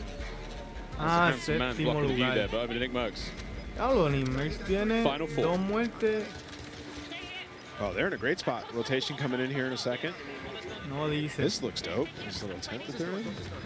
I mean, this would No be dice nice if there cuántas was a- muertes So it tiene su looks like you can compañero. only Eso no me plate up. I gusta. see. You can only plate up to 2. You have to get Sí, something. to alguien do with the full rochó. plate. It's a big fight. Oh. I thought it was maybe like a helmet or something like that, but I see what you're saying. Nick's chilling. La Still chamaquita has plates to go rochó. with. I didn't realize it was limited to 2 at first. Let's see the gas mask. Ahí how no that hubo un operates. animation del gas max. Reload. Just there you go. For the dub.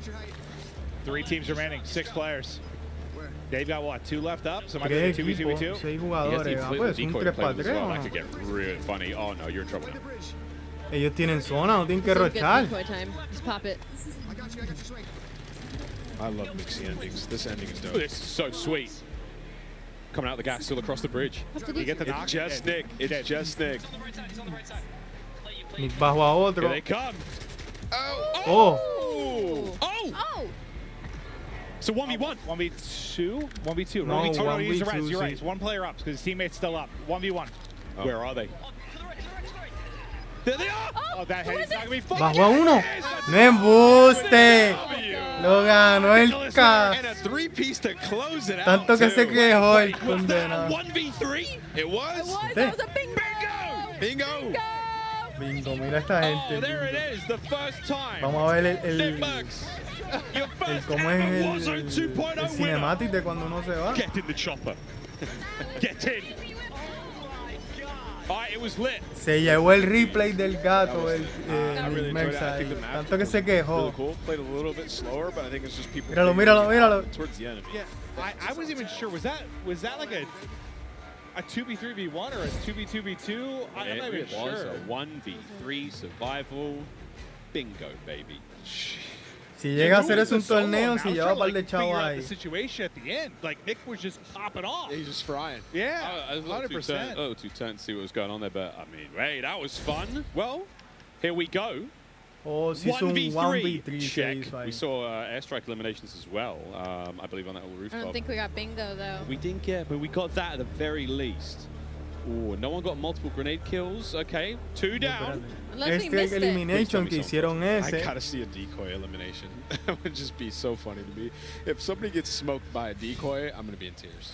Tears. True tears. GG's once again. Congrats, Nick Merckx, the first ever Warzone 2.0 winner. World record holder. World record. Yeah, no, primer equipo que gana en of course it's Nick now. Dude, when we were watching him earlier, like in the 3P game mode, he was looking disgusting. Like he looked like the best player we watched in the 3P. Lo tiró al medio ni Merckx a Call of Duty. Mira, esta porquería lo tienen que arreglar. Acabando de soltar el juego. Y en el mismo evento de ellos y que el tipo gana. There's no one here from IW. We're just fans. Yeah, no, I'm having a blast. It's just to me, it seems right now like a bit slower pace, but I can't tell if that's a circle thing or people learning and kind of exploring the map. I imagine it's a little bit both. Like it's new. Yeah. It's gonna play a little bit slower at first, but it's neat. Yeah, I think my favorite thing about it right now is like the way the looting is, where the loot is at. Like it's on tables, it's in cabinets, the backpack down. Like there's less stuff obscuring your view. Like you pick up your loot, you keep it going, you're looking for the enemies, right? No me gustó el chat de que es realmente una mezcla del Blackout con Warzone, de verdad que sí. Do you get extra money from that? They drop stuff. I can think about like it's people are going to hear that. Obviously, it's not as quiet as looting, but that was the one thing I want to understand more of what's going on there.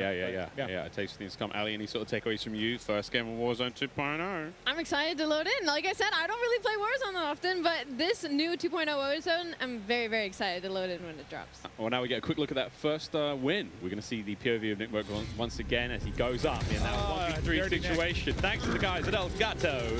Here we go. Where's the W button on that big bad boy? Bang!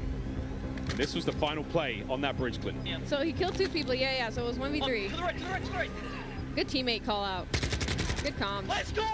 Dude, he is just... I was worried, like, if Storm wasn't as close to him as it was, like, he was going to get on that heady and just smoke him, but he was so weak, he got, like, 1 bullet and just fried him.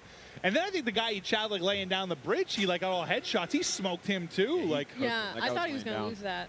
The more eagle-eyed of you will see that Jess Brohard is now ready to rock and roll right in the middle of the stage here at COD Next. Jess, take it away. Miles, that's right. I am ready to rock and roll here with P90 Princess, the Princess of Al Mazrah. I mean, what are your first impressions of Warzone 2.0?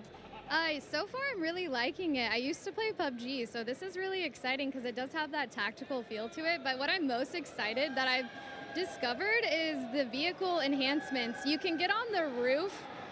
You can jump out at any moment. You can switch your seats, which is exciting. That kind of has the vehicle, tactical play style that you can throw in there with every match and kind of mix things up a little bit. So I'm really excited about that.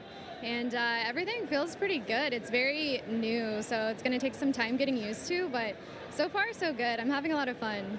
And what do you think about those circle reworks? The circles are interesting. You got to pick the right circle, you're not sure. I don't know, I'm going to have to try it out. I haven't made it to the circle zone yet, so. Well, then finally, we're here at COD Next among 200 of your fellow content creators. What has been the highlight of this event for you so far?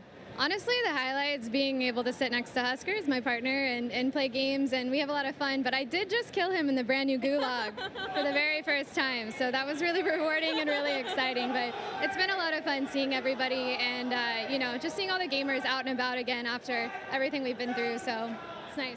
That's awesome to get to share this with your IRL duo, but for now, that is enough from me as well as P90 Princess. Back on over. Thank you very much, Jess. Well, we're back at the desk. Jack O'Hara joining us once again. Hey, mate, we could have done with you a minute ago. We saw a lot of things. We had so many questions. Stuff. Yeah. Very, very fun, though. Super excited to see more of that later on. But first, if you are just joining us, Jack Links have an incredible giveaway. Here are all the details. Each Jack Links supply drop includes a brand new copy of Modern Warfare on the platform of your choice. Delicious Jack Links limited edition products, epic in-game items, and check this out on how to enter. Looking for an epic way to celebrate the launch of Modern Warfare 2?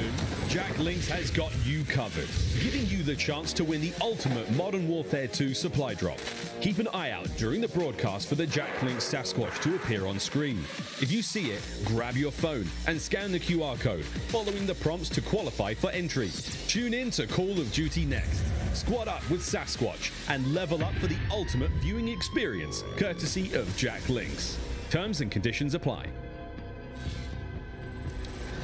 All right, folks, there you go. Keep your eyes peeled and spot the Sasquatch on the screen throughout the show. No, I'm not the Sasquatch. I know what you're saying right now, chat. Scan the QR code and enter all your information for a chance. Absolutely. Win. What are you talking about, Maven? You've been doing that quite a lot today. Yeah, I don't know. These accents come out of me. But all right, I do have some questions. Okay.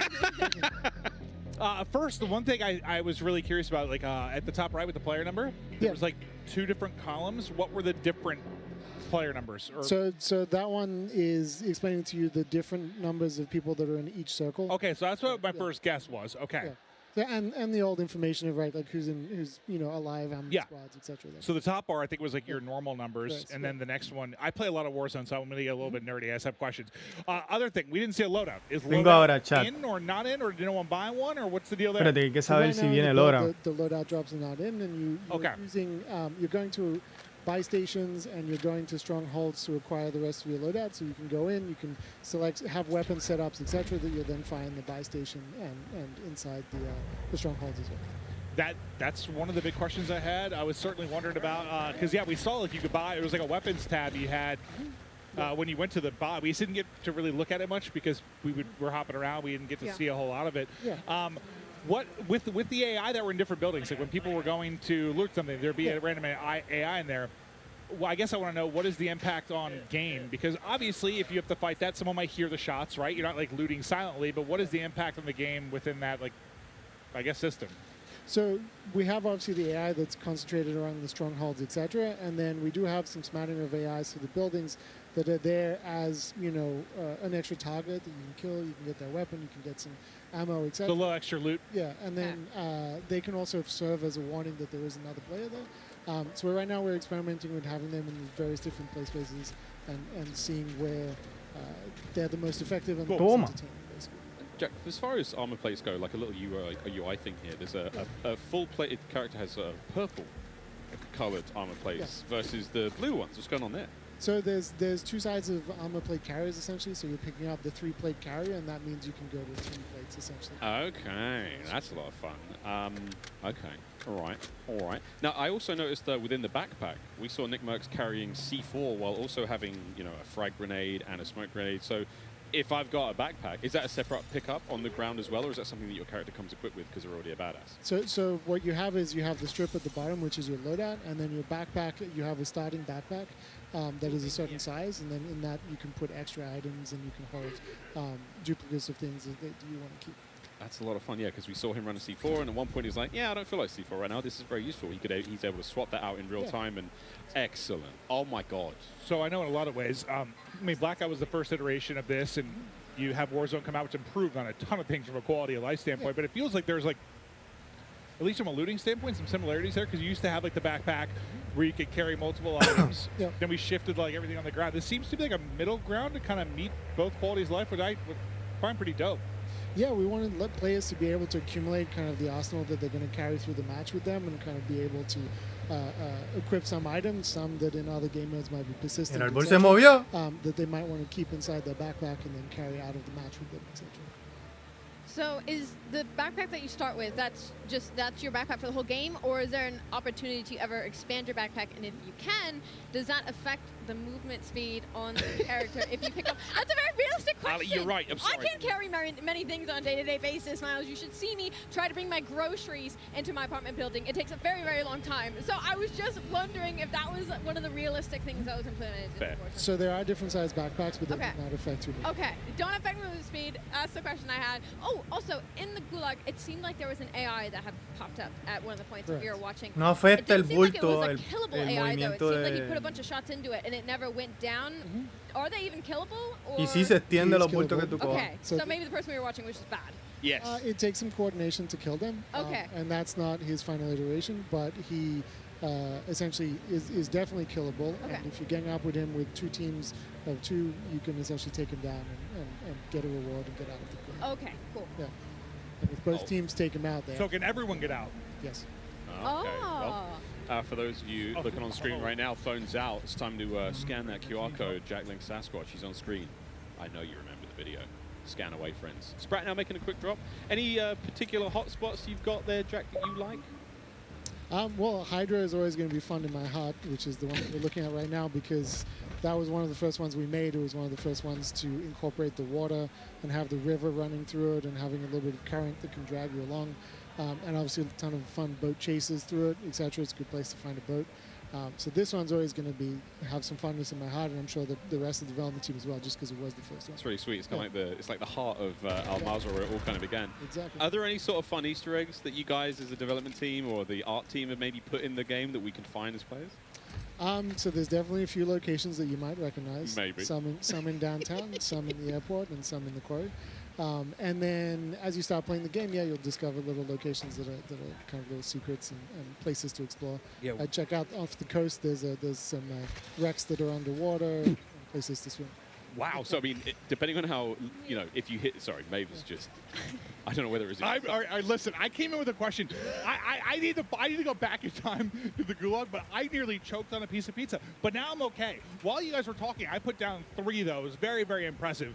Thank you, Little Caesars. But, oh, my God, I'm okay now, Miles. Thank you. Little Caesars, yeah. No, it was amazing. I was eating way too fast, though. But I want to go back to the Gulag real quick. Can you kind of take me through, I guess, the various ways you can get out? Like, what are the combinations of it? Because you were kind of saying both teams can get out. How does that work? I guess I want to get a little bit more understanding of how the whole ecosystem of the Gulag works. Can I pause that? Is this a stronghold, Jack? We'll get back to the Gulag when someone's in there. This looks... I saw flags. I've seen sort of markings, and there is an assault now. Tim's down! Oh, no. Okay, so at the same time, this looks like a stronghold. The icon on the top side of the map, is that telling you what's going on there? Correct, exactly. What does the little skull mean? To the right of that. That was his teammate that just went down. To the right of the stronghold icon in the sort of top center of the screen, just underneath his compass. Oh, there's just underneath his compass. That's indicating that you can go to a black site essentially. Oh, okay. And this is one of the more sort of secret locations, high level loot. Okay. Okay. Do you need a key for that, or is that sort of first come first serve? Once you've accomplished once you've taken down a stronghold, then you will be able to get a key to the black site. Yeah. I mean, Jack, one of the problems, I suppose, is you've all created this game with a million things inside. It's so fun. You've got 3 sort of excited children here who are going to be constantly pestering you for the duration of this game. That's okay. I mean, we want. I'm a very old child, but yes. We all are inside. Yeah, right. We wanted to make this thing where, as you keep playing, there's just more and more things to do, right? So we're just always looking to put some depth in there, some things that once you've played 50, 100 matches, that there's new things for you to go and explore and try out, etc. I think this is... Well, you can already see the pace pick up a little bit. I don't think we saw anyone with more than 1 or 2 kills. Aiden on 7, and I think as people get more comfortable, the pace of play will obviously pick up. But, I do want to say, okay, I'm just going to say it. The first iteration of Heartbeats pissed me off because he just, listen, every time I would die and spectate, just Heartbeat over and over and over again. 400 times in a row, just Heartbeat, Heartbeat, Heartbeats, little rodents crawling around, just doing it over and over. And I was just like, listen, it lasts for, it's like a UAV you have forever. The battery life almost made me sing for joy, so thank you. It literally almost made me sing for joy. How does it work though? Like how long basically is like the timing of the heartbeat sensor's battery? Does it have a timing? Is it by the times it pulses? It's how long it's been out essentially. So the battery's just going out the longer you're holding it out. So is 100% like 100 seconds, or is it? I forget the exact time. Okay. But it's somewhere around there. Got it. Ali works in true specifics. Yeah, sorry, I'm specific. the analyst on the desk. Oh, My brain is like. You are not alone, my friend. But change one. Is there a solar panel on it? So if I'm outside, does it last long? And once the battery is one of those ones that you can't take out. So once you're done, you're done. It's a one and done. That's a very important question around the fuel in the cars, though. So Yes. are they tied to real life market prices? So if there is a surge in gas prices, is it going to be more difficult to get gas in game? I mean, we don't rule out making a game mode about it. For now, the gas prices are consistent throughout the I'm seeing in the future like Mad Max tie-ins and vehicles only, and fuel is the most important resource on Earth. And oh my goodness, when it does come to the gas station, though, do you have to pay for the gas? No, it's all free. Oh, that'd be great fun though. Yeah. Everyone like cash up. We need to get gas, and some Jack Link's jerky. All the homies in the wagon just bumping music to the gas station. Oh, look at this. Oh, that's a good parking job. That was actually impressive stuff. Mingod is just sort of sneaking around. I'm really enjoying the sort of layout of blue on the ground. It feels a lot more organic. It feels a lot more sort of we're leaning more towards realism than sort of floating colorful guns in the ground. See, I don't know if I say realism as much as like, because sometimes I think things being too realistic. For me, I sometimes don't like. Like, I want it to be arcadey in a video game. Sure. It just seems more logical to me. Like, it's just like, this is where you would expect this type of thing to be. A cash register has cash. And, like, I'm sure there's realistic ties, but to me, it's just, like, more logical. Yeah. It's where things make sense, right? Yeah. So it's just, you go into a store, like, you're going to go in this gas station, you're going to find the cash register, and loot on the shelves. And that is another one of our vehicles. This looks like this little armored personnel carrier. Open turret, kind of scary, but still a lot of fun, clearly. Yep. And you just sort of keep rolling after the person got out, so I'm sure people will make some fun videos with that eventually. I do have something for like a limited... we're in the desert, like some sort of oasis that can spawn in a certain place and pops up. There is an oasis on the top north of the map, actually. It's very, very pretty. And sometimes I don't think I've seen it yet. Yeah. Top did they get the dub this time around? Yeah. Top left-hand side of the map, Oasis. We'll see if anyone goes there, but we're still pumping on through the TCL Power Hour. We might have seen a vehicle elimination in that game. We'll wait for the full word there from our referees. Meanwhile, in another game... I forgot it was on the map. I was thinking about, like, Oasis, like, spawning up, like, the mirage of it. There's a locale directly on the map. I forgot about that part. Yeah, there's somebody flying the big giant chopper over there. Yeah, that looks insane. Yeah. Gulag. Okay, back to the Gulag questions. Oh, yeah, I guess. Here we go, yep. Can you give me a breakdown of, like, objectively how this works? So we're experimenting with different versions in there, Okay. essentially. So right now we have in each version, basically 2 players get put together. If your teammate happened to die at the same time as you, odds are that you'll end up with them. Okay. But if not, you're going to end up with whoever else is in the Gulag. That guy's thick. Yeah, like that AI Is that the jailer? eating. That's the jailer. Okay, Yeah. and the jailer has the key. Correct. If He's you kill holding him, the key. Yeah. you can sort of buy your freedom. All right, Hitch got.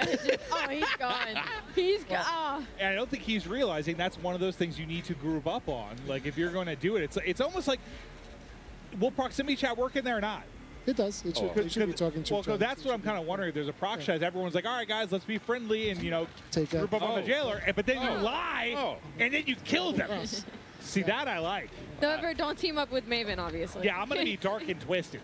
Less than 10 minutes remaining in the TCL Power Hour for all sorts of fun stuff. Still to happen. We've yet to see a ledge hang elimination or a multiple player grenade elim. That's a 2-piece. I think we like to call it in the CDL business with a single greniche. We don't call them greniches. We just call them nades. What's the metal usually? Popcorn or something like that? Was aggressive. Was that a nade? Oh, wait a minute. Precision airstrike? I think it was precision airstrike. Yeah, that was a precision airstrike. And that looked like sort of side lean. So how many different Mira el carro. models of vehicles are there? Because we're so used to, you had what? You had the buggy, the Jeep, the ATV, and the Bertha, basically. You had those 4, and they were big set skins. How many different variations do you have now? It seems like So there's more variations. It seems like it, right? We have the 4x4, which you just saw. We have the colloquially, I'm trying to find the right word. Maybe I can't say it on stream. No, that's okay. That's okay. I understand. The vehicle, but there's more variation that's for sure, a right? little older and a little bit more beaten up. Yeah. So you have the little car. You have the 4x4. We have the armored 4x4. We have the big helicopter, little helicopter, ATV, tack rover, which is like a four-person like UTV kind of off-roader. There is also a crop top 4x4 as well. So that one's fun, you know. I have to ask now: is there a car showroom where we can sort of see all of these vehicles in a single There is place? not, but maybe we should put them in. Yeah, it turns into like a Gran Turismo like showcase room where you have all your vehicles, you're decking them out. I see potential there. That would be honestly cool. Like a little pimp my ride type thing going on. Well, we've seen, we know vehicle skins will be in the game. They're in the menu right now, so that's going to be a lot of fun. I have to, I mean, maybe you can't answer this one, Jack, but of course the GMC Hummer EV, different skins, right? Muy Super Eva. Why wouldn't we? Huh. That'll be a lot of fun there to see that go down. And also, do we know how the refueling situation works there? So the EV situation is that there are electrical power stations at the gas stations as well. That's great. I'm very relieved. Yeah. Because I was thinking, you know, surely get to the gas station, there's a socket. I wonder how good the parking jobs have to be. Like, do you just have to be in like the vicinity, or like do you got to be right up next to it properly? You got to be pretty close. You can't be like 10 feet away. Yeah. And if you have a chopper, you have to come down in close and like either be landing very precariously between them or hover just above. Oh wow! Wow, that'll be cool to watch. I didn't even think about refueling the chopper. Yeah. Okay. Yeah. Well, this is going to get stressful. Many Eclipse content abound, friends. Ninja on your right-hand side of the screen here, still rocking and rolling in the TCL Power Hour. How many kills has he got? And has he checked his private messages? I'm sure somebody had to have walked up to him today and been like, what was that about? Hey man, we got beef? Yeah. What are you talking about? Super Evan on the left-hand side of your screen, one of the more lethal Warzone players, especially... Bad boy. He's a dangerous animal, isn't he? He's also very tall, surprisingly large. He's like 6'5". Looked like he just popped his DDoS. So any and all electrical equipment, Venga, pero yo no. claymores, you name it, everything just got sort of tickled in the worst possible way.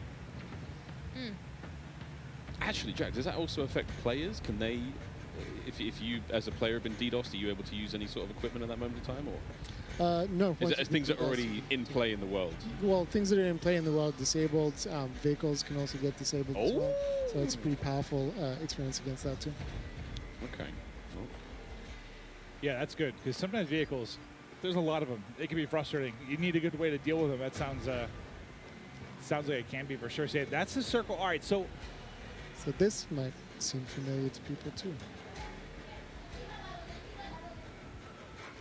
We're all like locked in. Okay, like, all this is familiar? Wait a minute. Yeah, I was trying to think of which part. It's just an MP map from time gone by. Oh.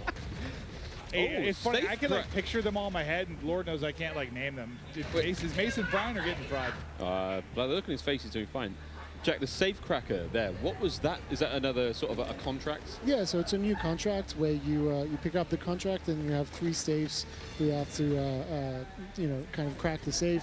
You place an explosive on it when you walk up to it, and then they explode. There's some rewards inside each one individually, and then you get an overall reward as well. Excellent.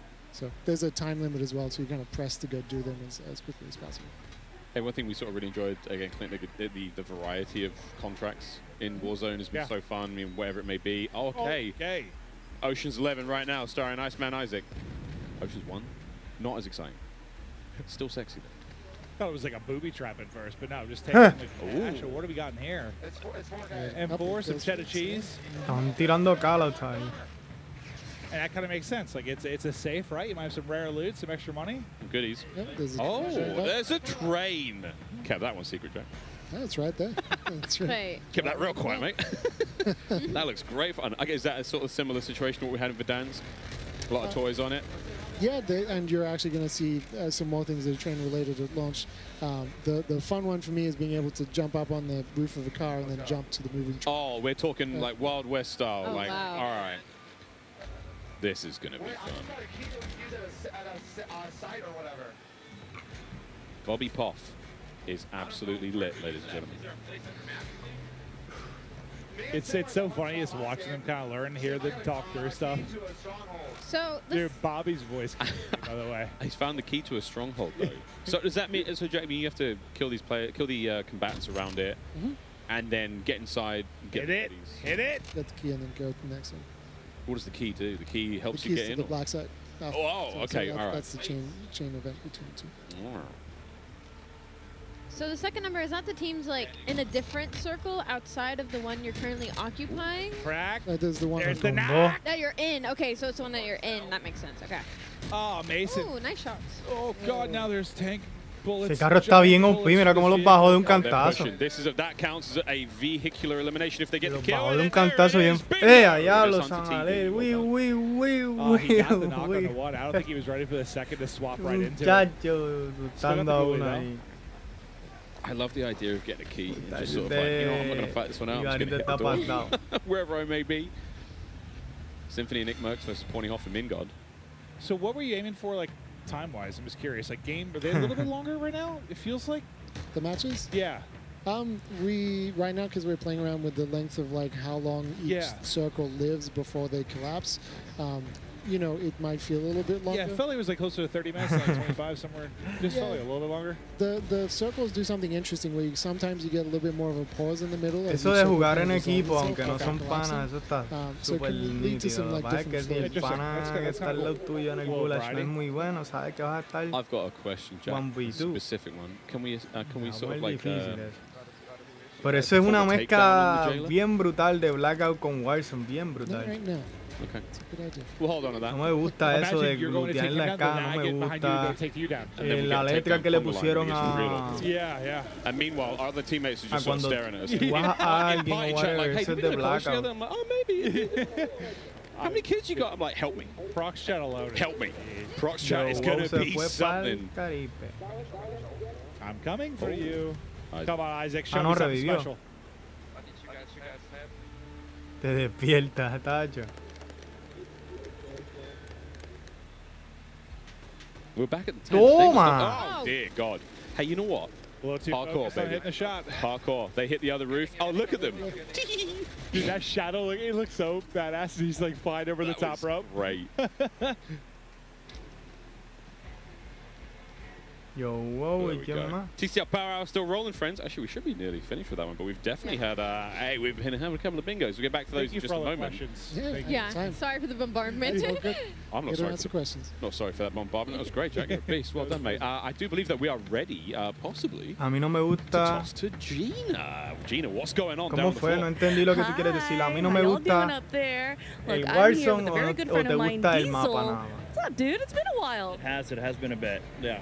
Look, the energy here is palpable. Everything has been going so crazy. How does it feel to be here today? It feels good. I mean, we've been talking, I've been playing Warzone since it came out, so it's good to finally get your hands on Warzone 2, which feels incredible. Everybody will get to play it eventually. It's a little bit different than I was expecting, but all in a good way. So you are definitely no stranger to Call of Duty. No. So many things were announced today. No me gusta cómo están looteando, la letra. Probably just playing the beta with Ultimate of Optic. Just us getting together and playing again. It's been a bit since we played regular multiplayer, so the beta tomorrow will be a lot of fun. Y lo del bulto, eso lo del bulto, el mapa es el cómo se juega. There are tons of streamers here today, all around the world. Who is someone out there that you're hoping to get into a friendly little firefight with? Probably May. Yeah, who's my girlfriend? She's me gustaron esas cosas, pero es porque yo vine de Blackout.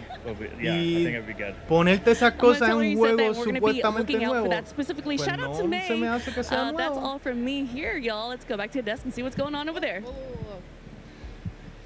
Thank you so much, Gina. Guys, once again, we're going to get into another drop. Before that, though, each Jack Link's supply drop includes a brand new copy of Modern Warfare on the platform of your choice. Epic Jack Link's limited edition products. And check this out on how to enter once again.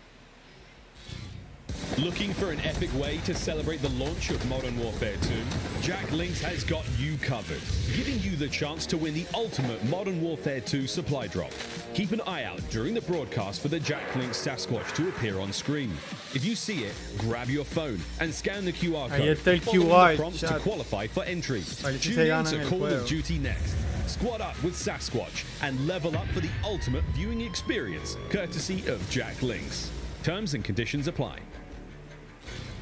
All right, so this is your last chance. Keep your eyes peeled. Spot the Sasquatch on screen throughout the show. Scan the QR code, enter all your information for a chance to win. You saw the goodies. You won all the goodies. Platform of your choice. La última oportunidad para que puedan coger el código. We're going to roll onwards through the show. It's been a sensational day. Call of Duty next. I mean, good God, I'm pumped for tomorrow. Listen, man, we've seen everything. It's a lot, dude. It's a lot to take in. Like, I was looking at that Warzone game that we just watched, and I was like, man, Warzone 2.0 looks sick. But then we got mobile, MP, the new game modes, new weapons, new gunsmith. Like, it's going to take a while to get through all this when we get to the beta. Telling me, mate. Well, again, we want to say massive thanks once again to TCL. The Power Hour comes to a close. TCL Power Hour was a lot of fun. And, hey, actually, while we were waiting, I do believe we got another one. That's right. Vehicle elimination went down. And Underwater no hubo ninguna eliminación. Let's see. Let's have a Full damage, yo creo que tuvo que haber pasado uno. Again, there's plenty of vehicles, whether you get run over, dropped on, exploded, and taken care of. We saw it on camera, didn't we? What am I saying? It was Hunter. We screamed his name aloud here. Oh, what do you got Mason? I'm sorry, I got so excited. He got Symphony, that's right. But there we go, the TCL Power Hour. You were talking about replay, you had me excited. I thought someone got smashed by a truck or something. I was ready. Crazy. But also, don't forget to share your favorite moments from, of course, the TCL Power Hour. You saw the hashtags. We want to see your favorite moments. All these streams, 200 of them. Clip them. Send them to us, at TCL_USA. We want to see those clips. Can't wait. Twitter's going to be popping. I mean, I've already seen some crazy clips. Dirty got like the first quad feed. He tweeted that one out. He got a couple of them already. They're spamming the timeline. I'm sure. You go on there right now, you're seeing clips left and right. It's going to be good. We've got one more drop, guys, here. As you can see, the Timothy, the Tatman. I do believe this is it. The last drop here in Warzone 2.0 before we will say adieu until November 16th when you get to play this for free at home. And oh, looky, Sasquatch, phone's out. Scan the code. What if I said no? Ali, that's just rude and strange. I'm sorry, I was kidding. I didn't mean it. My phone's literally out. You can see it on my hand right now. Disrespect. Listen, I have a question for you guys because I was on standby with no audio next to the stage. Que para mí, chat, es un mapa que lo reciclaron. You got a lot of answers, actually. I think in the current build right now, but they plan to upgrade your weapon. Yeah, all sorts, dude. I mean, what we are seeing now is still alpha gameplay. Yeah. A lot of this is likely to change. Stephanie Stone was up here earlier saying the Gulag's likely to change. They've gone through different iterations. Who knows what the buy station you saw might not be the same. Really like strip this down. What do you think of the maps and stuff like that? How the looting system works? Like they're gonna change some stuff. No, that was cool. Circle speed they change, everything like that. That's why I really want to pick his brain while he's up here. I mean, as much as it's fun to get hyped about the big moments, have a blast with it, but all these guys are streaming too. Well, we had a dev up here. I wanted to hear what he had to say. Like I want to pick his brain, and he had a lot of great answers for us. I'm gonna do what I can to get Jack's number and just meet him on a regular basis. God bless that man, putting in the hard work and answering our questions, as ridiculous as they may seem. Y también, es que mira, desde el principio, chat, desde que yo vi que habían poco loot en el piso, ya mi mente me vino Blackout, porque Blackout era así. Había poco loot en el piso, tú como que estabas la mayoría del tiempo al principio, empezando el juego, looteando y se te perdía la oportunidad, ¿entiendes? De poder... Yeah, we haven't been there too much. I haven't seen how tall those are. You're right. Again, there could be some big ones. Eso vi que en cada baño hay como que un surfing bike. I love the first aid kit on the wall. Again, it's the logic. You brought this up, Clint. It's not necessarily that the loot's crazy or anything, but the idea that I can visit a location that I know is there and go, all right, I'm looking for this. I need armor. I need ammunition. I'm looking for money right now. The idea of like regame. We talk about that when, like, let's say your whole team's been wiped, you're the only one to survive the gulag. Now you've got a game plan almost. Pero es beta, so ellos se quejan y lo arreglan. Vamos a ver. I don't know if there's anything like with the AI, if there's like rechargeable loot. Buya that became a thing, like rechargeable chests hizo, in regular Warzone. Nick Merce hizo un comentario de que se veía mal el aim. Y Buya no lo dijo, pero brincó una cerca bien pequeña y no pudo brincarla. Lo intentó más de 7 veces y lo siguió intentando para ver si Call of Duty entendía el mensaje. Oh. Whoa. And the Ghoulie, it's we've got Methods alongside somebody going up against Hanky and Zagori. This is the last one we're going to see. Eso de los AI en los... Come on, Zenny, show me something en special. Baños también te juega la mente, chat. Not even Biffle anymore. Crushed. You know what? Cut the gameplay. Cut it. I've seen enough. Zinni is the reason the broadcast is done. Right. Focus up, team. We go. Now it's time to take a look at some more epic best plays brought to you by HyperX. Check this out. Sick. Look at how Del big mismo that thing is. Oh my goodness. I mean, we had some cool plays all day long, right? So, seeing Tim here, we didn't see too much of him. Tim got killed by that chopper. Does he? I think so. Oh! What a buena esa. No. What? Oh, he got. Did he try to run into it? I was very confused. I'm surprised he didn't die. He was able to hit the. He's a mastermind of clips, so I imagine so. Oh, yeah, guy knows what he's doing. Really This is another gulag clip. Fue buena esa. Oh. Buenísima. It froze like a perfect time. That was crazy. Crim 6 flying around, kills with him. Oh, this is the Fennec as well. He's about to shred someone. 3, 2, 1. Stems in. Jiggle P. Yo no veo casi nada, I think we should just rip him off that head. Biffle, vamos a ver qué hiciste tú. That Biffle's disgusting. That headfire looks really good there. Yeah, it does. Ooh, it's like steady. It doesn't even look like Biffle was looking at his monitor. Serio. This esa sí la vimos, esta sí la vimos. Se revivieron como 4 veces ellos. We love TST. AKA don't. Ahí, Right, and the highlights. highlights. That was our highlight plays presented by HyperX. And guys, I hate to say it. Don't say I it. think we're done. No. It's time to get off. You were great. You too, man. You were great. High five, high five. You were great. And you were great at home. Thank you for those of you who've been with us the whole Sí, day. espero ganarme Guys, el juego, fun igual que thoughts. los del Clint. chat. Listen, it's so much. I can't wait to like break it down more. It was so cool to hear the devs' thoughts on stuff. This was like perfect to me because not only did we have the streamers here doing their thing, getting the gameplay, we had the devs to break down and give us some of the more nerdy stuff we wanted to talk about. We got to cast a little bit, ask some questions. Like, this was just a very good like balance of everything. Acuérdate, fue un bundle. It filled my heart with Call of Duty goddamn Mobile, joy. Modern Warfare man, 2 Ali, how you gonna top that? multiplayer, and Warzone 2.0.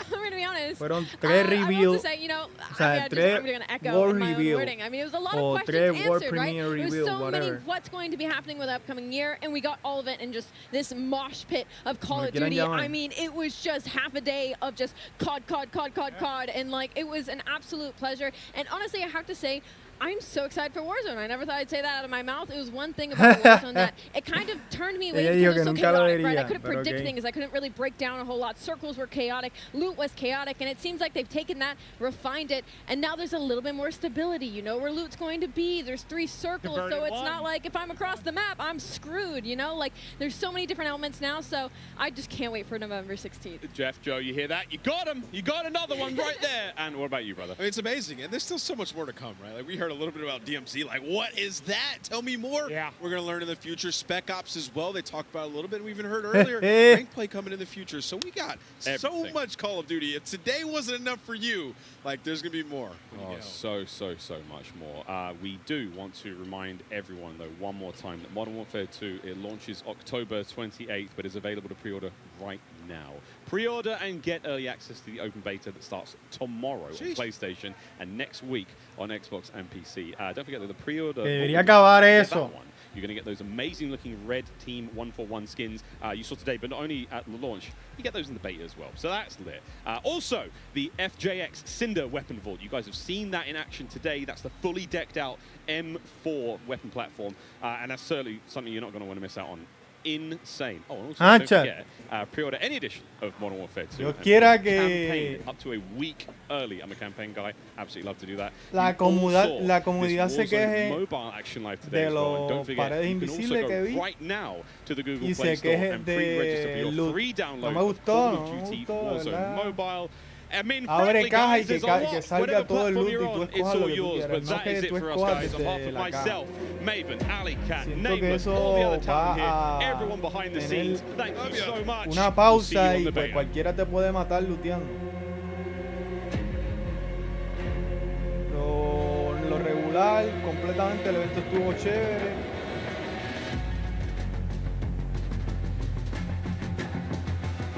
So, hay que esperar el 16 de noviembre Warzone 2.0 a ver qué es la que, y acuérdense en los reviews ahora de los pre-orders a ver qué es la que. Acuérdense, se puede usar ascensor, se puede hacer third person, o sea, third person, puedes usar tanque, puedes disparar del chopper, el chopper se ve bien, el baby monitor, que es el heartbeat sensor, se ve bastante bien, the first The first look o new look de Hybrid Sensor se ve bastante bien. ¿Qué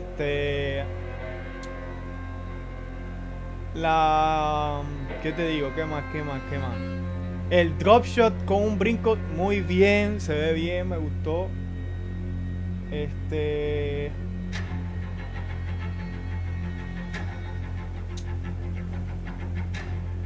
¿Qué más puedo decir?